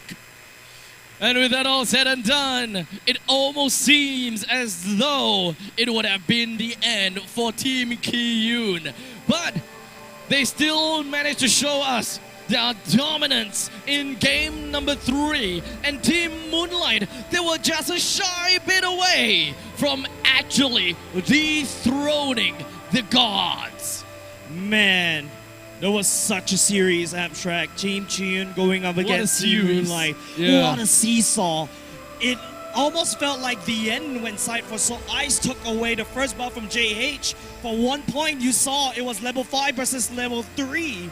No, level 3 versus level 1. This game is a highlight. This is really a game worthy of grand finals. And this is not something that you would hear from me a lot. You wouldn't really hear that from me. You look at his face, he's definitely said it all the time. No, I don't. No, Of course, I don't. ladies and gents, amazing gameplay by both these two teams. Unfortunately, the journey for the side of Team Moonlight ends here. Team Chiyun so close though, so close. But then again, Team Chiyun will be able to fight for another tournament. Fight for another series. You're eliminating him already? My bad. My bad. Well, But of okay. course, With that all said and done, That's we've right. got the 4th game of today, the streamed game, done and dusted. We're gonna be moving on to the next game, but we of course will have to check back with you guys in a bit later to find out if whether we are going to be looking still at the quarterfinals or we are going to go and take a look at the semi-finals already. that's right. We're gonna go on a short break. Don't go away, ladies and gents. More action-packed games coming right up.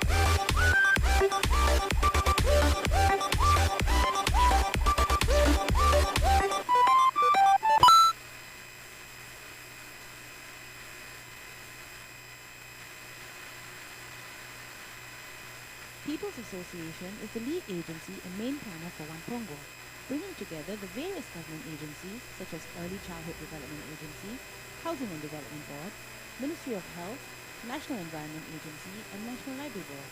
One Pongo is an integrated lifestyle community hub serving residents of Pongo in the northeast. Facilities at One Pongo include a community club, a library, a hawker center, childcare and elder care facilities, as well as public spaces and play areas for residents and visitors to enjoy. The 5-story building also houses a multi-purpose hall for performances and gatherings, futsal and basketball courts, culinary and music studios, and is located right next to the Sankey LRT station. The aim of One Pongo is to bring everyone together by creating a vibrant and energetic community that thrives in a sustainable environment. DB Architects, the architect for One Pongo, shared that one of the key design features of One Pongo is its central atrium known as Celebration Square, which connects all 5 stories and stakeholders. User is at the heart of everything we do at AME, and the most interesting aspect of this project is One Pongo's drive to bring everyone together.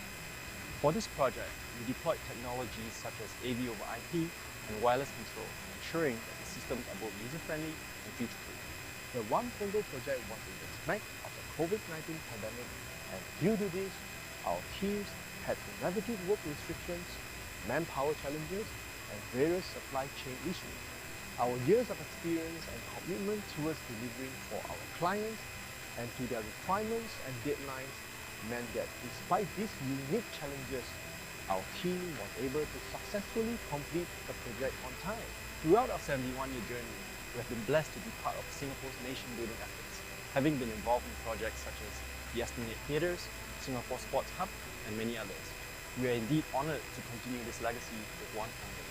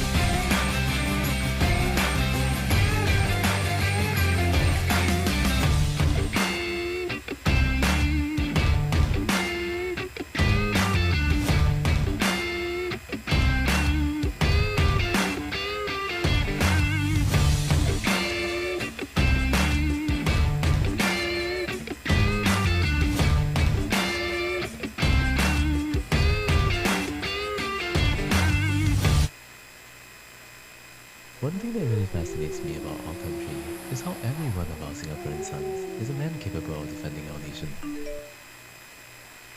Each with his untold story.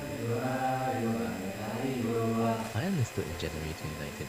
I don't think many of us went into it ready. We just sort of went with it. I was skinny and timid since young, and the idea of soldiering was just intimidating. Yet 3 months in, I passed out basic training. 8 months in, I earned my chevrons. 11 months in, I became a guardsman. Before we knew it, it was time for goodbyes. As we hung up our uniforms, tucked away were also the stories that we wrote with much pride. We all just sort of got on with our lives. Some went on to work, some went on to further their studies. Others might not care, yet every now and then, we still look back on those days. Warming ourselves one matchstick at a time because it was so cold out in the field in the midst of a storm. Singing our National Day songs because we missed home when we were training overseas. Even with our active days past, regardless of vocation, regardless of service, we will still stand ready. This is my story. Hear our stories. Hear the stories of our Singaporean sons.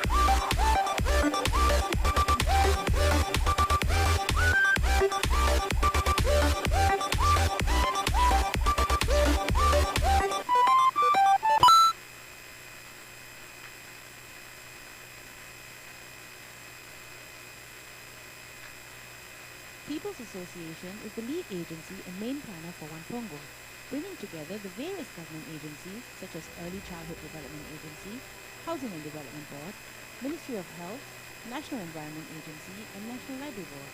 One Pongo is an integrated livestock community hub serving residents of Pongo in the northeast. Facilities at One Pongo include a community club, a library, a hawker center, childcare and elder care facilities, as well as public spaces and play areas for residents and visitors to enjoy. The 5-story building also houses a multi-purpose hall for performances and gatherings, futsal and basketball courts, culinary and music studios, and is located right next to the Sankey LRT station. The aim of One Pongo is to bring everyone together by creating a vibrant and energetic community that thrives in a sustainable environment. DB Architects, the architect for One Pongo, shared that one of the key design features of One Pongo is its central atrium known as... Brother forgot to turn on. No, wait, no, I turned it on. It's on. Ladies and gents, we're back. We're currently muted by the console. Can somebody fix that, please? Thank you. Oh, there we go. There we go. We're live, bro. Okay, we're live now. We're okay now. Okay, so do I redo what I did? Yeah, we redo that. All right, ladies and gentlemen, welcome back to the Asia Esports Festival. And of course, we have went through a good amount of games already. So right now, what's going to be coming up next is going to be the semi-finals of NHT SG versus Trial Card. If you guys actually stayed all the way since the start, congratulations. You are our MVPs. But of course, you know, if you know who Trial Card is, pay attention to stage. They are, of course, well-known name tags from the professional scene. And speaking about well-known name tags, we do have some guests lingering around in the atrium. What guest? What? What guest? Where? Okay, I'm just being cheeky right here. What guest? I don't see any guests of what you're speaking about. It's okay, just take a seat because we're going to draw, ladies and gentlemen, NHT SG going up against Trial Card. It is going to be a fanny band right out of the bat, and also a huge shout out over to Narcotics from Alchemy SG. You're Alchemy. Oh my god, I already saw a name that I don't know how to. I am a daughter of Northern Yeah? Vale. I swear Remember to protect it Jesus? till my last breath. And then after that, there's also a Sorry I Win, As You Wish. I Yeah. think that's a familiar IGN as well. Okay, and then disclaimer. oh wow, S5. Yeah, okay, disclaimer. When we say this guy's name, we are not trying to insult you, nor your family, nor any one of your kin relatives, okay? Because that is his name. So we can't... the best way that we can call him is call it Fly. Abstract. You felt what I felt during the other tournament right there. There's another person that has a similar Among the name. planes exists the equilibrium, which I was made for. Oh, nice. Yeah, I don't know how to play. I don't know how to cast that one. Yeah, so this is where we call him Fly. But there's no ring to it. So I think the best way we can actually go about I this... am the priestess of primal is- lightning, the hunter of all the evil gods. Yeah, that's why. The Fly is your zipper, so we can't really say that either. So, God. in the utmost respect, we just call him your just mom. call whoever the person. Ladies and gentlemen, if you want to go to pro scene, you can't have names like these. Please change your IGN. Get a better IGN. Maybe like Diablo or something. Haha. my buddy. Name drop right there. Okay, so let's get back into the game, right? We're looking at NHTSG. We're looking at an Edith being first picked right here, which does have quite a bit of flexibility in that. In the meantime, on the opposite side, we do have a Faramis as well as a Claude, which is definitely no stranger to the first phase picks. I like the fact that how FMM changes its IGN based on Onyx players. Remember back then when he was playing like the Rome in another tournament, he goes himself Gi FMM or FMM boy. And now he goes into Mage, he goes himself Gila, basically Sans. You know, so yeah. And the fact is, this guy's a ditto, right? He plays the exact same heroes that these player plays as well. So why is it that we have never seen FMM as Kyrie Super FMM? FMM back then? Onyx. And it's a Onyx. Yeah, but you can still be Super FMM in the gold lane. I mean, Super Marco, Super Red. No, if FMM goes into gold lane, he's gonna call himself CWFMM. Need some stitches? I can Trust. help. Trust, you know that guy. He's a massive troller. But enough said, ladies and gents. It's going to be NHT SG. Okay, this is a big telling. The Paquito going to EXP. That's going to be an Edith in the row. And Fredrin going into the jungle. So this is a very standard pickup, right? But no, it's going to be Chalkard going in as a Uranus this time around. Hopefully, we will not be able to see any more laning Uranuses. Yeah, okay, so the thing is, when we are looking at a Uranus here, it makes good sense because of number one, their roamer doesn't deal a lot of damage in the early stages of the game, just pretty darn annoying with the amount of lockdowns. Number two, Paquito can be annoying only after the first items pick up. And of course, we're also looking at a Fredrin, which is mainly tanky as well. And, you know, Abstract, on the theme of Onyx Esports, don't forget, Mirko once called Yon as Kyrie cosplay. There you go, a high booster coming up from Chalkard once again, ladies and gents. So, are we gonna see the same? Are we gonna see MSC? Are we seeing MSC here now? Yeah, it's an Onyx fan club right there for the side of Chalkard. In the meantime, NHTSG, they're gonna lock in the final hero. It's gonna be, an Alice that deck used to play in MPLC Cup 4 Season 5, and an Neverthal from the side of Narcotics this time around. Okay, so let's take some time to really understand this, okay? We are looking at a Uranus in the EXP lane, but yet we do not have an early game hero to deal with this Uranus. They are gonna have a tough time. Let's just put it that way. Well, not only just that, right? NHTSG, the only way to deal with a Uranus probably is to deal with burst damage, right? You deal burst damage against the Uranus, that's all into Paquito. But what if Paquito fails? No, okay. So even if Paquito is the only one that can burst him down, he needs to be at least 2k ahead of Uranus. You think Uranus so highly, bro? No, I know Uranus. Yeah, I know. But I really do know the hero Uranus very well. Okay, let's call it in more of a Japanese way. Uranus, right? Uranus. Smash them. I don't know. Fine. Ladies and gentlemen, they're going to go into game number one. NSG going up against Chalkard. Big names, as you see, in the professional league. But FMM, you know, on the Faramis taking along with the Novaria Rome this time round. So we do have quite a bit. Okay, honestly, to see a Faramis onto Rome is very rare. Right, it's very rare for us to see that happening. But no, it's Novara Rome. Oh, it's Novara Rome, then a Faramis Mage. Sounds better. Yeah, definitely sounds better, right? Yeah, but Novara Faramis, your only innate tankiness is only perhaps in the Uranus, right? There's no one from the side of Chalkard has the capability of tanking at all. No one else. No one else. They are actually banking a lot onto the Uranus. That's right. Only for the exact reason because the opponents have got no way to deal with him. Yeah, but that's only if Supergirl manages to scale out of control as a Uranus, right? The odds of that not happening is 20%. Sorry, my brain's small. What's the chances of winning? 80%. Oh, okay. So that's good chances. Very good chances. You just did a double negative right there, Abstract. Yeah, dude. Can your head not compute? I peanut brain. Look at your forehead. To be fair, you insult my face now, lah. No, to be fair, my forehead. My face now, no, to be fair, my forehead is like a little bit bigger. So, I suppose You insult my face now? No, I'm trying to say. No, I'm trying to say that you don't have peanut brain because you have a bigger forehead. No, it could be like an empty can, you know. I shake a little bit, you probably can hear the sounds in it. Look, you're doing this to yourself, okay? At this point in time, you're just doing this to yourself. Anyways, ladies and gents, we're going to go back after resolving of the pause right here.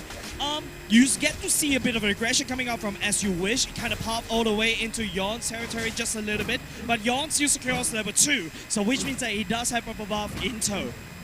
So understandably, Supergirl will always want to keep his stacks as high as possible and continue to maintain those stacks. So he will always want to get a hit down onto the River Crab in order to keep hitting onto him. Whenever he don't have the opportunity to do that, he will want to take a hit by the lane creeps or the turrets. So now NHT, they're finally responding to this Uranus all the way up to the top. First skill to review, Narcotics right here, juking it around. That's going to be someone's pleasure. Will not be able to land the killing blow onto the goal laner for now, but that's massive pressure applied on the goal lane right now. And now the rest of NHT, they can't do anything to hold Uranus. on. That's a mid lane Alice. Yeah, it is. That's why I say they have no one in the early game to deal with the Uranus. Because they don't have a mage that can actually work on a early game damage spike. They require a little bit too much to deal with this Uranus. And in fact, I gotta have to say that Supergirl is actually giving a lot of respect over to this Alice. Alright, right now, because of the new change in Alice, right, don't forget, the passive right here, the Siege Minion now dropped 2 orbs when killed. Okay, so here's the problem. There is no Siege Minion in middle lane until 5 minutes. But there's 4 minions, so it kind of equals it out. No, it doesn't matter. There is still 4 minions up in the top lane. But okay, it's a general buff in a sense, right? You know, you got your HP decreased a little bit, but the max mana is also decreased, but you gain more orbs in a sense. But no, you don't gain more orbs in a sense. Wait, no. No, middle lane has 4 minions, 1 melee and 3 range. Top lane has 2 melee, 1 range and 1 siege. So if you put it in value, EXP and gold has got more orbs per wave than middle lane. By 1. By 1. But anyways, you know, my brain cannot compute. All I know is I see NHT SG in a little bit of a goal lead right here, but then again, it's going to be Yon coming. Oh, Shadow Kill. We'll be able to find the XP later. That's a First Blood given over the side of Trial Card at 3-minute mark. So from this point onwards, this is where Supergirl is probably going to go ham. He's got a lot of stacks, and I'm pretty sure that he has got his first item up very soon. I mean, looking at the opponents, right? The main problem that he will have is going against Paquito. So it would make absolute sense for him to pick up a Dreadnought Armor #1. Okay, not only just that, there's going to be Deck going in, blazing away, wave clear just a little bit, just a bit of sharp. Someone's pleasure a little bit low, has a fallback just a little bit. Members of NHT SG starting to seep into the jungle of Trial Card. Purple buffs up. This is not fortunate timing for Trial Card. As now we're just going to be looking at Killer FMM immediately popping the Nether Realm. But he's going to be the first one going down. Yon joins over to the back lines. But it doesn't seem like DW will be able to do too much at the same time. And as you wish, it's going to be taken down. Quite a lot of members for the side of NHT SG would not be able to work too well. As we do have the Win, leaving him the last member remaining with a 4 minutes wipeout. Man, everything was going so well for NHT SG, but Supergirl came in just a nick of time to clean up what Trial Card has set to do. And then again, because of that, you know, it's massive lead going over the Trial Card, swinging it back once again. I wasn't really expecting the Uranus to actually join into the fight. I was expecting that he will actually just head straight in to NHT's base and take in the 2-wave minion all for himself. Yeah, Supergirl coming in just a nick of time. This is not just a Uranus is cutting the lane. It's also joining T-Fight right now. It's going to be the total fight going in. Yon, Wretched Battle, still secure by the side of Trial Card. And right now it's going to be the Nether Realm buying a lot of time for Trial Card to engage. Narcotics get into a fight that he doesn't want to join. One more slash. Yon picks up almost a wipeout once again going in. This is pure micro game coming in from Trowcard that's enabling them to win these fights. But not just that, actually, I take it back. It is also because of the early game spike where NHTSG have got no answer for damage. Yeah, and now because it's all about Alice, right? Going into the later parts of the game, you start to see you can see a bit of a teaser coming up from the Alice, especially when Gila FM go into the Nether Realm, your mom flight comes into it, and then just pops the ultimate, right? And there's massive storms. And that could be a way to force Sharkheart into this anti-synergy that they don't want to go in. So what else can NHD do at this point in time? They need to start funneling damage over to another player. I don't think, honestly, NHD, I think they need to focus a bit more on this Paquito. Narcotics requires too much time for him to go online. They need someone to give them the power spike. Yeah, right now it's going to be As You Wish going in. DW all the way down low. Young gets knocked up in the air. As You Wish still falls down by someone else's pleasure. And then again, it's going to be Alice coming in to try to rejoin the fight. Unable to find anything, any form of value to trade in terms of this value that Trowcard was able to get. They really require a direction, and the Paquito is the one that will give them direction. Whoa. I'm not too sure what Narcotics was exactly doing, chasing someone pleasure all the way to the orange buff, because that is just not looking good at all. And this not only just that, is what I want to see. Yeah, Supergirl cutting 2 lanes at the same time. NSG on a timer. Don't forget, Trowcard is already escalating out of control right now, and this is the time where you see a Uranus can consistently cut 2 waves. NSG going forward is a bad idea. Going back is also a bad idea.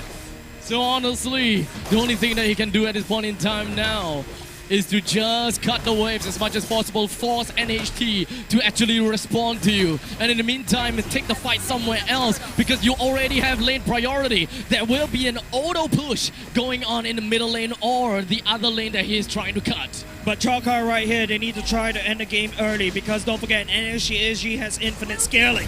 But then again, Trowcard, they bang down on top in the turret. Mid lane turret slowly going to go down eventually. Supergirl is just showing who's boss. He's soaked up 2 lanes in terms of the farm. He knows that NSG, like what you mentioned, has no answer to him.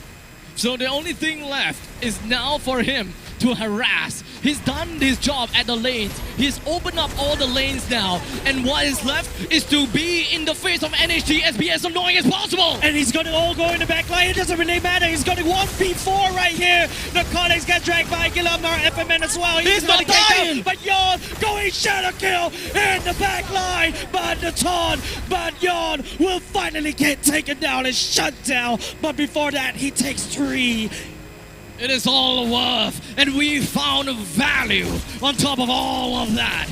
We've got the middle lane, top lane, and bottom lane. First tier defense turret already going to be taken down. The rest of the members coming for the south. Trowcard is definitely not going to be stopping anytime soon. Supergirl taking so much turret damage, but she's healing all the way back up. NSG, they don't have an answer for this Uranus. Because of the fact that every single one of their members will take some time to scale. One thing that I need to see is Paquito's farm. His farm needs to be highest and not even for Narcotics. They need the direction. 4-man, 5-man, the praises wrap. That's Supergirl baiting so much value from the side of NHSG. But Trowcard, look at all the ultimates from the side of NHSG, all gone. And Trowcard, maybe they could play around the Lord Pit coming in 10 seconds. Now the question is whether Trowcard is going to be waiting for the next Lord, or rather waiting for the Lord to become luminous. Now, the problem is, top lane and the middle lane turret is still intact. They still can push all the way in if they want to all by themselves. However, this is also going to give NHTSG time to farm. But that's exactly what I'm talking about. You don't wait for the luminous lord right here. Trowcard, just take this lord. You don't want to go into a late game because Alice in the late game will be a monster. Don't forget, the AoE damage that the Irithel can do is also something that you do not want to absorb. And Edith as well does AoE damage going into the human form. 10 minutes into the game, and the Lord has already been beaten down by the hands of Trollcard. And that Lord will be marching right on down to the bottom lane and preparing itself for its pillaging attempt down on the NHTSG, while the middle lane and the top lane will be suppressed down by a wave and a horde of mega creeps. Trollcard right here, they need to make some bad. No, gotta have big value out of this Lord, right? Maybe try to push down as many turrets on the side of NHTSG as possible, because you don't really want to give any form of safe haven over the side of NHTSG. But hold on a second, it's going to be Yon. He finds the back line of Cortex, the shadow kill. No, that's not all you want. You go later to go down. Supergirl going in, will be able to join the fight at the same time. It's going to be the Atlas desperately trying to heal, but Supergirl shows who is the massive regenerator, and it is him. It is this Uranus that's just unstoppable for the side of Trollcard. I absolutely love the timing. The Trollcard went in for this, because now they have managed to extend the team fight for even longer. And there you go, the Nether Realm coming up from Gila FMM, allowing Trollcard to come in for 5 for another day. The crack open down bot and also take down 3. And now Trollcard didn't even lose a single Supergirl. member. And Paquito finds himself taken down with a maniac up on the heads of DW. The team synergy from Trollcard is nothing to be scoffed at. You saw how Supergirl absorbed so much value, so much damage from the core, just to allow Trollcard to end the life of Narcotics, giving DW deck the maniac. And that's going to be GG Post when it's out. Trollcard, they had enough fun. They're going to go to game number 2. A massive game coming in for Trollcard. And just from it all, we have a very good idea that their macro game is immaculate. You can see the timing of when Yon went in for the fight. That was Chef's kiss. For those that do not understand, what is with the timing? Why do he go in? Why is it in between of those turrets? All of that is not important. What is important is to dive in over to the opponents while the Lord is busy. This way, they are going to be absorbing a lot more damage. They are going to be dwindling down a lot of their opponent's health.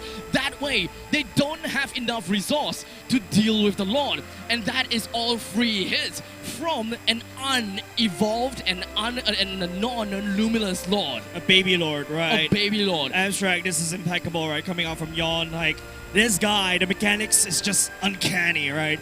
He's find that shadow onto Narcotics in that last push. Literally, in the middle of everybody. Comes him, tags him, goes in shadow kill, poops up, and then he gets a kill. That's just mechanically strong and how talented this guy is. I have no idea how this guy just Hayabusa'd his way in Like I and said, out. yeah, I Simply. mean, it's like what Mirko says. He's basically like the cosplay of Kyrie. Do you know that Yon, before he joins MPL proper, remember his IGN? Oh, Kyrie. He knows that. K-A-I-R-Y. K-Y. K-A-I-R-Y. You gotta ask him later. Yeah. Let's just ask him later. Yeah. But in the meantime, ladies and gents, that was Trollcard. Like, legit, this is a very strong team, especially when you allow this assassin player just to snowball out of control. And on top of that, FMM is just, rotating on the right places at the right time. And don't forget, Deck manages to come in with a beautiful maniac. Man, this team is unstoppable in AAF 2023. Now, the question is if whether Team Kiyun will be able to deal with them. I don't know, man. I don't know. I fear for them. We shall see. We but shall for see. Now, we still have to wrap up what we are about to find out from what's this your game command? between Your team is NHTSG and Trollcard, with Trollcard right. getting themselves the first win already. All right, we're gonna take a look. Right, NHTSG bans away the Fanny, and that's exactly what you do against our dear little Yon. But then again, Trollcard will be banning away the Freya. They have been doing this for quite a lot of times. I think this is just shows that they know something that's different from us, right? The Freya is just so broken in this particular patch. Freya is a hero that is Pick up a Has Claws, that's all you need. generally just strong in duels. Like, you can just stand there and just fight. So, technically speaking, if you're talking about just standing there and fight, Freya is probably number 1. Among the Number planes 2 is exists probably the Thamus. equilibrium. But do we have a number Which I 3 was that is made for. in meta and good for another reason? I would say Lapu. Lapu. Yeah, like in this particular patch, right? There's a lot of these fighters that really want to stay in the fight, but then again, the only thing that Freya doesn't really have is like I am the that priestess innate of primal sustain, lightning, right? Yes, the hunter she's of all the sustaining, evil but gods. she relies a lot on landing down the hits, right? If you stun, that's it. As compared to a Lapu Lapu and a Terizla, or basically any other fighters that's meta, you do have some damage reduction. You also have the CC immunity from the Lapu. You also have better life steal when you go in and smack everybody, right? So that's basically why you don't really see a Freya, but I feel like it could be a cheese that Chalkheart knows they just don't want it to happen. Your team is picking. Alright, so looking at the rest of the picks, we are looking at Valentina as well as the Claude pick from Chalkheart. Yep, Deck Well, has been playing Claude for all this time. So he's pretty happy about that. Definitely. So why face something that's not broken? I mean, it's something, if you've been playing this one hero for, quite a few rounds already, it definitely has that, muscle memory in a sense. You saw him getting a maniac in that previous game already, so definitely why not just go for that? And I feel like NSGSG, they don't feel like the Claude is the problem. I agree with them. I feel like the Assassin is a problem because he's allowed to proliferate and exploit your jungle. Kaja is still available, and in the meantime, the Franco is also available. You don't go Franco for joy. No, you can. You can, You but, can. but Why no, not? you need to get the Kaja to pull him away from your team. No, doesn't matter. You can. Okay, so as long as you're finding a spot, a good Nah, you go spot to Kaja. fight. As long as you find a good spot to fight, you essentially just stop a lot more damage from a Joy.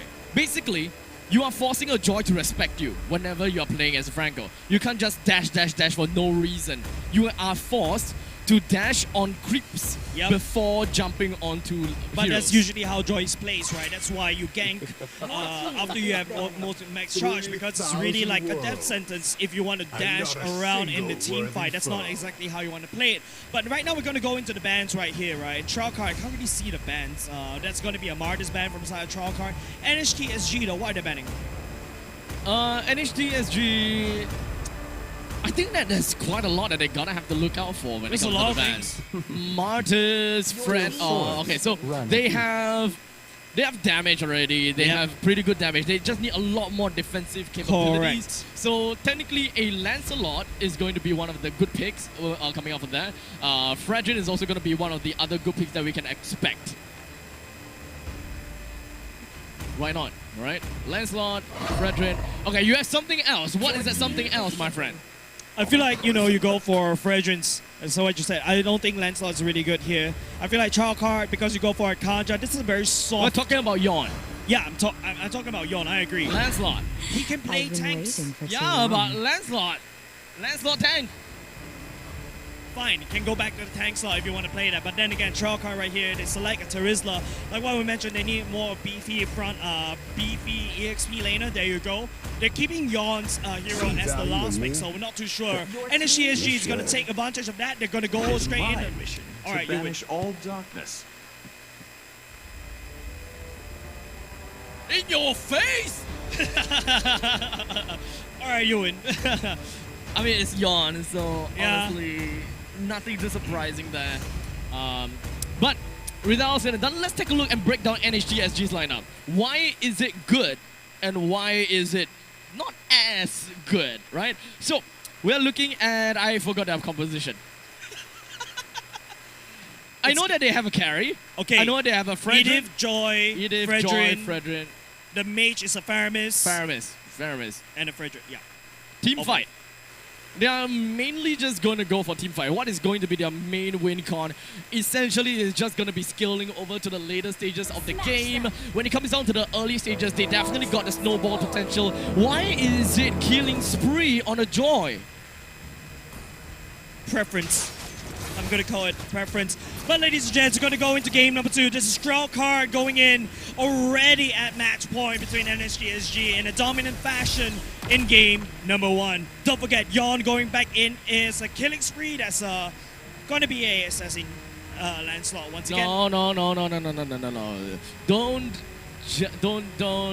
just jump into conclusions. I'm jumping into conclusions. Remember what I said, impatience is the greatest of all virtues. You end the game, if you can end the game with the Baby Lord, you end the game with the Baby Lord. Right? Okay, here's the thing. He can definitely build up onto the necessary items for a hybrid first. And if they are leading, go for damage straight. He doesn't have to build tank at all. Okay, fine. At the very least, Yon, as this Lancelot, you can kind of pivot in a way into a tanky kind of esque, but then again, Supergirl, Fredrin absorbing so much damage. That's going to be a Thorn Rose already committed. And then again, Sorry I Win coming in, trying to play, but then again, he's going to get absorbed a lot of damage from the side of Supergirl. So this is definitely unfortunate. When we are looking at Sorry I Win currently only at level 3, right? He's currently at level 3, but he was last seen already in the EXP lane. So you at any time do not want to gank a lane at level 3. So you can see that at their own orange buff, there is one green dot above the orange buff. He's supposed to take that down together with the orange buff. That way, once he goes over to the purple buff and then over to the range creep, he's already at level 4. Yeah, so Yon decides to gank at the right time, gets the ultimate, and therefore, he has that killing potential all the way up top. And now this time around, Chalkart looking for NSG SG. That's going to be a penalty zone as you wish. Burst the flicker just to try to get in the way. Someone Pleasure already also follows him all the way to the other side of the wall. But then again, the pull from Farum is not strong enough.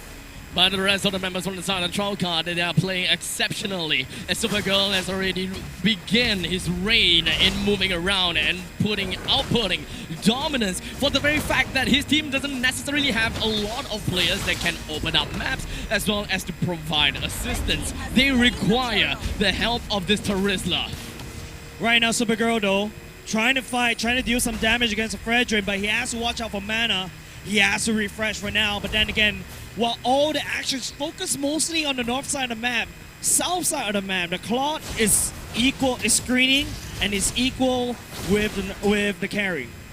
It still takes some time until we'll be able to expect any form of action in the bottom lane. Both the carry and Claude have the same kind of item builds. Okay, that's going to be a flicker, and the Divine Judgment already committed by Someone's Pleasure, taking down your Mumfly even before the Netherrealm goes down, so that's A-okay for the side of Chalkart. But then again, as you wish, we'll be able to play deck all the way to the other side. Flickers forward just to get away with Blazing the Wedge to try to peel for himself. He gets away safe, scot-free. I'm not too sure whether that was no, it's not a flicker. I didn't know whether it was a completely blind onslaught from the side of As You Wish, but that is a dead Kaja. So much resources already committed, but it's all for this, maybe just to try to buy time, but no, deck! No, you don't give the kill over to the Conics! What's going on with you? And now Gila FMM is going to be the one that is going to be chased down. But hey, they're the only side for NHTSG. Oh! No respect for the Lancelot. And it's all for this. It is going to be 1 versus 1 against both of the junglers. And Yon has got a good iframe to get himself away from all of that. While Sorry I Win is just not interested anymore. Yeah, it's lucky that Yon does have the iframe. We'll be able to get out of the dodge right there. But then again, going into the turtle fight right here, both these two junglers have already committed their retribution.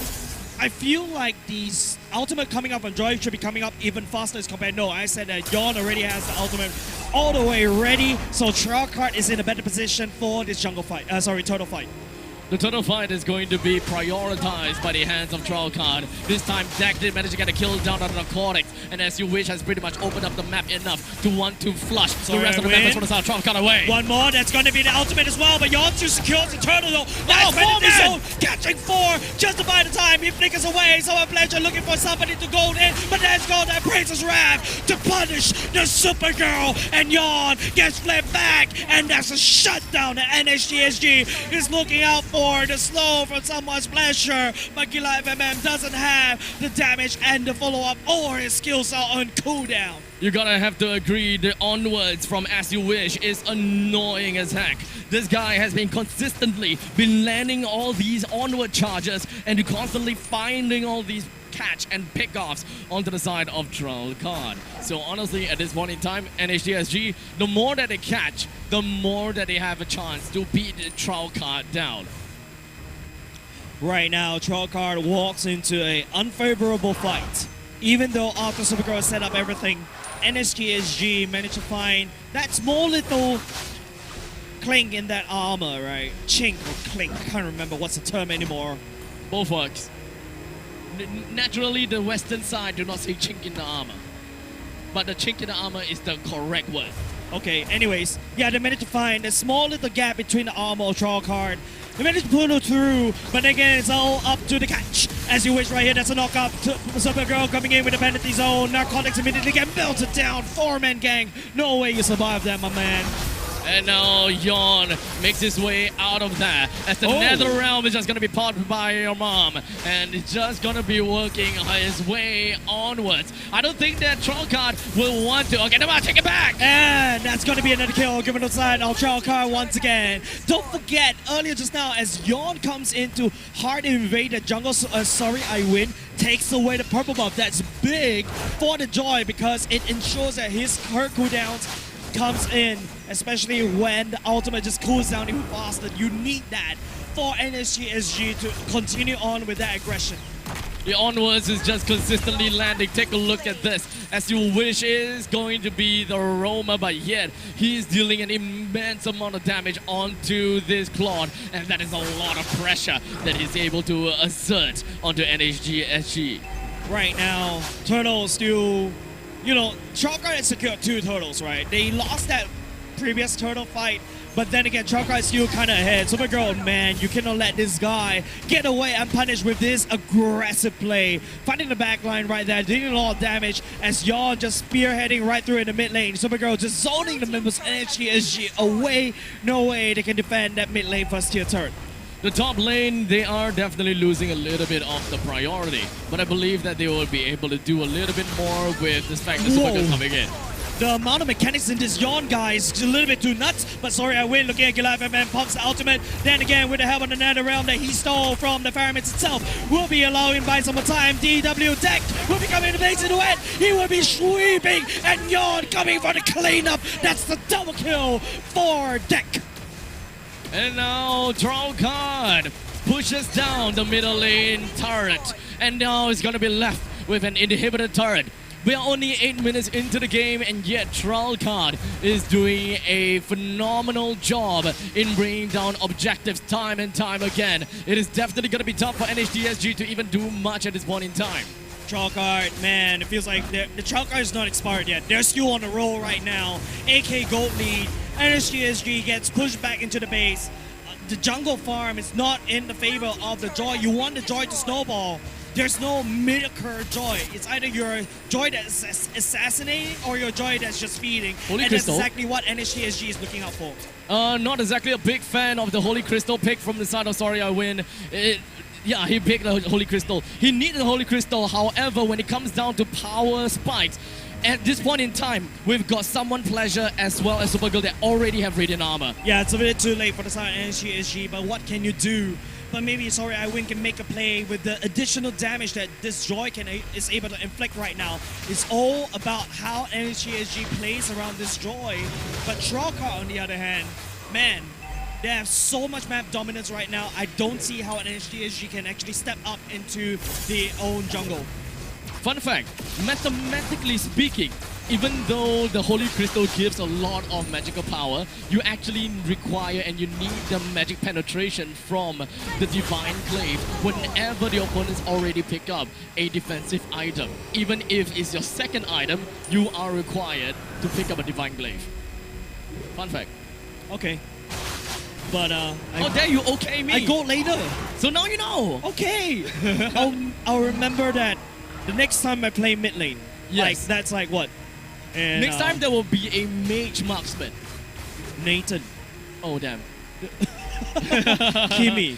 Oh, damn. That's 2 already. But there you go. Narcotics, ooh, big damage already. Yawn. Still tanky though. He's able to output so much damage. Narcotics has to pay a little bit of respect. Chalker right here looking for a siege. Freezing up the waves right here. Putting NHT SG in a total lockdown.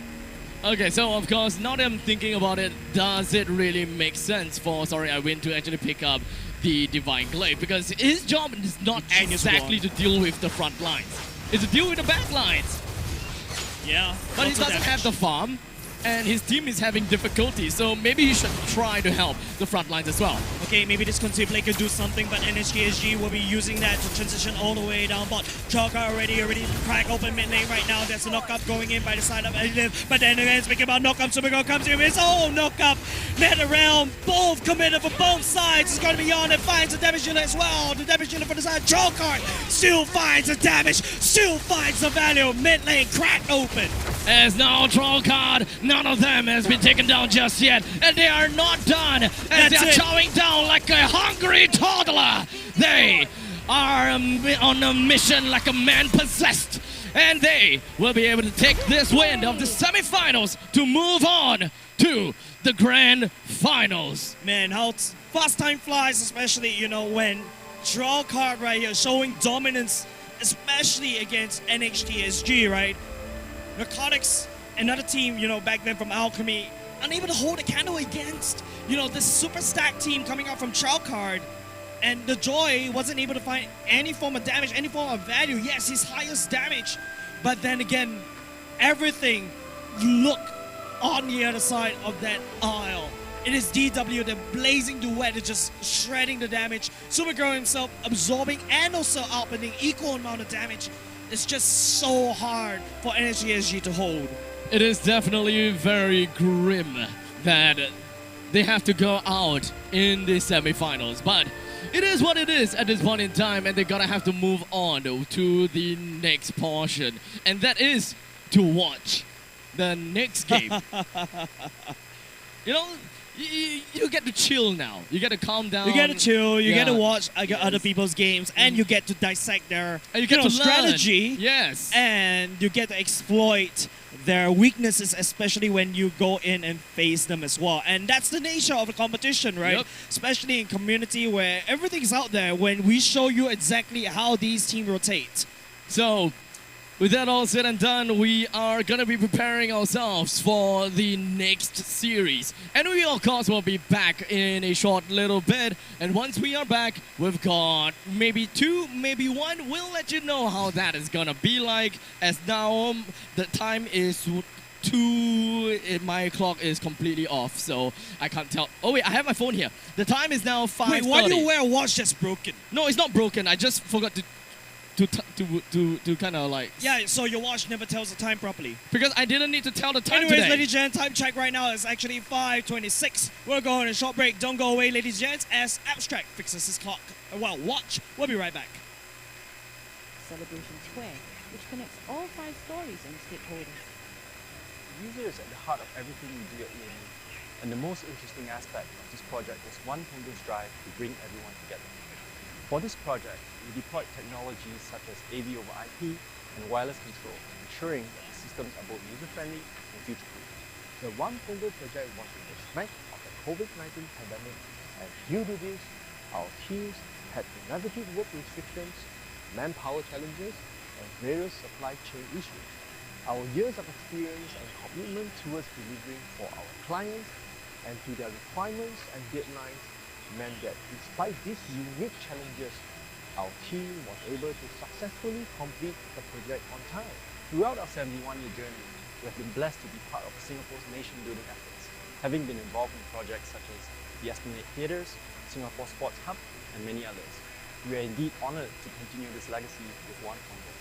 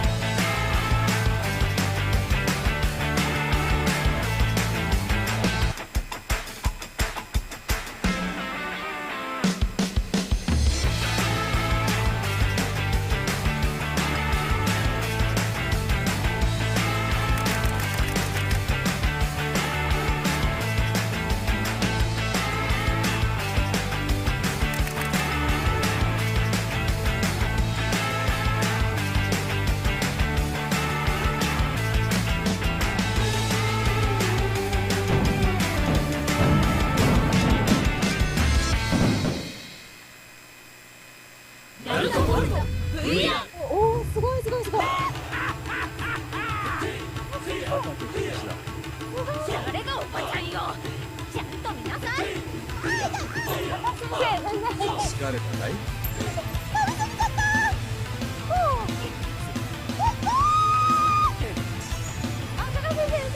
巨大な四角を倒してください。大丈夫？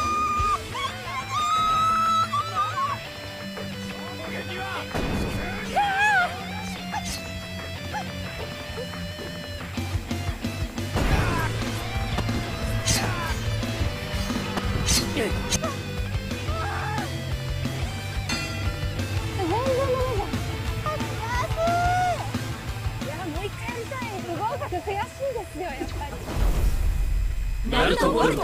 VR。One thing that really fascinates me about our country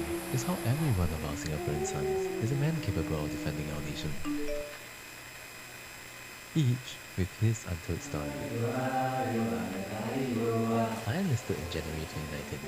I don't think many of us went into it ready. We just sort of went with it. I was skinny and timid since young, and the idea of soldiering was just intimidating. Yet 3 months in, I passed out basic training. 8 months in, I earned my chevrons. 11 months in, I became a guardsman. Before we knew it, it was time for goodbyes. As we hung up our uniforms, tucked away were also the stories that we wrote with much pride. We all just sort of got on with our lives. Some went on to work, some went on to further their studies. Others might not care, yet every now and then, we still look back on those days. Warming ourselves one matchstick at a time because it was so cold out in the field, in the midst of a storm. Singing our National Day songs because we miss home when we were training overseas. Even with our active days past, regardless of vocation, regardless of service, we will still stand ready. This is my story. Hear our stories. Hear the stories of our Singaporean sons.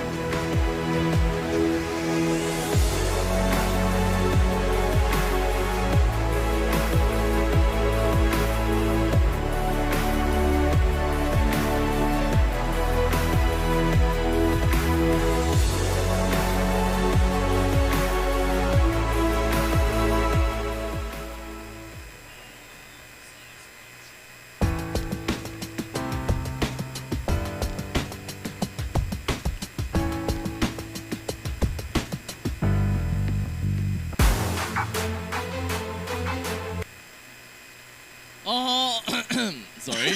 All right, ladies and gentlemen, welcome back. Someone give him some oil, lubricant for his throat.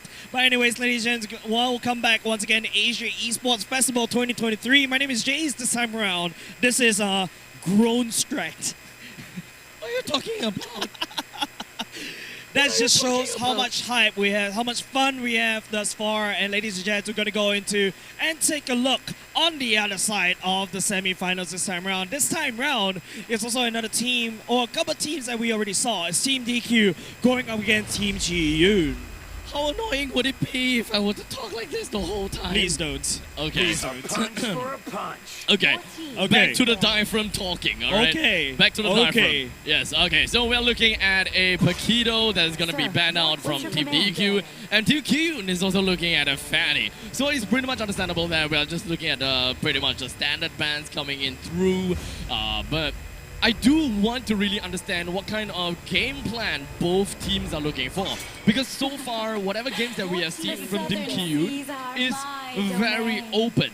They have been trying different kind of strategies. They have tried different kind of very different compositions. Yeah, like they're literally saying that, hey, you try to read us. I'm not going to give you any information because don't forget, all these games are being streamed and basically you guys are also watching live and you guys are also competing for this, right? So Team G is just messing it up just a little bit more, whereas, you know, in the other side, if you remember, Trildcard has always stuck to more or less the similar kind of rosters, more or less similar kind of playstyle, right? Yeah. But one thing that I think is easier for us to understand is that Team Kyun, they excels in a team that has more of a catch style. Yep. So someone that is such as what's that called Edith, again? Kaja, Yes. Kufra, Franco. Exactly. So that is one of the few heroes that we know will definitely go for. In the meantime, they do have a sub-win con, and that is to propel closer to victory. You know, so closer generally. All right. We gotta stop with basically basic jokes. We gotta stop with the closer jokes. All right. I'm sorry, closer. But anyways, ladies and gents, it's gonna be Avacuity on the Valentina. JH going back in the Fredrin duty once again.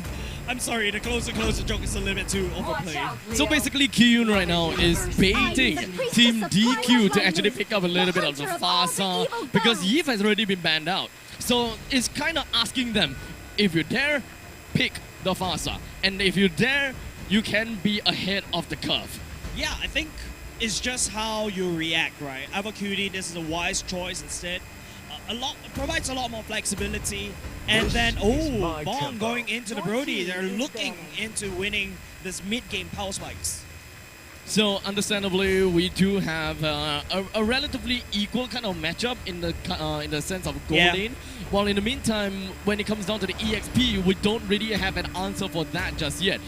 Team Kyun have yet to pick up their EXP, and it has also have yet to pick up their roam. To be fair, Fredrin can still flex over to the roam. Can still flex over to the EXP. That's right. So they still have quite a little bit of possibilities that they can work with. What are they expecting? What are they working with? Because even Closer can play heroes that deals damage, that takes over position 3. So it doesn't really matter that much as to who is going to go over to the EXP.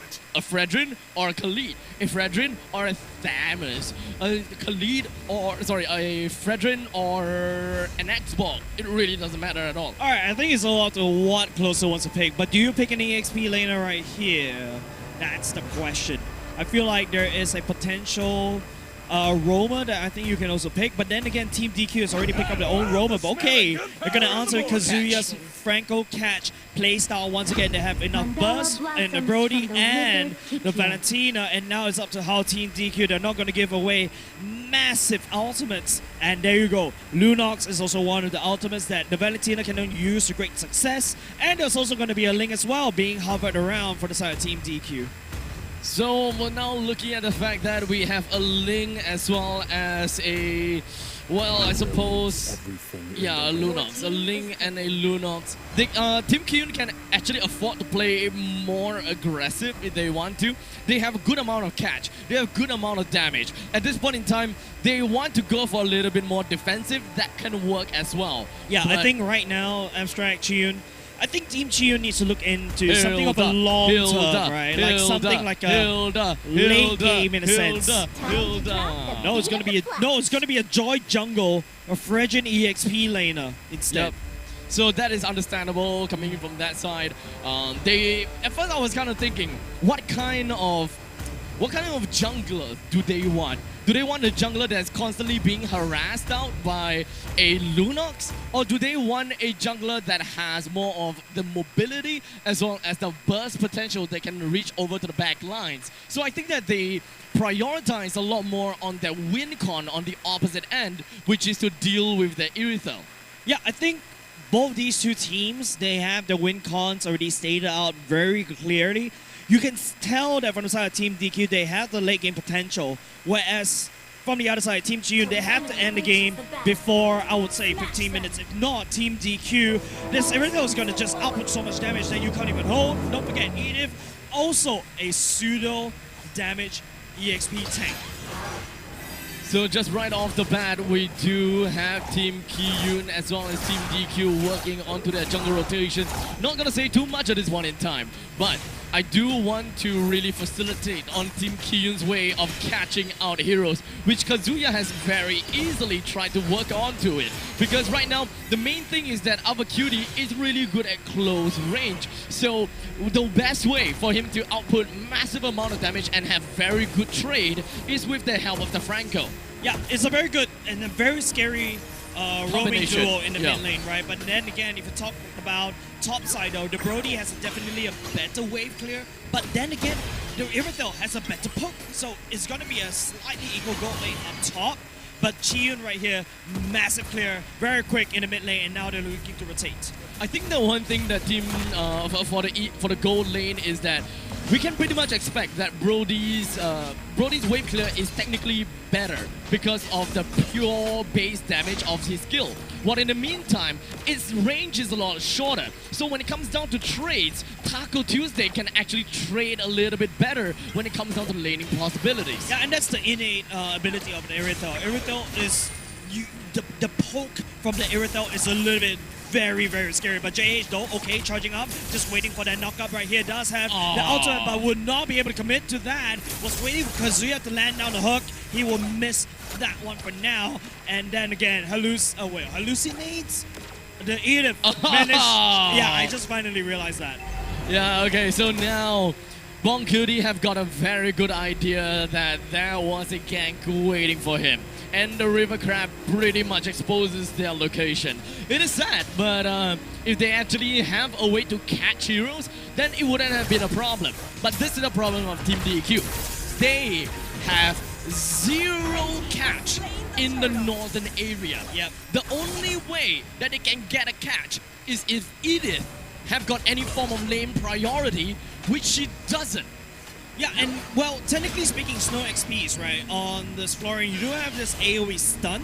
Maybe that could act like some sort of like a catch abstract, but it's not as reliable as, you know, like a Kazuya catch, right? But then again, Team Chiyun, with the fact that Team DQ doesn't really have a very safe way to open up the map, they're able to just camp in these different bushes, and it's very hard for Team DQ to flush them out. Honestly, when I'm looking at Team DQ's lineup, they're not exactly a lineup that wants to go aggressive.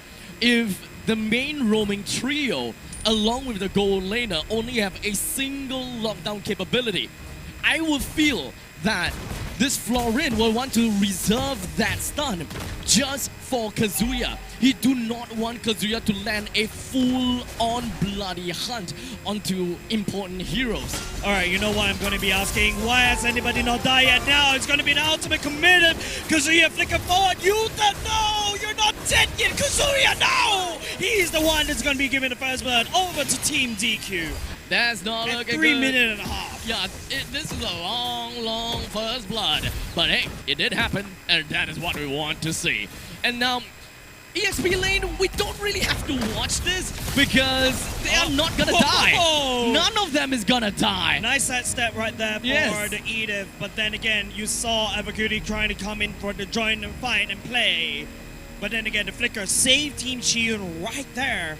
But Team DQ though, I won't say Team QD, but shout out to, you know, QDX Love, but then... Then again, Team DQ, what's their game plan going into the mid-game power spike? Because Team Chiyun feels like, well, they're not even there yet. Both these two goal leads are equal. They honestly don't really have a lot of a mid-game game plan. They need to play defensive because of the fact that their power spike is a little bit late. The very fact that they did manage to get a kill at the top lane of Team Kiyun, it just works for them as an assassin jungler. They have to give up the turtle in order to get a little bit of a kills up in the top side and try to look for more value. So it's more about value trading. How are they supposed to find more value? And that is the only way that they play. It's not aggressive, it's not defensive, it's about reacting. So JH takes the turtle. Are they able to take the turret in the top lane? No, they couldn't. As such, the value trading is not there anymore. Well, at the very least, Team DQ managed to take most of the energy away from the topside turret, right? That could potentially help out in terms of the goal lead department. But Team Chiyun, they're not too far away, right? And Bon Cutie, wow, look at the damage coming out from the Brody. Just slaps onto the turret, and all of a sudden, you see everything that Team DQ invested in the top lane, all gone. An economical game coming from Team DQ. As long as they are able to make sense of that, then they are gonna be A-okay. But it's definitely gonna take some time, don't mind me, because no catch, no defensive, no high ground. That is the kind of team that we are looking out for from the side of Team DQ. Honestly, when it comes down to team fight, they are not good. When it comes down to pickoffs, they are not good. But when it comes down to the assassination and just pure raw damage, they have that. Oh my god, both these two teams, they can't kill each other. Team DQ, well, they have 2 kills in their pockets, but then again, you saw how much investment that Team Chiyun need to do at the bottom lane just to pick up a kill. Not at all, they can't find any value, but then again, you have Team DQ creating so much map pressure up top. Now they're equal, Team Chiyun will trade down bot. So it's a lane, a turret for a turret. So at this point in time, the value from giving the turtle away is still unrealized. So that is going to take a tad bit of a hit. Team DQ still needs to do something in order to Kazuya blind hook into a bloody hunt. He catches the Edith though. The thought about memory just enough for the Edith. Finally, that woke me up. That definitely did wake you up. So one of the turtle has been unrealized. Utah Morales, this is good. This is what I want to see from this link. Now, the turtle take has been realized already. They found the trade that they need, and this is going to bring the gap even closer. But this upcoming turtle is going to be the next trade that they have to look out for. Alright, if Team Chiyun takes this, maybe the goalie will swing over the side of Chiyun right here. Definitely secured. Kazuya lands a hook on once again onto Snow XP's. That's the flooring. That's a healer from Team DQ down, and Team Chiyun's looking to escalate even harder right here. Looking at Hallucinates, looking at the Edith once again, and JH has Utah, no! Unable to take his own purple buff. Now it's just left with the middle lane first tier defense turret. The moment that this turret goes down, Team Kiyun can start to snowball, and that game is starting very, very soon. JH pops off with the ultimate and behind back line. Nice taunt back from the flank, but then again Kazuya will be able to land on the suppress onto Karma this time around. Big and massive pickup from the side of Team Chiyun that Team DQ doesn't want to give over to Team Chiyun. Closer is still weaving in over to the back lines and trying to proxy as much as possible. Our Cutie is just going to be taking up the damage just by a little bit. But of course, Hallucinate is just going to be looking at DQ get popped off. Abstract, do you not see that warmer combo? Kazuya and Closer. That hook and Appraisal's Wrap, no way you're going to be able to dodge that damage in the middle. It's all about lane priority. It's all about economics coming in from Team DQ. And I love what Utah Morales is doing. He knows that they can't take a fight. He knows that the team is not ready just yet. The best that they can do is take a little bit of that pressure off of their shoulders by split pushing the lanes and trying to get a little bit more farm for himself, so that at one point in time, he will be able to take a lot more of that pressure off by aiming down on the Bon Cutie.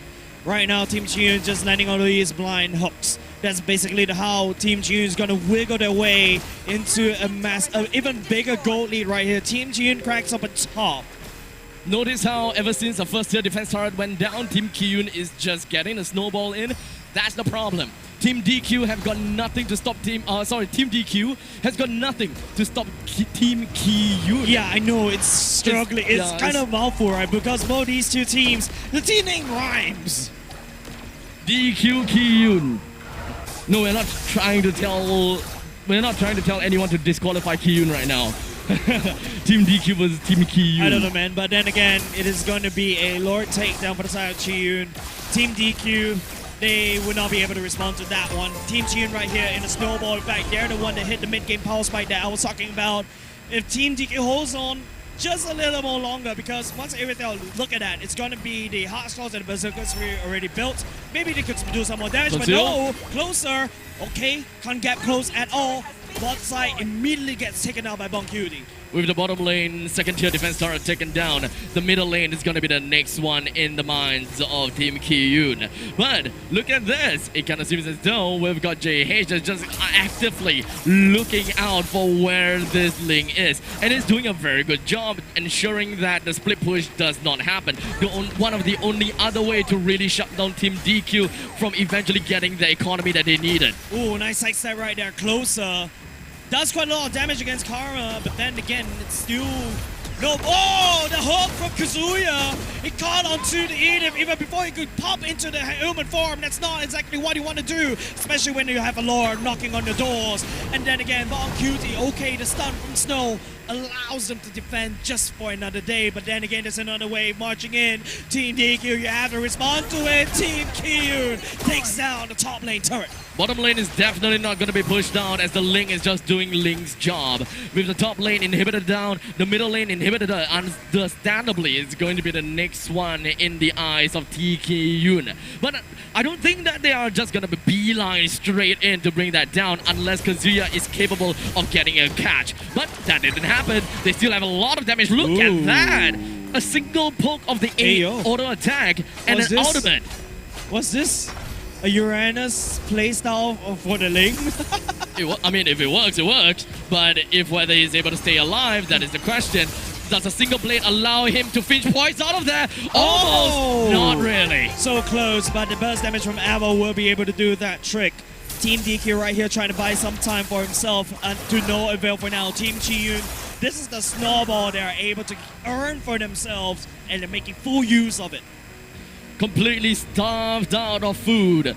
Team Kiyun is begging for more of food coming into their way. The creeps are just not pushing. The jungle minions are just not spawning. And their entire base is just not safe. What exactly can they do at this point in time since they do not have that high ground? Their wave clear is not that good. They literally have the entire game on Yuta Morales' heads.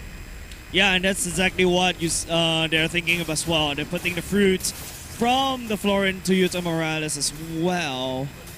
Right now, it's just this stalemate, right? Team Kiyun, they know they don't really have enough damage to basically push it down. Team DQ, they're more than happy to try to pick a fight inside their own base. Team Kiyun, however, you know, they're just looking for pickup right here. And there's a big pickup right here, but no, Yuta will be able to get on the way. Ultimate trade for Ultimate, but Boncutie, look who's actually doing all the hard work. It's always the marksman that does all the hard work. This is a siege tactic, huh? A siege comp to a certain extent right now. Team Kiyun manages to bring down the bottom lane inhibitor turret and in the meantime has bought more than enough time for them to eventually be able to bring this Lord down for themselves. Yeah, Team DQ, oh, flicker, nope. That doesn't hit. You thought it lands onto the Edith, but hitbox, man. It's all about a hitbox, unfortunately. If only the hitbox were larger. If only there's no barrier. If only. If only is a very hard work, but right now, if only DQ... I don't know how they're going to defend this, right? Like, yeah, they don't really have anything that can really help them to defend, but if they win one fight, it's more than enough for them to catch back up. Yeah, but then again, if you see hallucinates, oh, not even in the human form, finally goes in full Rav right here.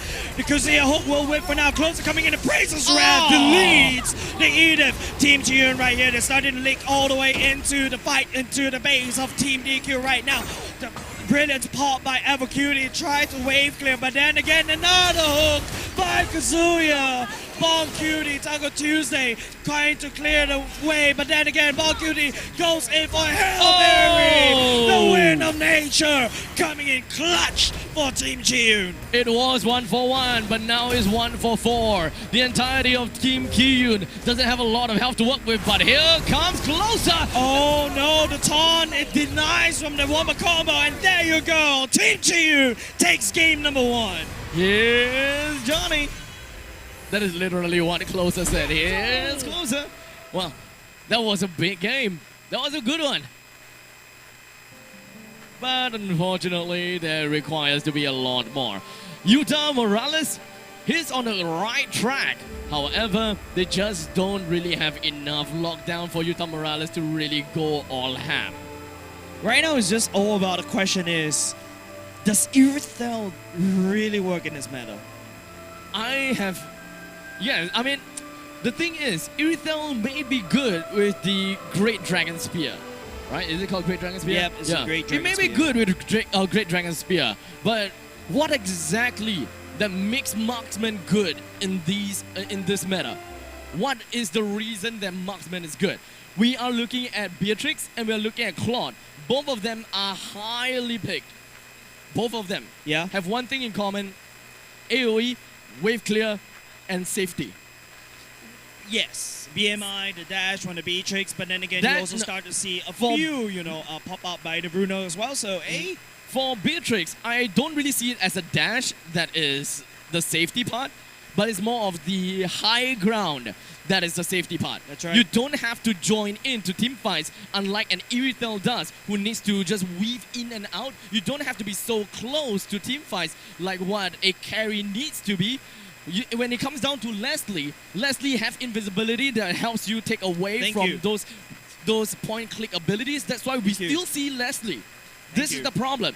Nah, it's a true damage from Leslie. And true damage, right? Way too broken. So, honestly, I see it all for goal laners is defensive capabilities and wave clear. If you have defensive capabilities like way better than other marksmen, that puts you as A tier. If you have defensive capabilities as well as good wave clear, that puts you as S tier. Yeah, that's why Beatrix as well as Claude, right on S. Yep, all the way. I agree with you totally, because as a goal laner myself, I've been playing a few odd and ends in terms of the marksman. I'm not going to show you yet. Ready for the talent versus production kind of thing, if you guys know what I'm trying to say. But of course, we're waiting for game number 2, ladies and gents. Team DQ and Team Chiyun. Man, that was a long and drawn-out fight. It was a macro play for both these two teams. And unfortunately, Team Chiyun found that sweet spot to explode in terms of the economy. And that's how they managed to turn this around and allow, Bong Cutie to just knock down turrets like nobody's business. They have a lot of burst potential. Let's not forget that, right? Well, just Bong itself, just a single strike, that is the burst that we need. Bong. And that is what we need to see to bring down the Edith. Yeah, correct. There's a couple of times where you see Edith get caught out without any form, without going into the human form. So that's actually kind of surprising for me. And that's all because, the mid-game power spike came early, for the side of Team Chiyun. I remember what I said. If they take down this, I think it was the second turtle, that's when, Team Chiyun would just explode in economy, and that's exactly what happened.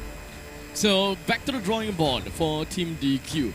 They're gonna have to look right back again and see what is the kind of playstyle that works for them.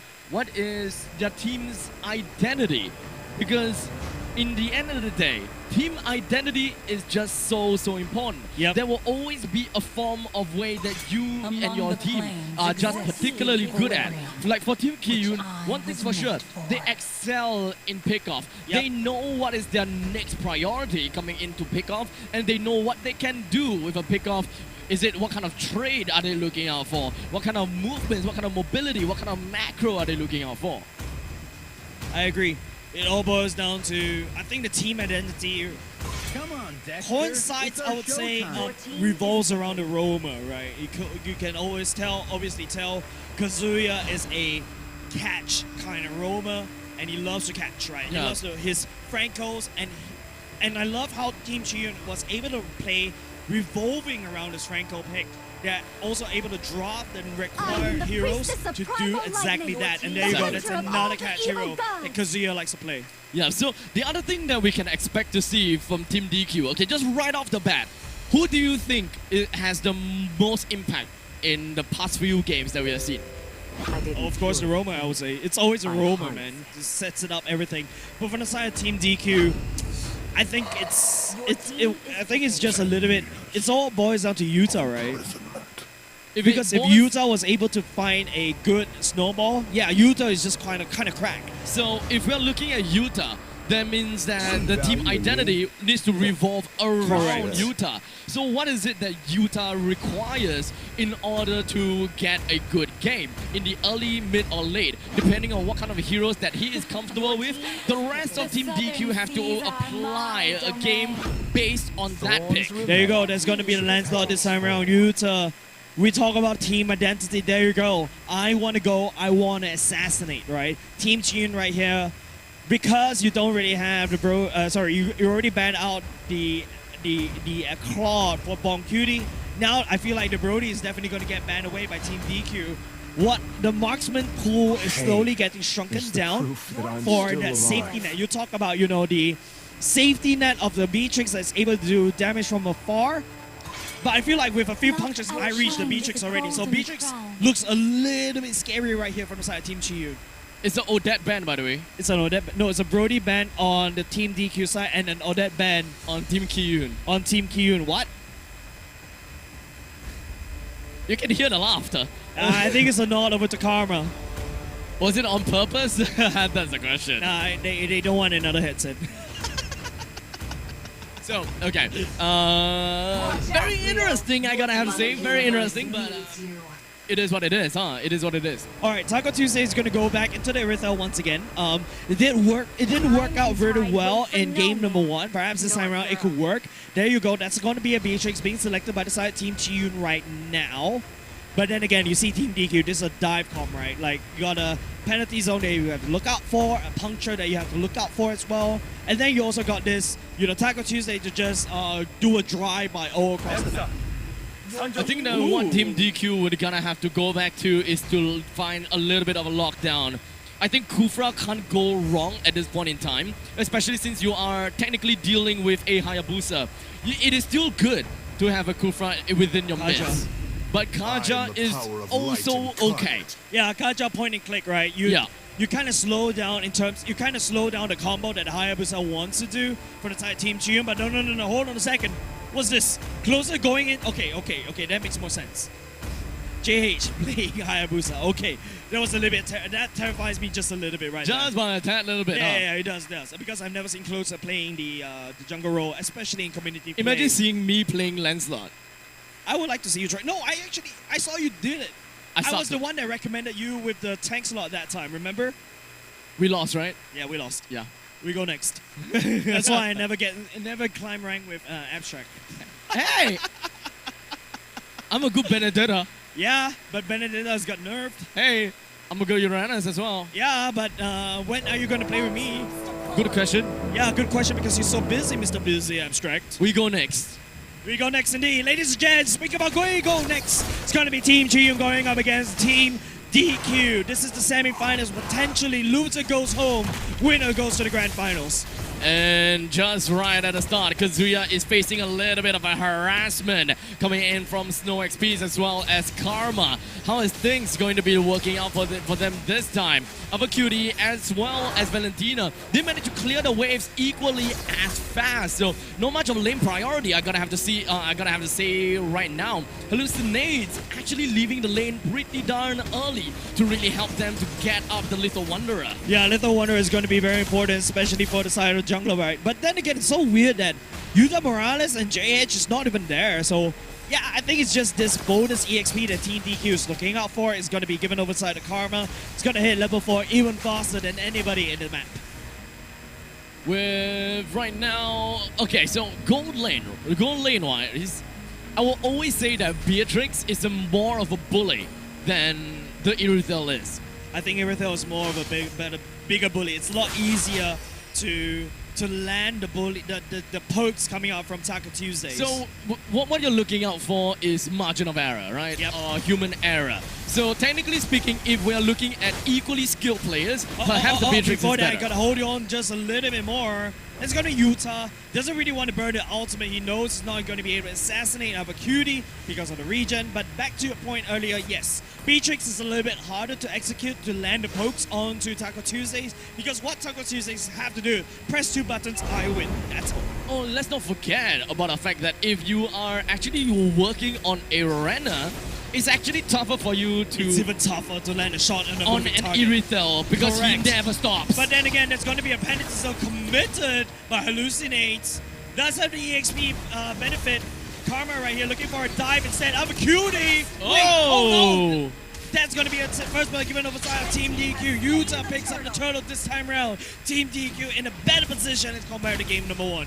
Closer is not looking very good within his own lane. Team Kyun now is gonna be on the back side. They do have their back against the wall just by a tad little bit, right? 500 gold, not that big of a difference for now. Not that big of a deal. Remember one of the teams actually was it? Hey, no, was it Team Chiyun that won? No, yeah, it was Team Chiyun, right? Game number 3. Yup. Team Buff Kyun. stolen.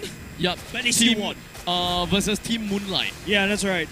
So the all is not lost yet. Trust Team Chiyun to be able to recover in towards the later parts of the game, but then Team DQ right now, with this lead, just a little tad bit of lead, what are they going to do?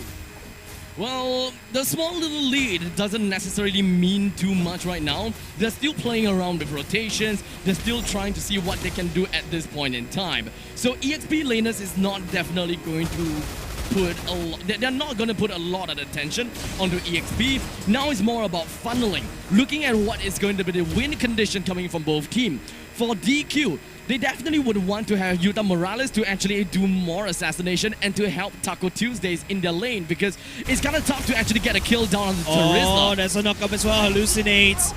That's going to be another kill. 1 kill given over side of Team Chiyun. The first one right now. Oh, the follow from the shadow, but Utah still managed to walk away. I'm actually kind of surprised that Team Kiyun actually focused onto EXP to try to bring Hallucinates out of the game. Yeah.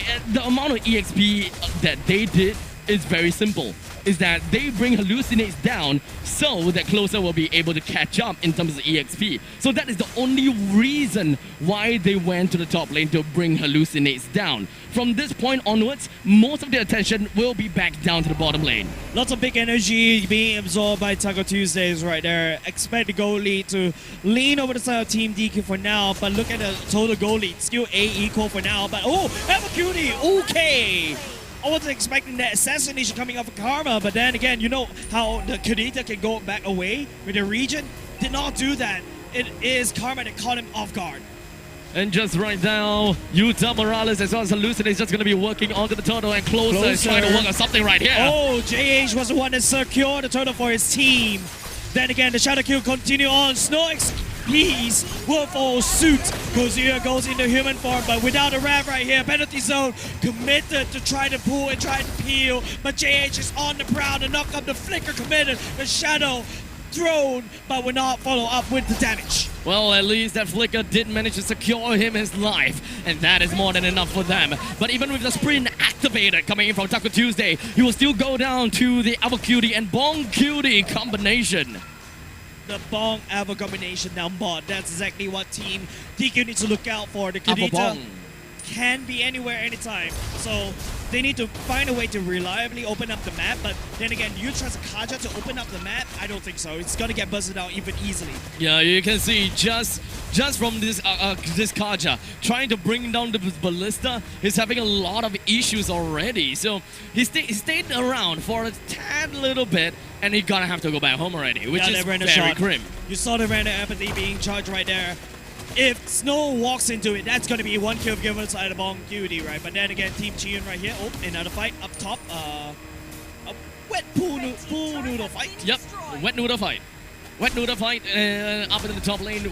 We're not going to be expecting too much out of the EXP lane. Well, unless Team Chiyun goes in and reinforces that top side, right? But then again, it's only up to how Team DQ right here. Ooh. If they want to do that. Play, walks all the way in. No, Balcutie gets suppressed. Then again, Heavy Crossbow going in for Taco Tuesdays. He walks away with murder. Taco Tuesdays get himself 1 kill into the record.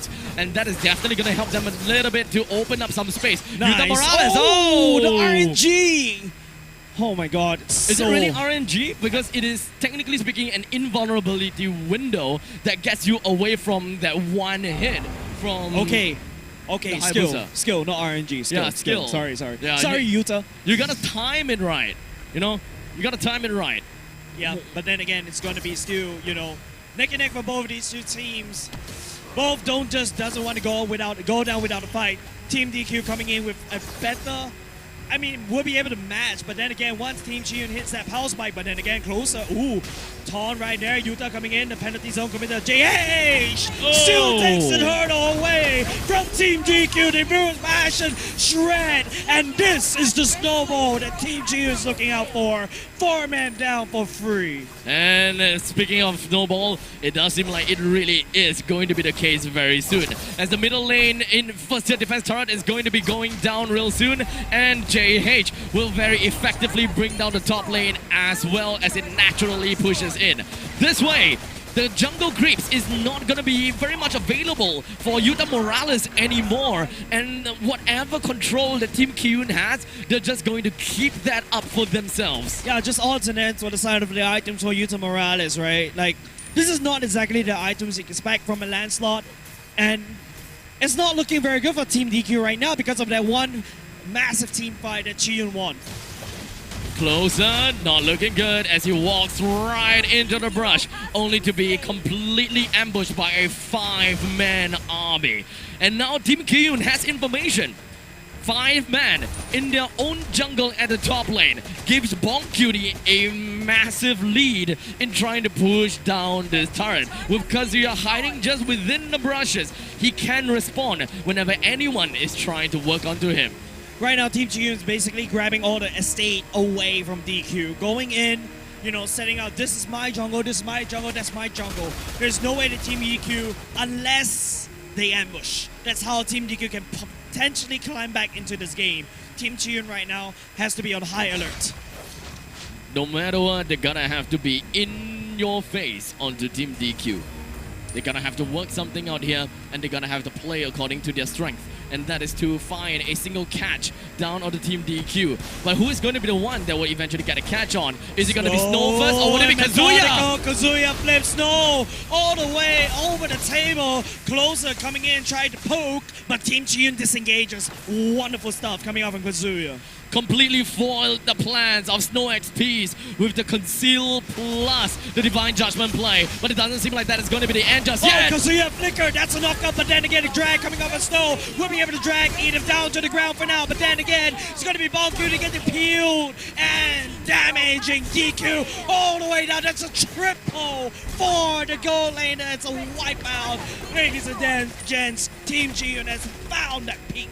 Massive value. That is what we want to see coming in from Kazuya. He understood the value that he gonna have to put. Number one, he went in and got a launch onto 3 members. Number 2, he took the Divine Judgment onto Snow XPs. That is the biggest amount of peel that you can do for your team. Yeah, I take everything for the team. Because of the Divine Judgment already taken away, Team Chiyun can comfortably step even forward, and there you go. You saw how Balcutie confidently flickers forward just to secure even more value for himself. Completely off topic. Yeah. Kaja's ultimate is Divine Judgment, right? Yeah, it is. And Sylvana is Divine Justice? I go to Sylvana out. Hold on a second. Let me. I know there's something justice. Let me boot up the game. Perfect, thank you. I just really wanted to know now. That's really what I want to know. Something justice. I'm pretty sure it's divine as well. That's why we always get confused with these two ultimate names. That's why Churros always call it like Divine Justice. I'm like, no, that's Divine Judgment, no? It's Divine Judgment, yeah, but Savannah's one should be Divine Justice, if I remember correctly. But regardless, it does seem as though the next catch is gonna be inbound very soon. But we do have something very sneaky beaky in the bottom side over here of the map. But perhaps we'll be able to see something up. Nope. Yuta Morales was hiding within the brushes, but he did not go for any form of assassination. Now it's quite tough for the side of Team DQ to do anything. They're a little bit behind. No, make it a lot behind because it's almost like a 9K goalie in the favor of Team Chiyun that's got money back to throw at DQ right now. It's all up to, Kazuya walks all the way in, no XPs, get flipped over, and then JH in the shadow kill right into the base. It's not safe for Karma. And then again with the stream on the minions walking in, Team Chiyun will be able to just put some damage onto the core. The wave clear from DQ was what saved the day. And just moving on forward with the top lane inhibitor turret taken down. Team Kiyun gonna have to wait for the next 70 seconds until the Lord is available for them. And that would be a Luminous Lord. That is one of the Lord, Imperial Justice. No, I'm very sure it's not. I'm sorry, Abstract. Hey, I got my answer. Hey, Lemon. Hey. Shisha. As the rest of the members from the side of Kiyun just initiates. That's big a for nice Hallucinate. Hallucinates actually catch 4. It's up to, wait, where did Yuta go? He was full health? Pew Pew coming in from Barcutie. But unfortunately, he did not manage to live to see another day. He did manage to get a triple for himself. Kazuya right there. The siege minion would take him down. He has to dash away. So close. So close. But that was a very flawless kind of take coming in. My eyes didn't deceive me, right? That was a full health Yuta that walks into his death by into Boncutie's damage. I have no idea. I blink and he suddenly disappeared. I thought that was an iframes. That's the thing. I blink too, and I have small eyes. No, you have bigger eyes than me. No, I don't. I can't see nuts. Anyways, we're going to go return back to the game. Team Chiyun right here making a run for the money indeed, because look at the goalie in the favor of Team Chiyun right now. Team DQ though, they have a top side that's cracked open. They're fighting for tier life. They're fighting for tournament life right now, ladies and gents. With only a few seconds in on to closest death, or maybe not. He did manage to get himself right out of there. Pretty nice and dandy. Now, with the Lauder currently available, Team DQ not very interested in trying to fight for it. They can't fight this at all. It's 9K goal lead. They know if Yuta Morales walks in, he's going to get melted down. He's not going to repeat that exact same thing that happened in the mid lane. Still goes all in with the damage though. Malefic Roar being built, is that exactly what he needs going up against Team Chiyun? Team DQ, they're gonna have to look for the perfect penalty zone as well. But even after that, I think it's kind of tough for them to even follow up from that, because they don't really have a lot of damage aside from Taco Tuesday, and I don't think that he has the items that can really turn things around for them. But right now though, is Team Chiyun going to allow them to continuously build an item? Because you saw Karma already built a Holy Crystal, so Team DQ right now, just still look at Bong. It's just... It works. Yeah, it works. Stupid. It works. Then again, it's all going to be the Shadow Kill giving me a bit of motion sickness right here. Just a wave clear for now, just to allow the Lord to march all the way in. It's all up to this. Divine Judgment already committed. That's also going to be a penalty. So, Yuta Morales is going to be able to find the back line as well. Then again, Assassination going in. Closer goes into Immortality, but Bonkyu is still alive. Then again, all the minutes already marching in the mid lane. And Taco Tuesday needs the force to defend and wave clear, but he's all alone. And ladies and gents, Team Chiyun goes to the grand finals. Congratulations, Team Kiyun, as they are one step closer to being the champions of Asia Esports Festival 2023 for the MLBB portion. Unfortunately, for our friend at Team DQ, the journey ends here. But hey, looking on the brighter side, we have one heck of a lineup for the grand finals. That's right. MPL qualifiers, MPL substitutes, and of course, going up against a full MPL team, I would say that's something that we also definitely have to look out for in the grand finals for AEF Asia Esports Festival 2023. Of course, thank you very much, JBL Quantum, for the title sponsor and for the MLBB segments brought to you by Safra. Thank you very much. And with that all said and done, we are going to go off for a short little break. And once we are back, the grand final awaits you. That's right. And that is going to be Team Trollcard versus Team Kiyun. We'll see you guys in a bit.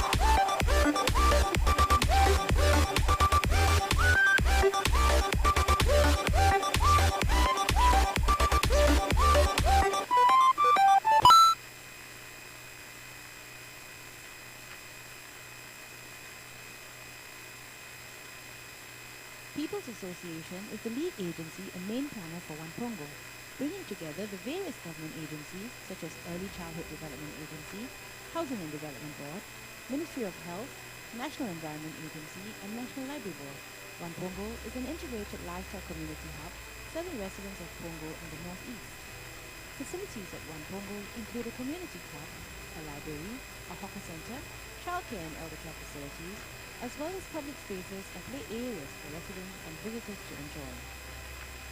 The 5-story building also houses a multi-purpose hall for performances and gatherings, futsal and basketball courts, culinary and music studios, and is located right next to the Semki LRT station. The aim of Wampongo is to bring everyone together by creating a vibrant and energetic community that thrives in a sustainable environment. UP Architects, the architect for Wampongo, shared that one of the key design features of Wampongo is its central atrium known as Celebration Square, which connects all 5 stories and stakeholders. The user is at the heart of everything we do at ENU, and the most interesting aspect of this project was Wampongo's drive to bring everyone together. For this project, we deployed technologies such as AV over IP and wireless control, ensuring that the systems are both user-friendly and future-proof.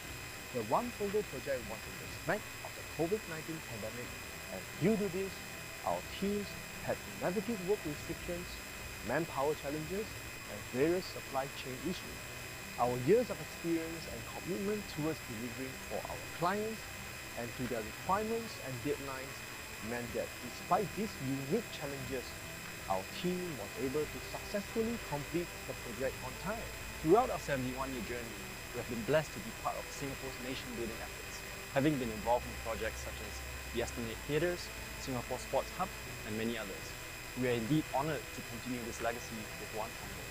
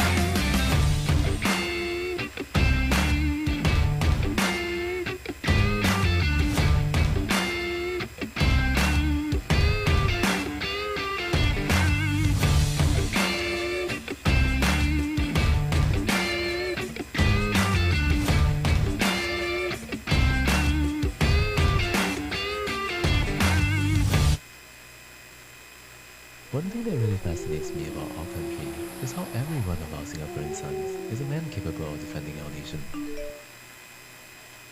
Each with his untold story. I enlisted in January 2019.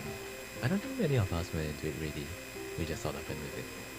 I was skinny and timid since young, and the idea of soldiering was just intimidating. Yet 3 months in, I passed out of basic training. 8 months in, I earned my chevrons. 11 months in, I became a guardsman. Before we knew it, it was time for goodbyes. As we hung up our uniforms, tucked away were also the stories that we wrote with much pride. We all just sort of got on with our lives. Some went on to work, some went on to further their studies. Others might not care, yet every now and then, we still look back on those days. Warming ourselves one matchstick at a time because it was so cold out in the field in the midst of a storm. Singing our National Day songs because we missed home when we were training overseas. Even with our active days pass, regardless of vocation, regardless of service, we will still stand ready. This is my story. Hear our stories. Hear the stories of our Singaporean sons.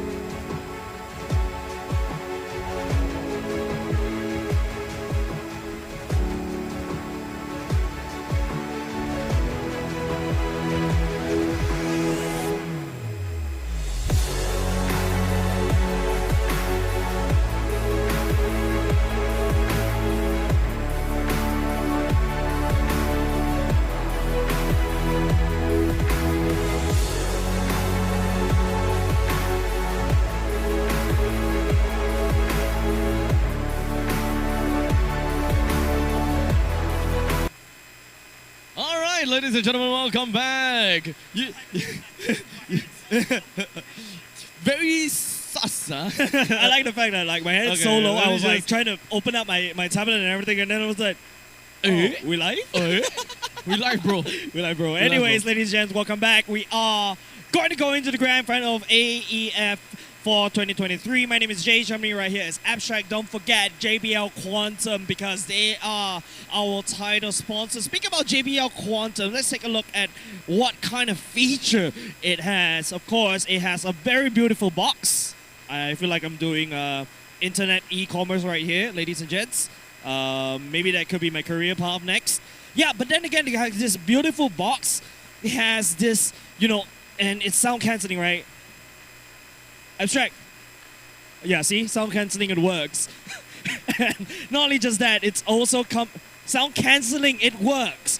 All right, there you go. And apart from that, it's also, you know, not say sound cancelling because it's really tight fit, so that's why Yeah, you it's can't a really tight hear fit. anything, right? Then apart from Is that, this there's on? also this, it's wireless, it's comes in a dongle as well, two. and the default dongle is a USB-C. So which means that you can actually use it for your mobile phones as well, or if you're more on a, I would say, traditional path, you can go back into 3.5mm jack if you want to do that. But of course, you plug that into your PC, man, it all works. And don't forget, you know, the worst thing you want to have everywhere in every industry is a hot mic. So all you have to do is just flip it all the way up. You can say everything you want, including how bad you don't like your, how much you don't like your employers. Yeah, he can't hear me. He's employing me, so he can't hear me at all. You don't like your employer, huh? Oh man, Is it come on, it's a proof of Test concept. 1 2, test 1 2, test 1 2, test 1 2, test 1 2. Yeah. Yo, I can't hear myself off of that. Yeah, that's yeah. how good it is, right? So that's why, ladies and And- gents, thank you very much for Yeah, JBL. Don't know. Is that ANC? No, there's no ANC. I don't think there's ANC, but it's just covers your whole ear really well. So that's why it's so good. And it's, you know what's the worst thing? Especially when you There guys... is ANC. There's ANC? Oh, there's ANC. So this is even like better. before ANC even applied. Yeah, that's right, and it's because of the tight fit, right? And you know how annoying it is when your earphones is like just covers your ears a little bit, and then especially when you guys we wear glasses, it just adds a bit of a pain right there, right? And it's gonna fit comfortably for you, especially with JBL Quantum. You're just going this for a proof of concept, right? Yeah, perfectly works. And it's stylish as well. Speaking of stylish, there's also the LED light that I think Abstract was actually infatuated about. But I'm all about that noise cancelling, and I'm all about that pull down to unmute, pull up to unmute. So, ladies and gents, once again, thank you very much to JBL Quantum. Don't forget, ladies and gents, once in a while, if I'm not mistaken, the QR code will be flashed on the screen for you to scan that QR code to get like a 10% discount? 10% discount. That's yes. right, 10% discount. Of course, ladies and gents, thank you very much. But don't forget, for the MLBB segment, it's also brought to you by Safra. So these are the people that we are thanking. Apparently, there's a lot more people that we have to thank as well. If you notice throughout the games on the top right-hand corner, you always have this logo flashing through. We'd like to also extend our gratitude to those people for making AEF work. Sorry, I'm only doing this because I can't see through my spectacles. It's not because you're old. Anyways, ladies and gents, speaking about going into the grand finals this time around, it's still going to be a best of 3. It is going to be Team Chi-Yun going up against Trial Card. We shall see whether the Trial Card expires now because Trial Card, they are a team that are really quite stacked. I'm going to say, I'm going to drop names right here, ladies and gents. Deck and FMN from Bleed, Melon X Team Evil. Who else? We got Supergirl. Supergirl X SMG, and then you got Yawn X Yawn, Team yes. Flash. So honestly, a very stacked team. That's right, but But on the in other the hand... meantime, let's not forget that we have Kazuya. Yep, Let's not forget we have JH that has been pulling off those nasty plays. nasty steals, mate. We've got Closer that somehow made Khalid work like a Diablo he is. Yeah, RSG sub, what do you expect? Honestly, I there's really not much I can say. And not to forget we got Avo Cutie. Yep. We also got Bon New name. Cutie. Bon Cutie. They're all big names at this point in time. Yeah, Bon Cutie is a friend of Alchemy SG, right? So, yeah, you definitely expect like these players are of certain caliber to be able to go up and fight against Trial Card. So what are we waiting for?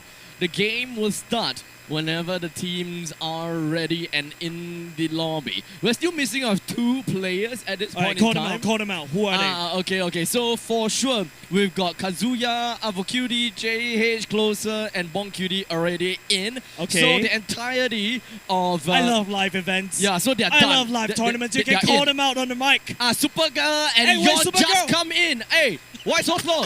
Huh? Supergirl and Yon, why so slow? Man's gonna be flying next week. Let him go. Let him enjoy the MLBB experience. Yeah, call him out. Hey, why suddenly this guy disappear? Avo Cutie, Bomb Cutie, Kazuya Ladies and Closer. gents, this is the typical JH. thing that we experience Hey, in JH. tournaments, right? What Players happened? not in lobby, and that's why Where's we JH? have the Why? pause. Why disappear? Why is JH not appearing yet? I thought you all were ready. Abstract's interviewing right now. Where's JH? Why are you not ready? Why you Abstract, go out? get back here. We're starting Okay, the game. go. Start ready. My goodness me, Abstract. No, I My have to goodness me. interrogate. He was in, then suddenly he's not in. I have no idea how that works, actually. But anyways, going to game number Yes. 1, ladies and gents. This is the grand final. This is Charcard going up against Team Chi Yun. Now, Charcard has shown us who's boss, right? Like, literally, we all know this is the favorite team. Team Chi Yun, on the other hand, lots of things to prove. If they can prove something against Charcard, that will be huge in terms of the narrative for the community. Now, the thing is, when it comes down to trial card, we don't necessarily have a very big idea as to what is their team identity so far. But one thing's for sure is that we have saw before that one of their composition derives and, of course, follows around Supergirl.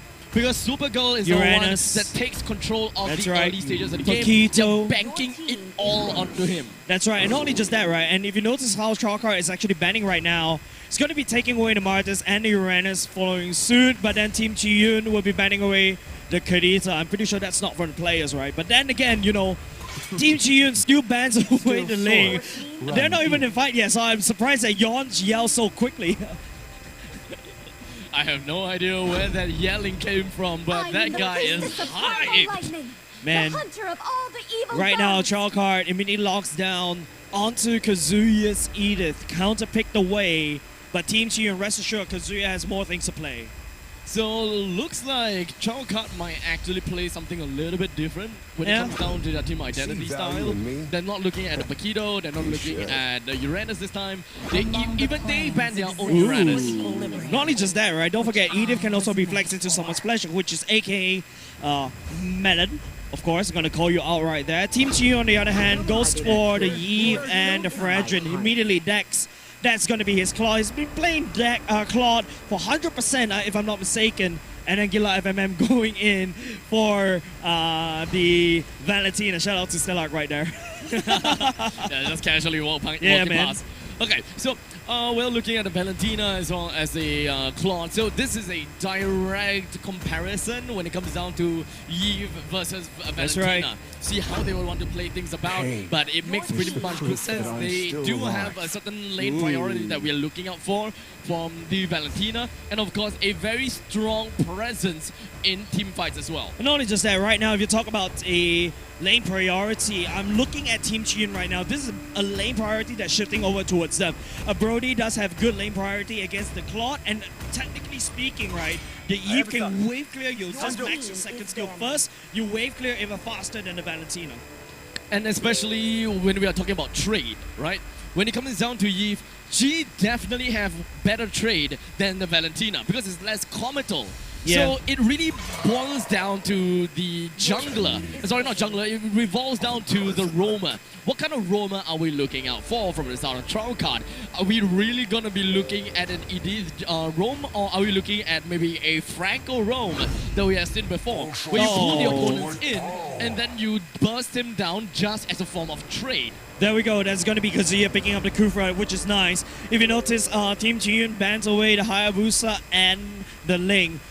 They are purposely opening up the Fanny just to counteract against the Kufra. It's hovering around there, but we're not going to lock that in, ladies and gents. Shotcard right now, they have to reveal all their roster right here. And it's getting spicier and spicier, ladies and gents. The Cho going into the room, and the Hellcurd from Yon. The Dark Knight will fall, and the blanket of darkness. I've will never seen envelop Yon. you. I've never seen Yon and a Hellcurd before. This Hellcurd would be really great, especially against Team Chiyun. You turn off the lights, you don't know where the Eve doesn't know where to land the skills. So I think that is definitely gonna come out to be great. Closer picked up a Xbox Once for again. himself. So Wait, that's a jungle Xborg. Do you go jungle Xborg here? You're playing a jungle Xborg, it's like a handicap, no? I know MPL Malaysia plays it. But it seems like they're gonna lock it in, ladies and gents. It's gonna be an Xborg jungle. They do have the utility to support the Xborg jungle. Just that you sacrifice the flicker for your gap close for your last insanity. Huh? AoE? It's just AoE? Okay, so You like imagine this abstract. You don't need to see them if you can AoE them. Yeah, so the thing is, I can understand why jungle, but I can need to understand why EXP, because generally speaking, when we are looking at a jungle, when we are looking at a jungler, the main thing that we're looking out for is to secure objective. Both of these heroes, both of these heroes, Xborg, as well as a Fredrin, they can do pretty darn well in securing objective because of last insanity, or perhaps even comes down to the ultimate. What am I seeing right here? Remember we talked about how the Eve is supposed to have lane priority? Yep. Apparently no. Avacuity, I think, went for first skill, level 1 first skill instead of second skill. So which means that Chalkart will take this opportunity to rotate even faster as compared to Avacuity. So now I'm just very curious as to how the rotation of this Xbox is gonna be like. Oh, okay, no, don't ever use a second skill ever again, JH, and not in that kind of situation. But it's gonna be tough. Boncutie, he has very good trade against DW, and you gotta have to watch out for that. I think Dak shouldn't even try to test this right here, but maybe with Someone's Pleasure right here going in. Oh, that's a peel coming up of Boncutie. Where's the reinforcement coming up? Chalkart, no! Someone's Pleasure is gonna be someone else's pleasure right here. JH on the chase. The flamethrower is committed. Flicker will be committed by Someone's Pleasure. I really want to understand the amount of ganking potential that this jungler will have. Does he only want to focus on the objectives and really not care too much about the fights? I mean, a little bit low. Very low, in fact. But Kazuya is here, Jahid is here. They will be here to ensure that Boncutie will be able to go back home fine and dandy. Yeah. Turtle going to be spawning in 6 seconds. Well, make it 5. But then again, it's going to be Supergirl. Oh, he catches onto a terrified Closer right here. No follow-up, though. Closer does have a lot of great health. Needs to seek to basically try to heal up, landing the skills. But then again, Chalkart does have a better wave clear. Will be able to take to level 4 even faster than Team Chiyun. As the rest of the members from the side of Team Trowcard, they're just going to be working their way over to the objective. And Team Kiyun, they don't really have any of the, they don't really have much utility that can really help them out in these battles, at least for now. I think that the main thing that Team Kiyun is looking out for is that they want to have more support coming in from Xbox. They want to have more consistency of the Last Insanity. They want more battles with Last Insanity, because if you're putting the Xbox into the EXP, he's always going to be a little bit late, especially in the early stages. Is that a little bit greedy if you ask me, but Dick, we get stunned by Boncutie, but nice immobilization. Here comes a blazing duet and someone to peel, because you're coming for the flank. That's going to be the first one to give it a time of Boncutie. And then again, your turns off the lights will be able to find the jungle. JH just a double kill. Give it up beside Supergirl, making a triple maybe. He goes to the UF4. He goes a triple for the side of Chalkart. And then again, it's going to be Closer, trying to get close right here. Finds Supergirl though. The taunt coming out. Someone's Pleasure needs to run for the hills, but runs on the other side. He's going to buy so much time, and he's just going to be conceding over to the turret right about now. And he pretty much bought enough time right down from the side of Closer. But Team Kiyun have decided that, hey, since the Fred is already all the way up top lane, let's swap. wait, hold on a second. This is before 5 minutes, which means that, these minutes, they still have the EXP They and still have gold. EXP and So, gold, yes. Bon Cutie transition all the way down bot is a little bit premature if you ask me. I think it's pretty much okay still to a certain extent, because the one thing that we will want to see from Team Kiyun is that whenever they want to play things defensively or aggressively, you can switch the lanes. Yon turns on the lights right here. That's assassination. Kazuya will be able to pin Yon right to the ground. Zozo going to be closer, jumping in. The taunt will be able to land onto the Chol. Shunpo's Jikundo's right on out. No, both these two teams, they touch and they go. Oh, okay, so at first I was thinking that Team Kiyun, because of the fact that Brody do have pretty good early game damage and they would want to squeeze as much damage as they can, they would want to have a Brody to get early game damage into the second turtle fight. Because sometimes most marksmen don't want to go for a second turtle fight. They will only go for third and onwards. Yeah. But if they are going to swap, they might as well have the Brody to take the fight. But right now, still, the turtle priority given over the side of Trail Card. That's going to be Yon picking up the second turtle for themselves. Supergirl right here still managed to clear up the lane just in time. But I don't really like how Deck is really aggressive. But sometimes, I know, greed is good. You always advocate for greed. Yeah, greed is good. There you go, Alpha Cutie. There you go, Supergirl. Turret dies for greed, and then, he picks up a kill. And now Kazuya is chasing down the Someone's Pleasure. It's going to be a support combat, the robot combat right here. But Yon, man, Bon Cutie decides to get deleted by Yon. And one thing's for sure, I think that Trial Card, they're just going to be moving on forward from this point onwards, as it's already 5 minutes into the game. It's an either-or situation. How much do they want to bank it all into a single lane? Right now, JH and Yon. JH is burning everything. Kazuya jumps just to open up the map just a little bit more. Team Jiun right here. That's the top side deck winning that gold lane for now. But then again, where is the power spike that Team Jiun loves to find in the mid game? Well, technically they would have in maybe about 10 minutes in. 10 minutes in, I would say that Team Kiyun would very likely be able to do well. But this also means that Team Kiyun have to really defend the turret as much as possible, especially the mid lane turret. Yeah, mid lane is going to be very important. You don't want the Helker to infest your own jungle. But then again, top side is already cleared up. Bon Cutie, but Yon turns off the lights and he bangs Bon Cutie. Oh, but no, the siege beat a nice reaction coming out of Katsuya. Punishes Yon. Jeet Kundo. Someone's pleasure going. The nice kick. Will be able to kick Kazuya to support the combat. The rover combat. Someone's pleasure running around Kazuya. Just bouncing for fun. And he's feeling, but Supergirl will be able to still catch onto Bon Cutie. And someone's pleasure. Kazuya buying lots of time. The lots of nancy from JH doesn't tag anybody. Supergirl building on Bon Cutie all the way back. Real world manipulation committed as well, but it's still going to be Killer FMM taking down Yi. And now, Draw Card, even though they have lost quite a bit from that team fight, they still managed to come back on top with a good amount of advantage, 3,000 gold advantage in fact. So now Team Kiyun, they're gonna have to go back to the drawing board and really understand what is going to be their game plan here. Do we actually swap lanes? Do we actually do something about bottom lane? Because bottom lane gonna have to go down. Nice kick right there. Closer, a lot of great help, but not enough combo for the Fraser's Wrath. Killer FMM is the one that takes away the last insanity, shoves you back into the jungle, and then win that total priority.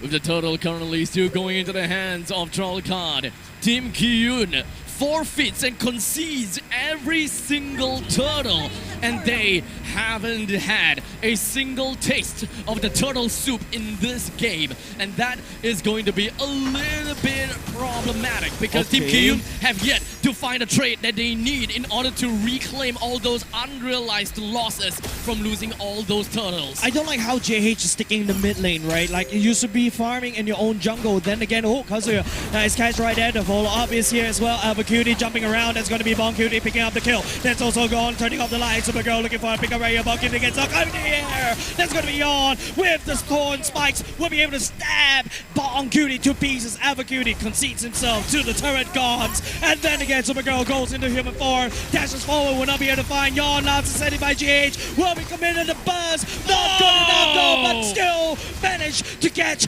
Supergirl. JH will sacrifice his life for now. Closer going in, 1v1 against DW. Cycle. And then again, someone Pleasure will be there to beautiful deck.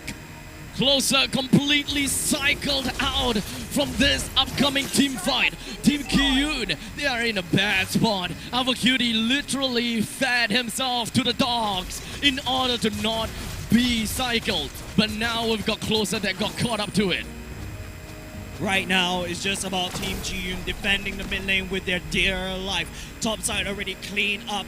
And that's before the Lord has been spawned right now. Alpha Cutie goes into, I guess that's a favor as well. Just gain that additional shield going into the ultimate.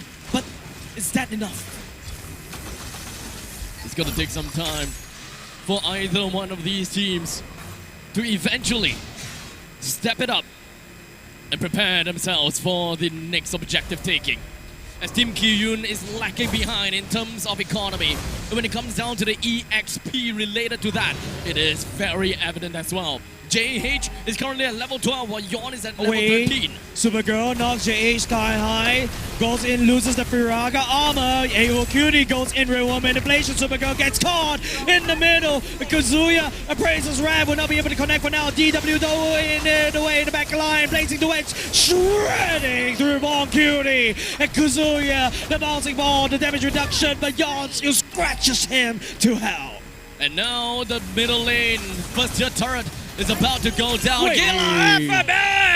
The flicker forward, the disrespect, the damage, the buzz is exactly what Trollcard is looking out for. And with that JA jungler going down, that means that Trollcard has free real estate. Closer, roll, raises wrath. This Yaw's retro finger was a lot better. And then again, the gray health, not enough. Yaw picks up a mega kill. Closer tries to make the play of the century. The cycle hurts Kiyun. And now Closer is but is 15 seconds away from being respawned. And that 15 seconds is 15 valuable seconds to defend. And right that now, is not going to be the case. That's right, mid laner they crack open by the side of Trollcard. Supergirl already infesting JH side of the jungle team. Ji-yoon just running around headless chickens because they do not know what to do because there's a Lord marching in, there's a Trollcard that's infesting in their own jungle, there's no farm, there's no defense. Top lane, the Lord marches in as he slowly waves around his trident, ready to pillage. While in the middle lane and the bottom lane, they are receiving quite a bit of priority. While DW heads right in and prepares for himself for the big fight is upcoming. But Team Kiyun is still not going to be stopping anytime soon. They will be knocking down on the Lord, successfully doing so, defending their inhibitor turrets up north. Team Kiyun still defends for another game, another Lord for now.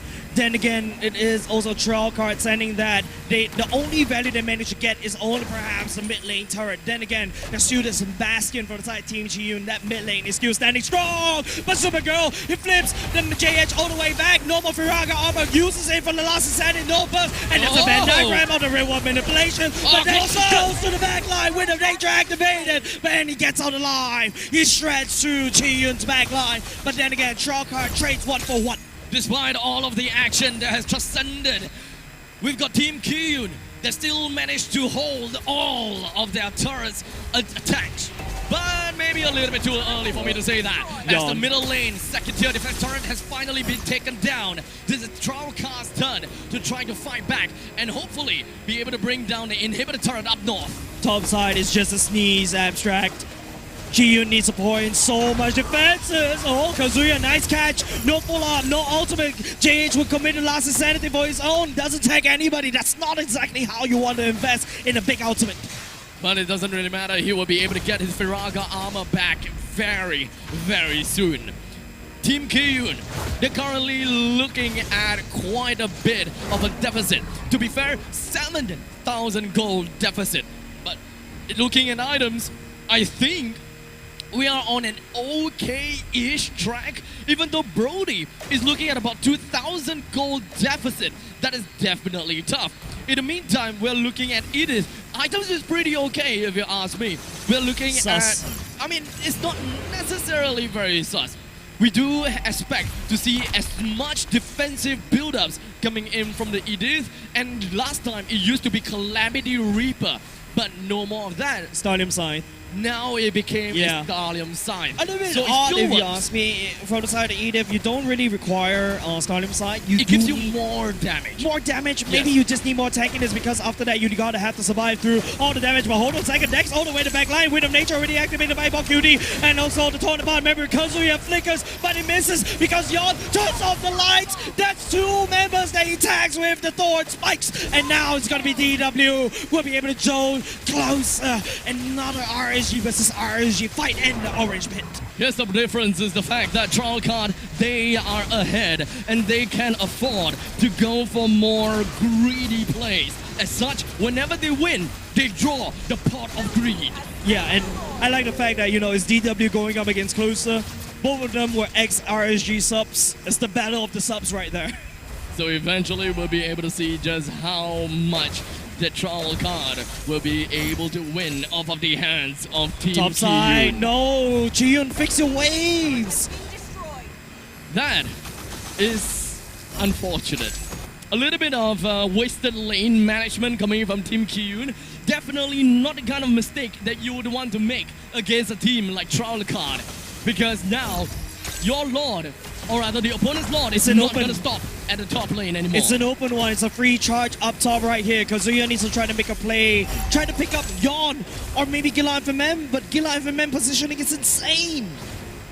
Eventually the Lord will charge anyways, but now the problem is you need to make sure that the Lord goes down before Trollcard eventually engages onto you. You do not want to let Trollcard to extend the team fight, to extend the health of the Lord. You need to find something out! They need to try to find this nice stun, but it will not be able to take on anybody. JH needs to burn deck all the way down. Then again, that's also going to be a Tornabon memory. Tearing apart Supergirl! And JH will be able to push away. That's also lost his sanity committed. No more Firaga armor. Chiyun right here going to be activating Gorilla style. They're going to burn every single bush for Trollcard. I'll take that as a win coming in from the side of Team Kiyun. They managed to defend their core and ensure that that Lord did not take any more from them. The middle lane and the bottom lane inhibitor turret is still standing up tall, albeit a little bit chipped off. But the main thing is that its core structure is still up tall. Yeah, but then again, this time around, at the very least, you know, we're not seeing a Beatrix in the mid lane like we saw in the previous game right now. Then, at the very least, Chiyun this time around taking a fresh breath of their own jungle. This time around, Bong, that's going to be a BOD being built by the side of Team Chiyun. More damage in the Tornapod memory. Trollcard needs to start respecting. No, that's not how you want to do it, JH. Gets flipped, gets knocked up. No, DW will fall. Closer coming in. Dodge by Trollcard. Then again, Yon goes in for the chase. Does have a bit. No, he actually turns off the lights already. The Winter Drunken activated armor cutie. No way for you to go. Ladies and gentlemen, it is a total wipeout. They defended like a king, but unfortunately they drew the Joker card right as they head on down to their own purple buff and lost to their own mistakes. GG, well played over the side of Team Wildcard, Trollcard, not Wildcard anymore. Trollcard. Man, June, so much hype. How they delivered a master class in terms of macro, how they able to trump against STT Supreme Titans, fell short against a team like Trollcard. It is really unfortunate, I gotta have to say, but I'm not too sure about the X-Bong and how much of a value it eventually did give for the team. Just by looking at the stats, that thing's for sure. He has damage. Definitely, true damage is an invaluable statistic in any mobile games, if you want to ask me. But then again, Deck played wonderfully. The Blazing Duet, I would say that this a few times. He's basically going kamikaze, but this is control aggression that we see from Deck. So in the end of the day, it kind of seems as though for our friend at Team Kiyun, they gotta have to go back onto the drawing board and look for something a little bit different in order to get this win against Trollcard. Man, I think I think it's not just I think it's just not about the roster anymore from the side of Team Chiyun. I feel like the hero picks suit exactly what they want to play, but Troll card is like this wall card. They can always play anything. They thought they've already banned every single thing that Yon can play, down to even the leg. Brother just pulled out a Hellcat. Well, I suppose it is unorthodox to a huge extent there, but I'm thinking about whatever that Kazuya picked, right, as a Kufra. I'm looking out for ambushes. I'm looking out for this kind of bushwhack catch potential. Yeah, that's right. Technically, for what he's playing as a Kufra, he's more of an initiator already. So he's kind of like not relegating the role over to the EXP laner to start off a fight. Because so far, whenever we are looking at him actually gaining success, it's out of heroes that catches and won't let go. I feel like the most important thing from the side of Team Chiyun this time around, because there's also another problem, right? You can jump into a bush, knock everybody up, but then again, all Yon has to do is turn off the lights. There's no team communication anymore. There's no, visual cues for Kazuya and the rest of the team to follow up, and that's what makes it so hard for Team Chiyun to fight against Shroudcard in this kind of composition.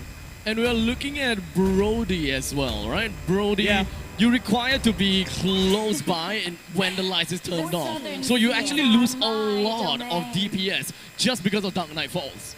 You definitely do, because don't forget, you also rely on visual cues to know when to press that ultimate, right? So it kind of allows Shroudcard to have this additional time to react towards, all the stacks as well, because don't forget, you can't see the stacks. You don't know who you've attacked, and maybe that's a potential kill, but no, I turn off the lights, and you don't know that, hey, if I were to press the torn apart memory right now, I would have got more kills. So at this point in time, I think what we are trying to say is that Team Kiyun gonna have to play according to their strength, play according to what they have worked out before, by playing a little bit more reactive and still keeping to their team identity. Who else are we gonna be looking out for? Is Closer playing more of their past 3 position going to work against Shroudcard? Because they still gonna have to try something out here and there. Does the conventional work, or does their team identity work? By the way, smart plays from both these two teams. Team Chiyun decides to ban the Beatrix, and then they know they're going to go first pick, right? They can actually give the Claude over to Bon Cutie. Shroudcard, on the other hand, don't forget, Deck hasn't been playing Claude for the whole day, I would say. Then again, now Shroudcard are going into uncharted territory. Now they are forced to ban the Claude away for themselves. Then Chiyun opens up with a Valentina pick. Shroudcard this time around. Okay, Gila FMN decides to go for the far side instead. That's also going to be, Fredrin, that's first pick, definitely could go into the XP lane or the jungle, but don't forget, Yon can also play the Fredrin as well. Still got a lot of potential that we could see from inside of Shroudcard when it comes down to as far as flexibility goes. So at this point in time, Team Kiyun, they are looking at a Roam, Marksman, EXP, as well as, we've got that settled out, right? Yep. Lockdowns that never let go, like a pit bull, you just want to bite somebody down. Then again, there's going to be someone pleasure going into the Kruger this time round. Well, at the very least, the bouncing ball, the dash, but then again, it's still a little bit difficult to execute, to counter against that Kaja. But then again, Shroudcard, they know Chiyun, this is a very squishy lineup unless JH goes into tank jungles, right? Maybe they could go for a Kaiban or a Martis ban. There you go. This is going to be a Martis ban from Shroudcard. Team Chiyun, though, they could go for a marksman ban to try to limit down on Deck's hero pool right now. Technically speaking, when we are looking at Team Chiyun's picks, they are sticking to their team identity of catch. They still want to keep that to themselves. So right now, their current lineup is lacking a bit of the sustainability. They're lacking a bit of the tank, right? But in the meantime, they do have that burst potential that they need in order to really capitalize in all of that catch potential. That's right. But I think they need a little bit more burst from that. So that very likely will need to come in from an from a jungler that can be sustainable and yet can have burst. The first thing that comes to my mind is Fredrin when it comes down to the ultimate. Correct. But with Fredrin out of the window, yeah, what else can we look at? There's no one, no tank that has the burst damage and the tankiness as well. But I think Team Chiyun knows what's up. They need some form of, tankiness, right? But then again, it's going to be a Paquito. This is a very greedy lineup coming out of Team Chiyun. Don't forget, this Baxia should go into the jungle, counteracting against what the Fredrin wants to do. But Chiyun, what is this? 3 red 3, make it a 4, make it a 5. Wanna know a joke here? Yeah. I actually thought that this game, Xbox Jungle, will be good for Team Chiyun. This time, when they need that burst, they have the burst. When they need the true damage, they have the true damage. And he is annoying enough to stay alive in most of the team fight whenever he needs to open up the map. Yeah, for once I agree with you, Abstract. For once. That sounds sarcastic. No, I'm serious. Like, this export would potentially fit that puzzle, this very weird puzzle that Team Chiyun was able to find himself in. But then again, export, you want to tank the damage? Yes, you can. But then you sacrifice on the Firaga armor. This is where you gotta have to understand what is the priority you want for your team. Yep. If you need to tank, you can just let go of the Firaga armor and leave that divine judgment over to someone else, right? Let someone else take advantage of the divine judgment. So it really depends on who got caught and who they are catching in order to change their game plan according to it. Well, we gotta have to make sure they follow the game plan because, ladies and gentlemen, this is championship point. Draw card will be, if they win this, they will be crowned the champion for AEF 2023. But if Team GM finds a way to exploit Trial Card, we'll be going into a game number 3. Let us take a look here in the middle lane, being one of the most important lanes in the game. Kazuya as well as Alpha Cutie has managed to find himself a little bit of that lane priority on top of this Kazuya. Find the priority on top of the Kufra as well as the Fasa. But from this point onwards, Gila FMM has already found out something. As he tries to go in. Wing by wing, that's the wrong way. Flicker already committed. Supergirl also collapsed onto that. That's also Alpha Cutie spinning and Supergirl for now. Someone's pleasure bouncing ball. Closer goes in for the Flicker. I don't know why he's doing that. Yawn gets pushed away. We'll be able to push the edge away. Touch and go. It's too early game for them to brawl. I'm pretty sure that Gila FMM did not expect that the Paquito would be so quick on his toes to immediately head over to help out the Baxia. There you go, bouncing ball as well. Kazuya and Eva Cutie opening some damage against someone else's pleasure. Then again, we're going to have to take a look at the top lane. Bon Cutie doing quite well against DW. We'll be able to force him back to a little bit more, but as long as Deck actually farms safely, he should be A-okay. But Yawn, it's level 4 already. It's gonna be the same kind of game plan coming up on top of the gold lane. Both of them have got their own advantages, and it really depends on their own micro abilities. It's a very much of a skill kind of gameplay up in the gold lane. While for the side of EXP lane, you can pretty much expect that the Paquito could die. But in the meantime, you can also expect that Fredrin could die because, Fredrin will receive quite a bit of damage from the side of Paquito, while Paquito is a little bit less sustainable than this Fredrin. Wow, what a burst coming over from JH, picking up the turtle, committing the ultimate as well. That's a little bit telling. This means that, you got more EXP lead for the side of Team GU for now. That means also translate into better gold lane priority and even, in fact, the EXP priority as well. Take a look, Supergirl is not having a fun time against this Paquito. As now Supergirl is stuck within of the bottom lane. Team Kiyun understands that, and they're gonna have to find some opportunities with an open Paquito. But unfortunately, the time has ran out. They're gonna go back to their laning phase, and they're going to go back to see who will be able to rotate faster. But we are only 3 minutes into the game. I'm pretty sure that there could still be a lot of potential that can be done. Slow and steady for the South Trial card this time around.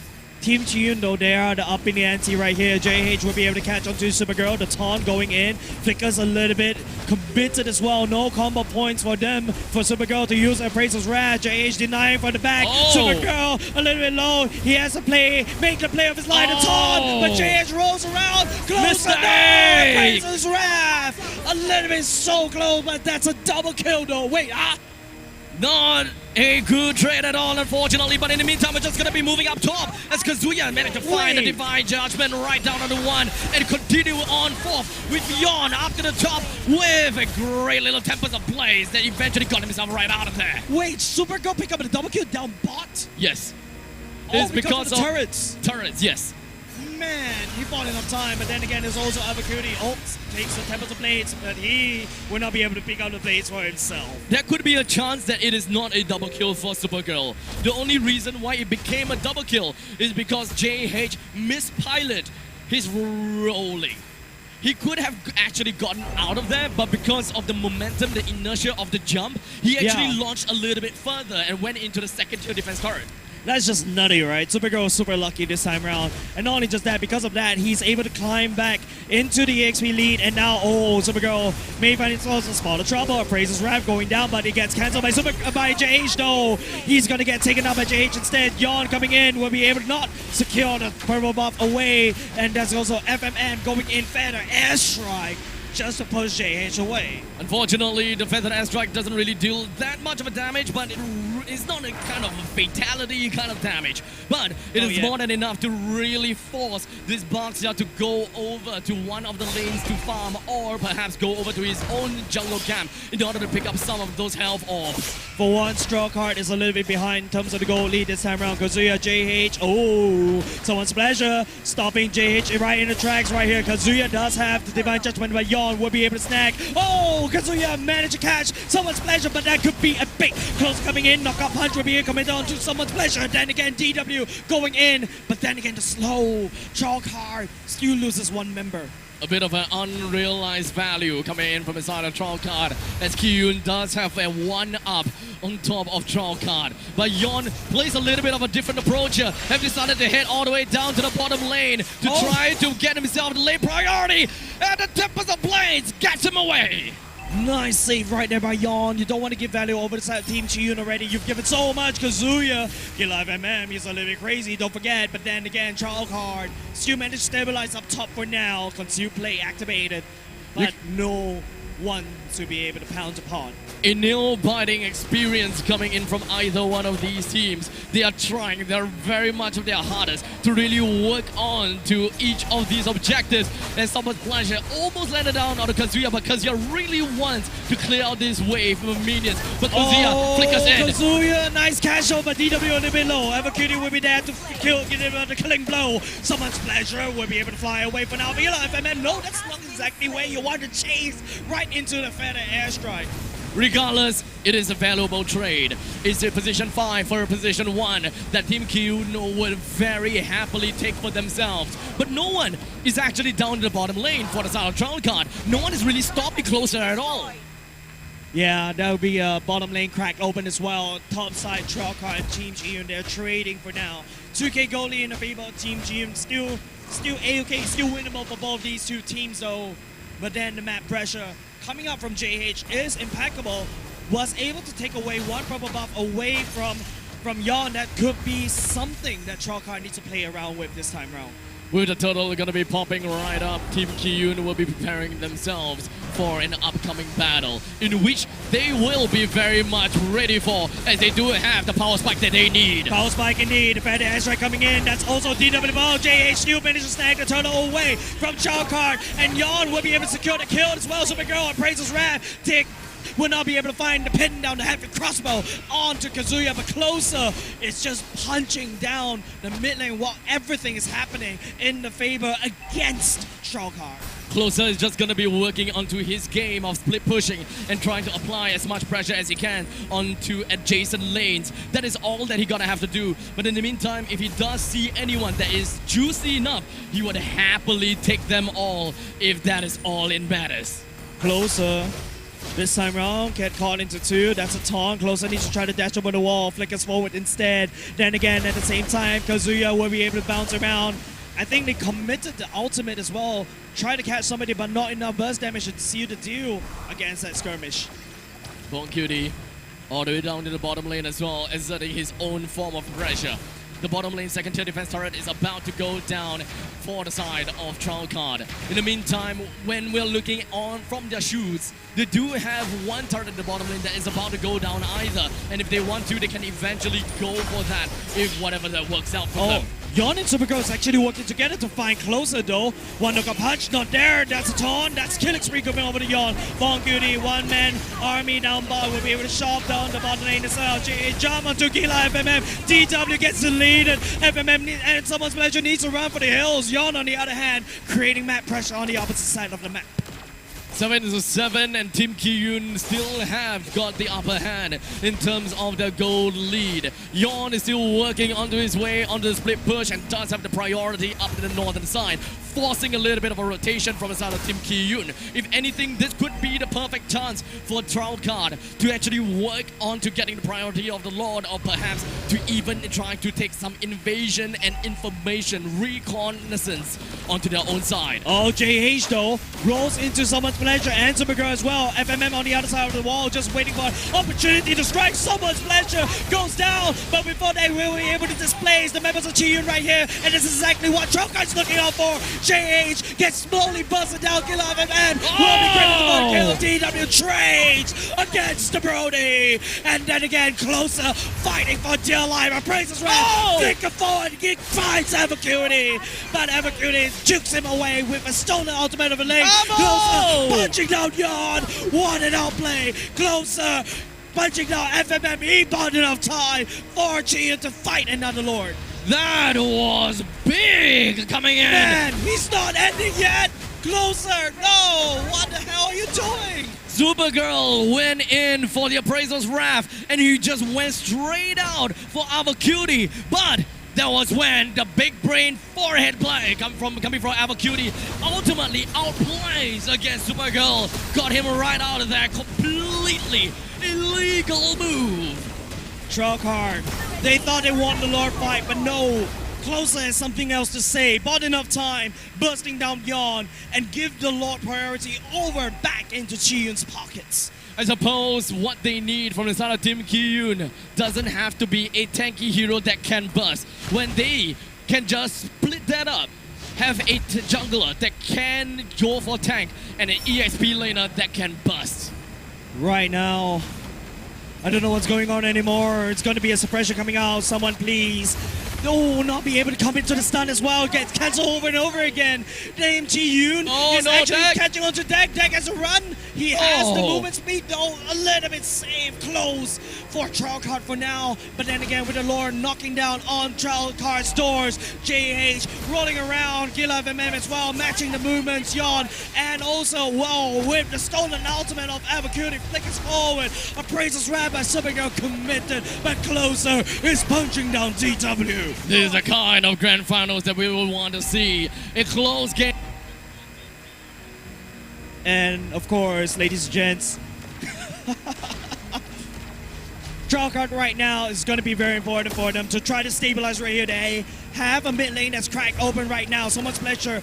The combo is getting reset over and over again. This is so tough for the side of Card to actually keep up. Close up, will be able to find Yon, but then again, Paquito, so much damage though. Do you have the ultimate? Yes, he will, but then again, JH will be able to find it. Yon needs to run for the hills, run on the walls instead. As of now, we're just going to be moving on to the next part of the game. We're coming close to the very much of the end game, where heroes doesn't really matter about how much gold that they have got. At this point in time, Deck pretty much has got all the items that they need, but in the meantime, take a look at that, and Divine Adjustment coming in. Will be connecting on the Salmon Pleasure. The front line is gone, Kazuya's dead, and so is Von Cutie. The rest of the members for the side of Team Kiyun would definitely want to get away. Closer comes in from behind. He's trying to look for a Deck, but he wasn't able to connect them down at all. Yon taking a fight of his own battles, as he now feed poisons himself right out of there. And Card takes this win of this small little skirmish. Small little skirmish is exactly what Card needs. It's a disaster of a mid-game in the favor of Chiyun this time round, and then again Card finally fights back with a small little skirmish. They need all this skirmish in order to secure the championship. And now with only 30 seconds left onto the clock for the Lord to eventually spawn. Card, they are on the way to eventually try to get a meltdown on the rest of Team Kiyun. Well, JH is just tempting fate right there. He knows that DW doesn't really have the damage to put down the box here for now. But then again, Trollcard, better airstrike already committed. That's Kazuya knocked up Sky High. Then again, the Lord has been hard. Big ultimates already committed by Trollcard. Chiyun does have a lot more ultimates to work with, and the flicker for Kazuya. One single team fight is all it takes, as now we see with one almost down. Wow, no, the coup front engaging from the side. Trollcard is already gone. Kazuya as well, roam for roam. And now it's going to be Chiyun JH looking for the pickup right here. DW will be the target. Close the chasing up there. And then goes down for the count. The fat airstrike from Gila FMM just to try to hold down the fort. Appraisal's Wrath misses closer, inching closer against Trollcard. And now it's all left with two. Make that one! As Avacuti turned the tides of the battle just with a single stolen ultimate taken right off of Gila FMM. Right now, Chiyun rushes for the Lord. Trollcard, they cannot reinforce right now. Yawn, 4 seconds on the clock. Closer and JH bursting down the Lord, making quick work. A Lord giving upside Chiyun. Uh-oh, this is not looking good. No way. Okay, JH still managed to take down the Lord, but this allows Trollcard to rotate themselves back into the game. No more cycling. And now they can all 5 men all in to fight against this 6v5 game. Will they succeed? That is the question. This potential GG push that Chiyun needs will deliver us a game number 3. Trollcard right now, high ground defenses they are. FMM with a better airstrike will be very impeccable, but then again, the Lord's marching down. Mid lane already, and top side closer though, we'll be able to find Yon. Goes into Temple of the Blades as well, but the mid lane, it's going to be the Lord get chunking down slowly. Yon managed to escape into safety as well. Trollcard manages to hold the first wave of attack.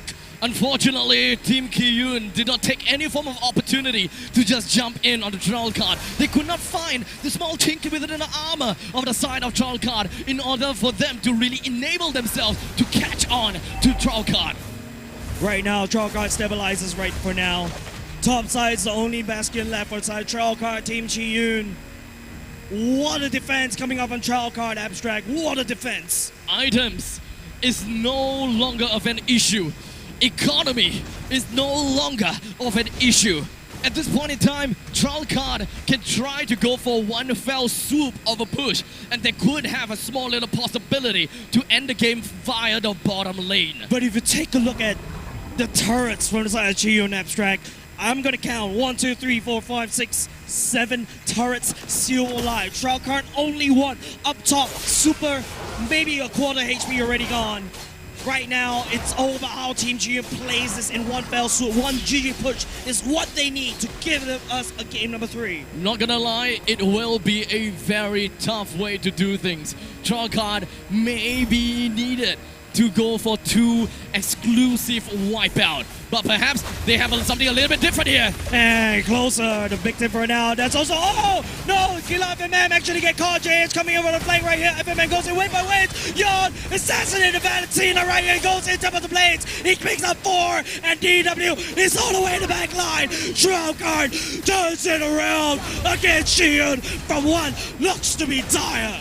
Top, bottom lane is eventually moving in, but it doesn't seem like Team Kiyun's quick waves will be able to break down the bottom lane fast enough. The entirety of Trollcard, they managed to win Kiyun in the middle lane battle, right and now, all they need is to push out the rest of the minions. 30 seconds left for the clock, ladies and gentlemen, for Chiyun to reinforce right here. Trollcard is in the speed run for the fight. 1 minute until, ladies and gentlemen, no, he got cleared away by JH. They need to free up top. Real 1 minute, no, top lane. The airstrike coming in, JH got busted down. There's some minutes coming in, and now Trollcard. The next wave! The next wave! No! The next wave is coming in! With that all said and done, ladies and gentlemen, in such a close fashion, close manner, we have our winners coming in for the Asia Esports Festival 2023. Team Kiyun almost made it there to bring us Game 3, but Trollcard persistence. They went through all the way and played a fabulous team fight and granted them the grand champions and the winners of the Asia Esports Festival 2023. Definitely got your heart pumping right there, ladies and gents. Vocal cords gone, ladies and gents. Man, the Minions so close, and then how Chalkheart turned it around against Team Chiyun. What a game, what a game, what a series. This 2-0, man, I thought you look like it's a storm, but no. Game number 2, kudos over the side Team Chiyun. They managed to make it work. There was one very critical, pivotal point in the second last team fight. Yeah. And that is all attributed to... Okay, so how the team fight went is that we've got Trollcard. They actually used a lot of abilities, and Closer actually peeled a lot for the team. That's right. And that was actually towards the favor of Team Kiyun. But there was just one thing that none of these teams made a mistake. But it was just one player that Deck. played very well. No. I call Deck. Deck was No. actually all the way in the back line. All right. It is Kufra. Because Someone- Kazuya flickered right in front. All Kazuya needed to do was to pull them out. But Kufra was in the perfect time and he reacted immediately. Bouncing ball. Bouncing ball ensured that Kazuya is stuck within 4 people. And he is stuck in there with one guy shackled in. Nothing that the rest of Team Kiyun could do. So that's why FMN was immediately released. Yes. That's why even though that was a perfect pick out by Kazuya, Yes. picks are perfect, but one skill just denies that win Just from that Team one. Chiyun. Just the that one bouncing skill. ball, nerve bouncing ball, OP skill. Just the one bouncing ball nerfed out the entire catch potential That's of right. what Team Kiyun is capable of. And that is their entire team identity. It got Catch. denied And by that has one been ball. denied. It's really unfortunate, but I gotta have to say that is an awesome game, and it is unfortunate.